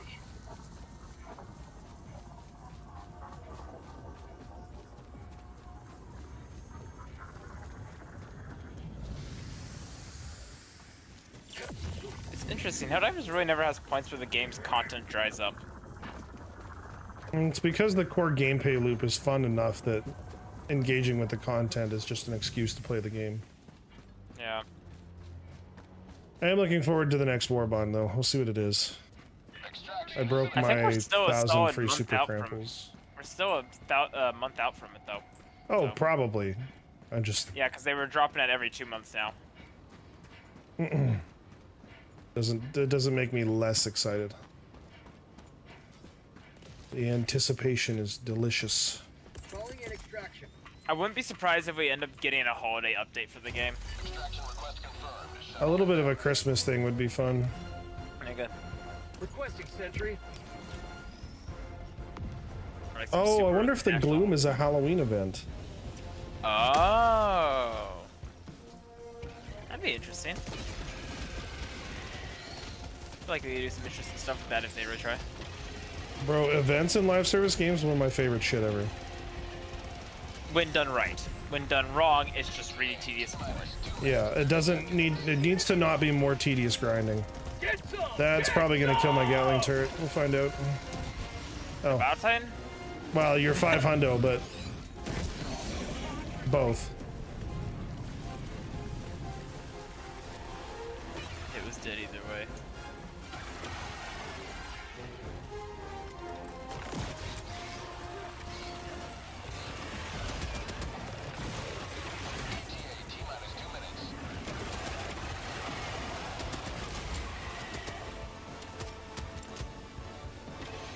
I think I tagged up both of the motherfuckers. Nope, there's the bug breach. Bug tunnel breach. Orbital inbound. Careful of orbital napalm behind you. Well, that is danger close. Yep. No, it's not. Danger radius on that's 50 meters. Is there a way to see how many meters away it is? Yeah, look at the stratagem ball. Oh shit, I never... Actually, no, I don't even notice it before. I just forgot I noticed it.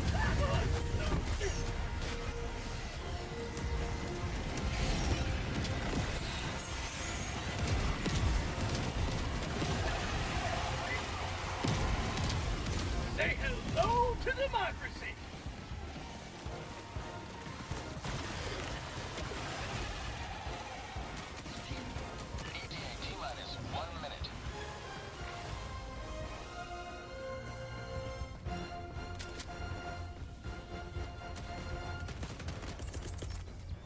Throwing supply beacon. Reloading. I'm not gonna lie, I kind of prefer the Breaker Incendiary on Semi from via Burst. You might actually like the Punisher one then. I've messed around with the Punisher. I like it more on bots. No, the Punisher cookout, the fire one. Oh, the cookout? No, I don't like the cookout. Really? I have played around with it and I do not. Oh, I bet you the refire rate, right? The refire rate, it doesn't really work well with the warriors for some reason. I can't tell why. All I know is that the incendiary does a great job with the warriors. Changing ice. Pelican 1 arriving at coordinates. Pelican 1 landing in progress.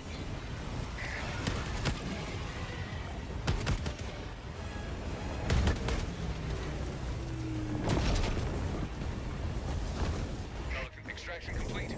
Pelican 1 beginning ascent.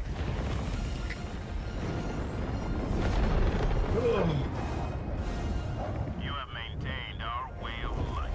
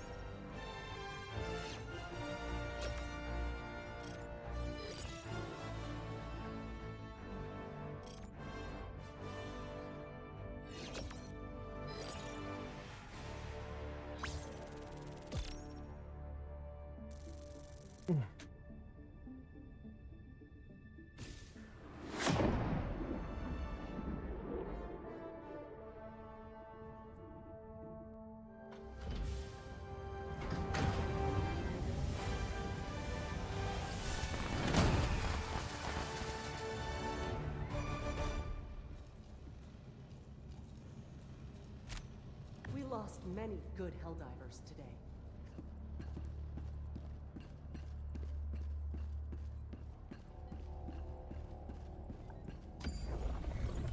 Mission coordinates locked. Hellpods prime. Engaging orbital thrusters.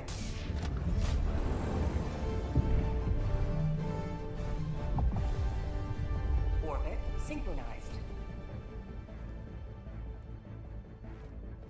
Let's go, ICBM.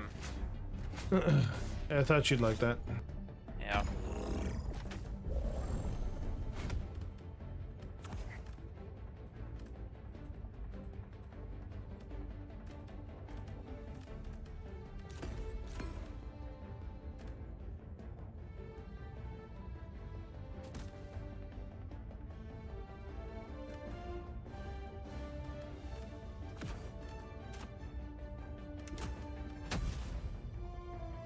Launch initiated.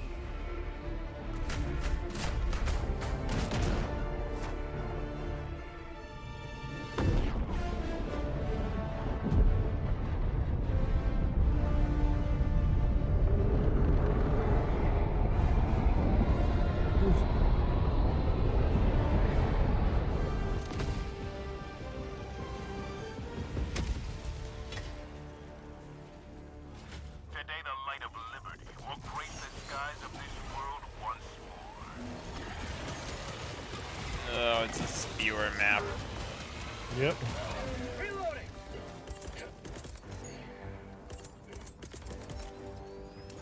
Sending down equipment package. I just fucked up my railgun stratagem 4 times. Nicely done. I don't even know how I did that. Alright, you want codes of power.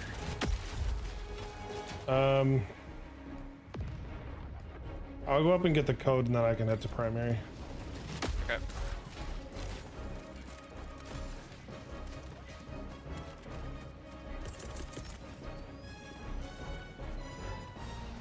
Calling down a sentry.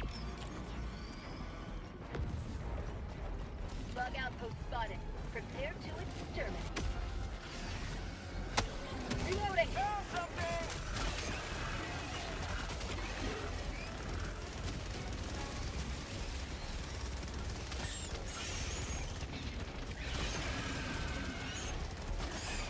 Bug tunnel breach! How'd you like to taste of freedom?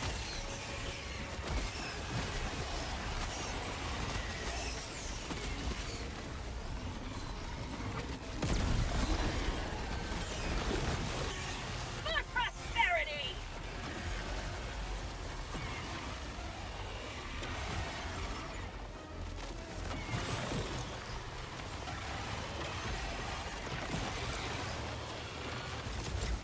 Tactical asset nearby.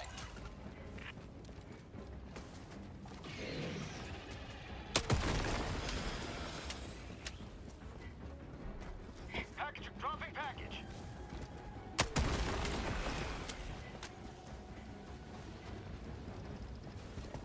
Bug outpost destroyed. Rare sample acquired.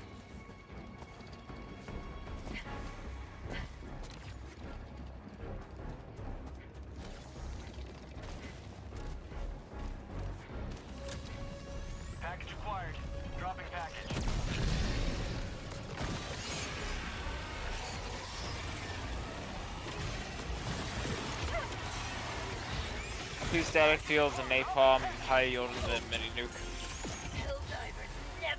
Nice.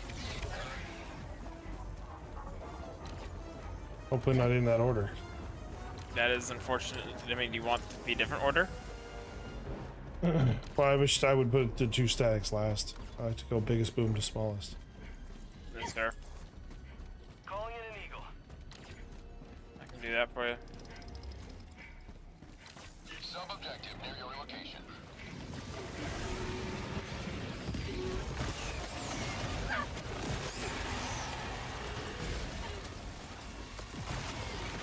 Correction, no napalm because it's tipped through the ground. Instead, we have to do 3 statics, a high yield, and a mini nuke.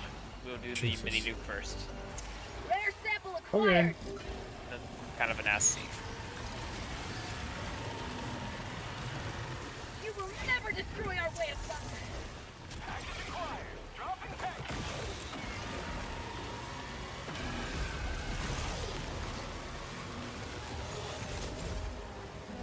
Package acquired. Dropping package.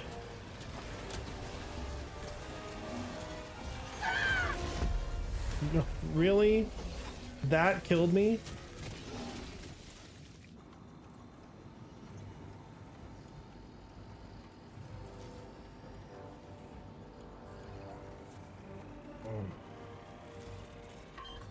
Another diver for the cause.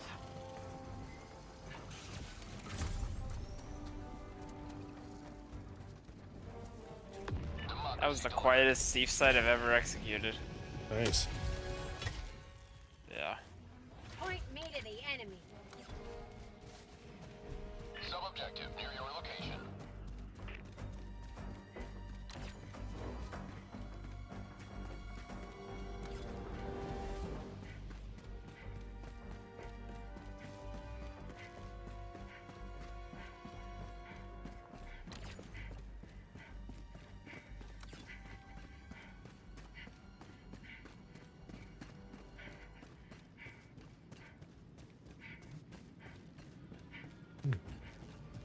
How? You literally just started your animation. Bug tunnel breach.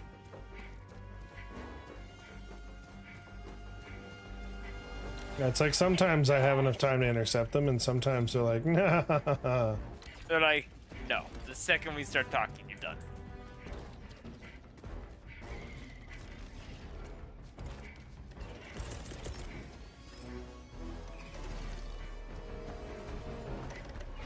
Requesting sentry.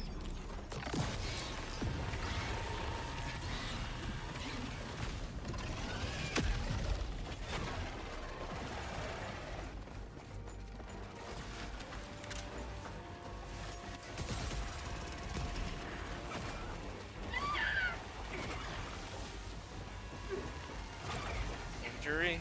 What injury? Gotta stamp it.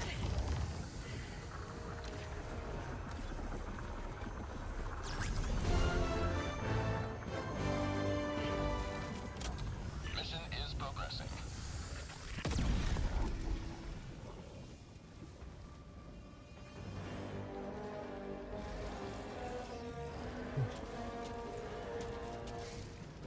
I think that's a Shrieger nest.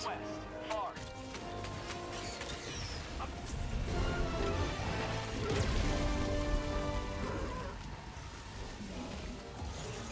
Terminate hive structure destroyed.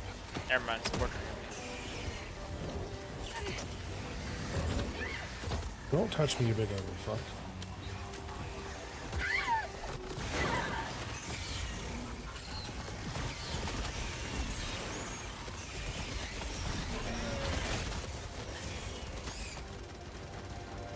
Terminate hive structure destroyed.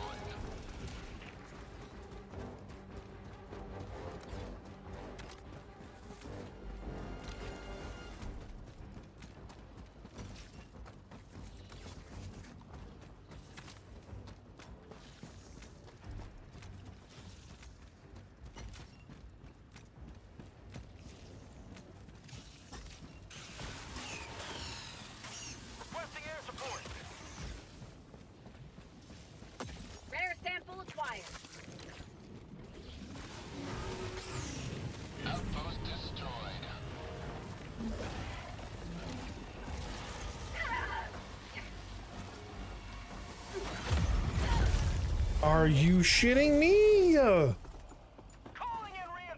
I'm in a heavy armor. A 1-2 like that should not kill me faster than I can stim from full health. Part of the reason I don't ever run anything but scout on bugs is because it's just the ability to run slightly faster than the bugs trumps everything. Like, I mean, it doesn't matter when I'm getting stuck on every bush between here and the fucking gates of hell, but that's true.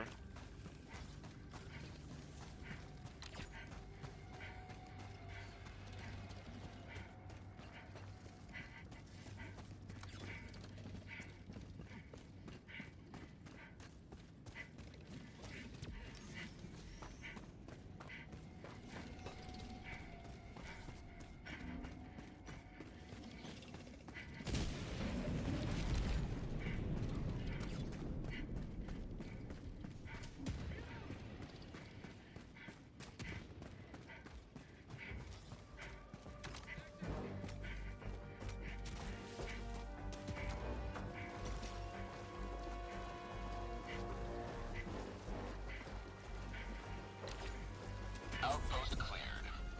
Damn.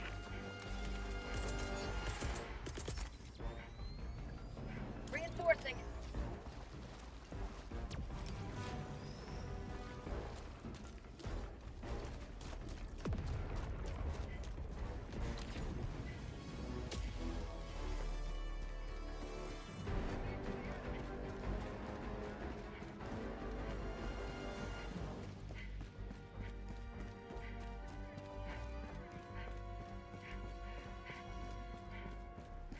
Sending in an eagle!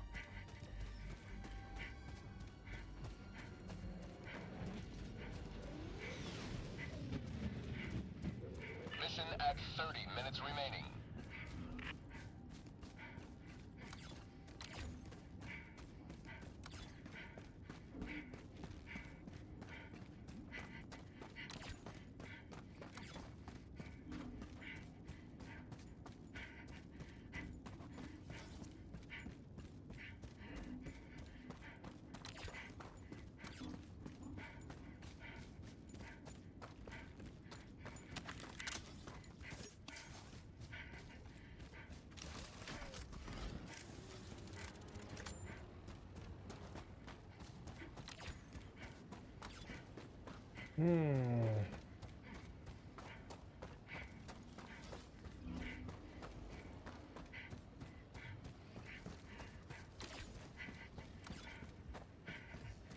Calling in an eagle.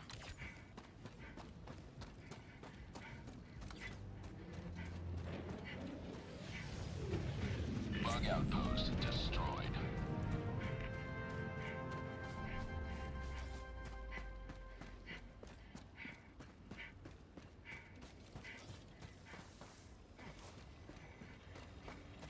Found something.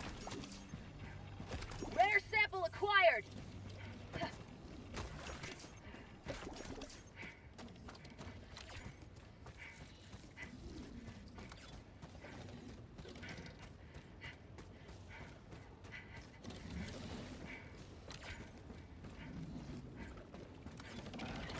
Bug out.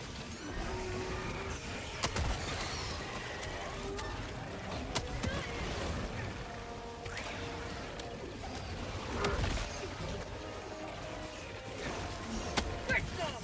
Get some!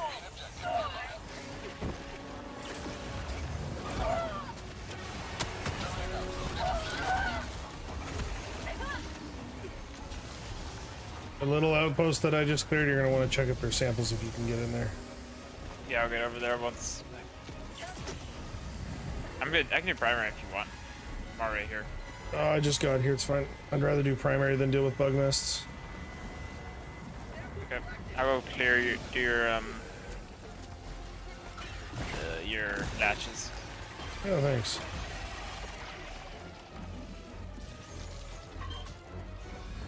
That'll speed things up quite a bit. Terminal.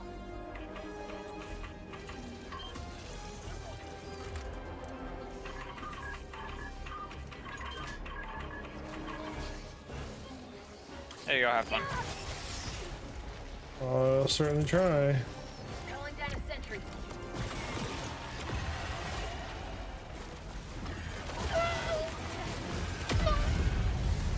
Oh my god. Did your thing you dropped land on you? Nope. A warrior snuck past it and Bosco killed me trying to kill it. Request approved. Reinforcements on the way. Democracy has landed.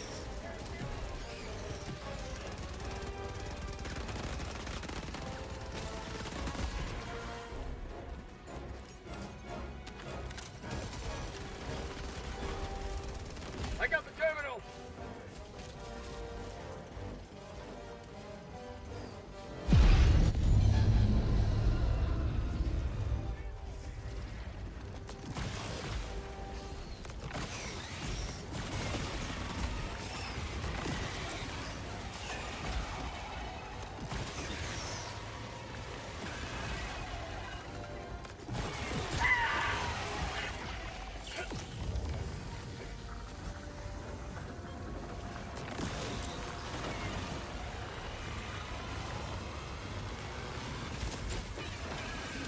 Wow. That's incredible. Huh, okay. What's that? So a bile spewer died, rolled on top of me, and pushed me into the ground. Are you stuck? I think so. That's funny. Yeah, it's not funny. It's where my samples are gonna be stuck at. Okay, I got him pushed up. I pushed him outside. Okay. Engaging terminal. I can't kill myself. I'm dropped 500. Requesting air support.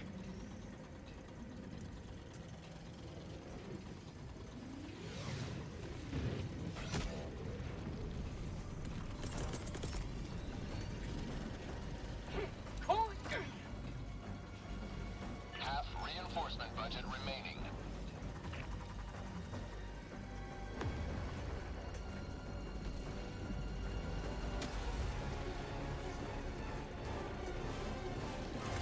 I got the terminal. There we go.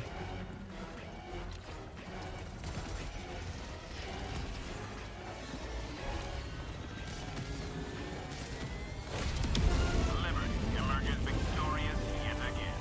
Extract when ready. Sending in an eagle.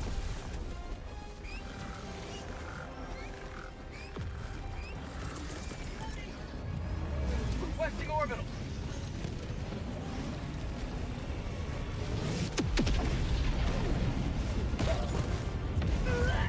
Every goddamn time. Bug outpost spotted. Prepare to exterminate. Calling in reinforcements. Chargers need to make more noise. Agreed. Request approved. Reinforcements on the way. Outpost destroyed. Reporting to the front.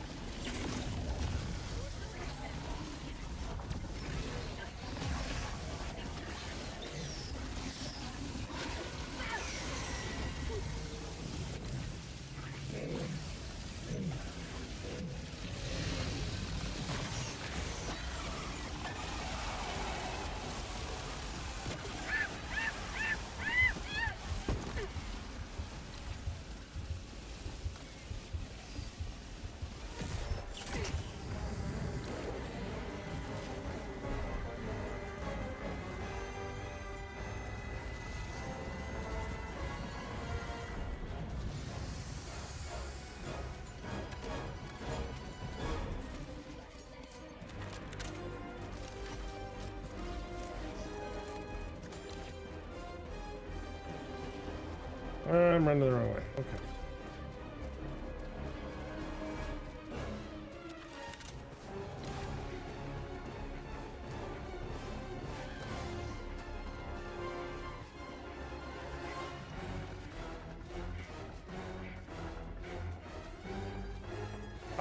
I don't know that I'm going to make it through the third mission in this operation because I have just about fallen asleep at my desk like 3 times. You're all good. I'm going roughly the same, so. Yeah, okay. Well, I'll get out of here and we'll call it a night. Objective nearby. Forgot I was up a lot earlier than usual. Huh? I can feel the kind of eyes saggy feeling. Yeah.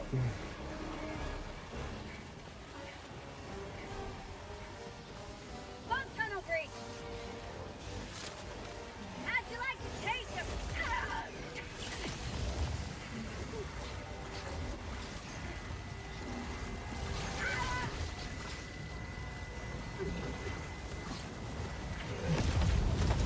Why? Why? Why is it always Chargers tonight? Reinforcing.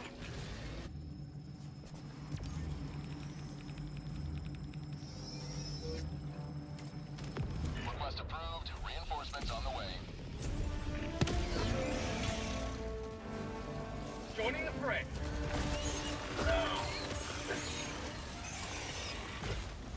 Bug outpost. Requesting air support. I landed on a fucking breach screaming Bug tunnel breach. hunter. Requesting sentry.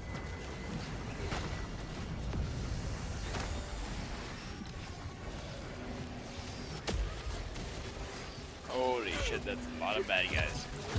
And me without my fucking napalm.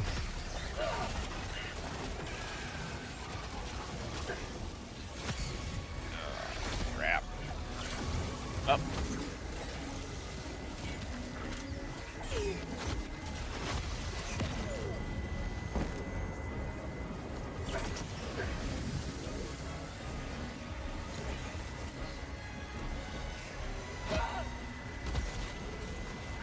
Sweet.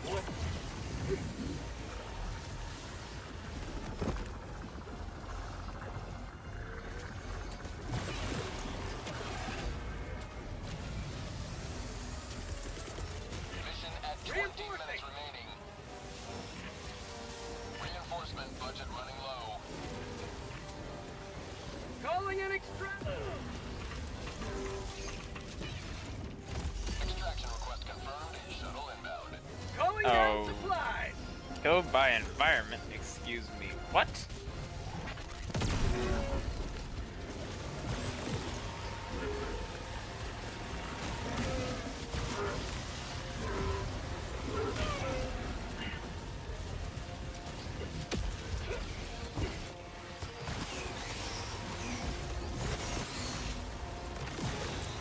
ETA T-minus 2 minutes 30 seconds. Changing ice. They didn't reinforce. Give me a second. Yeah, you're good.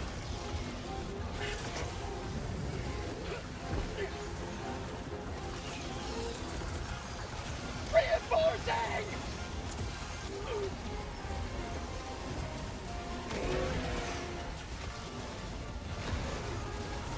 ETA T-minus 2 minutes.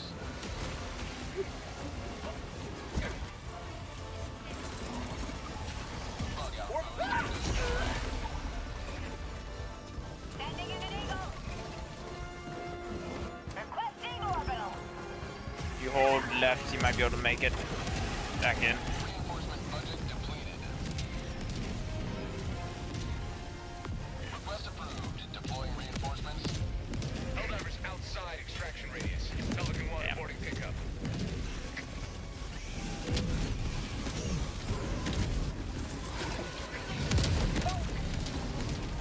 So by a distance estimation, I made it. Yeah. Bug tunnel breach. Get some. Get some.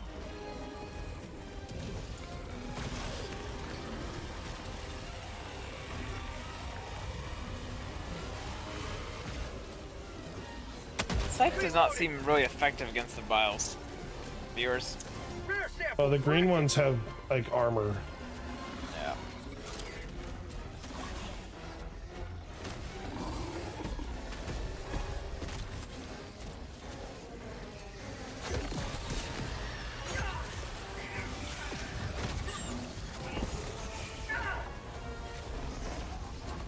How is this motherfucker not dead?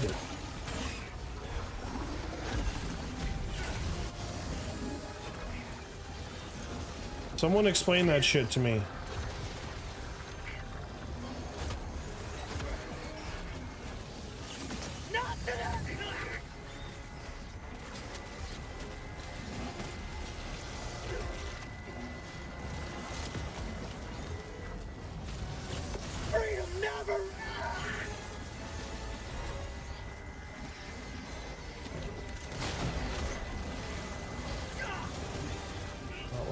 hookup?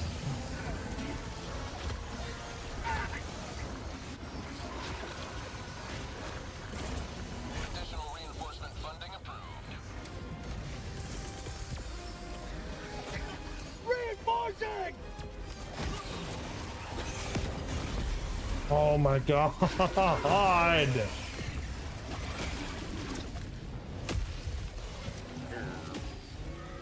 to liberate.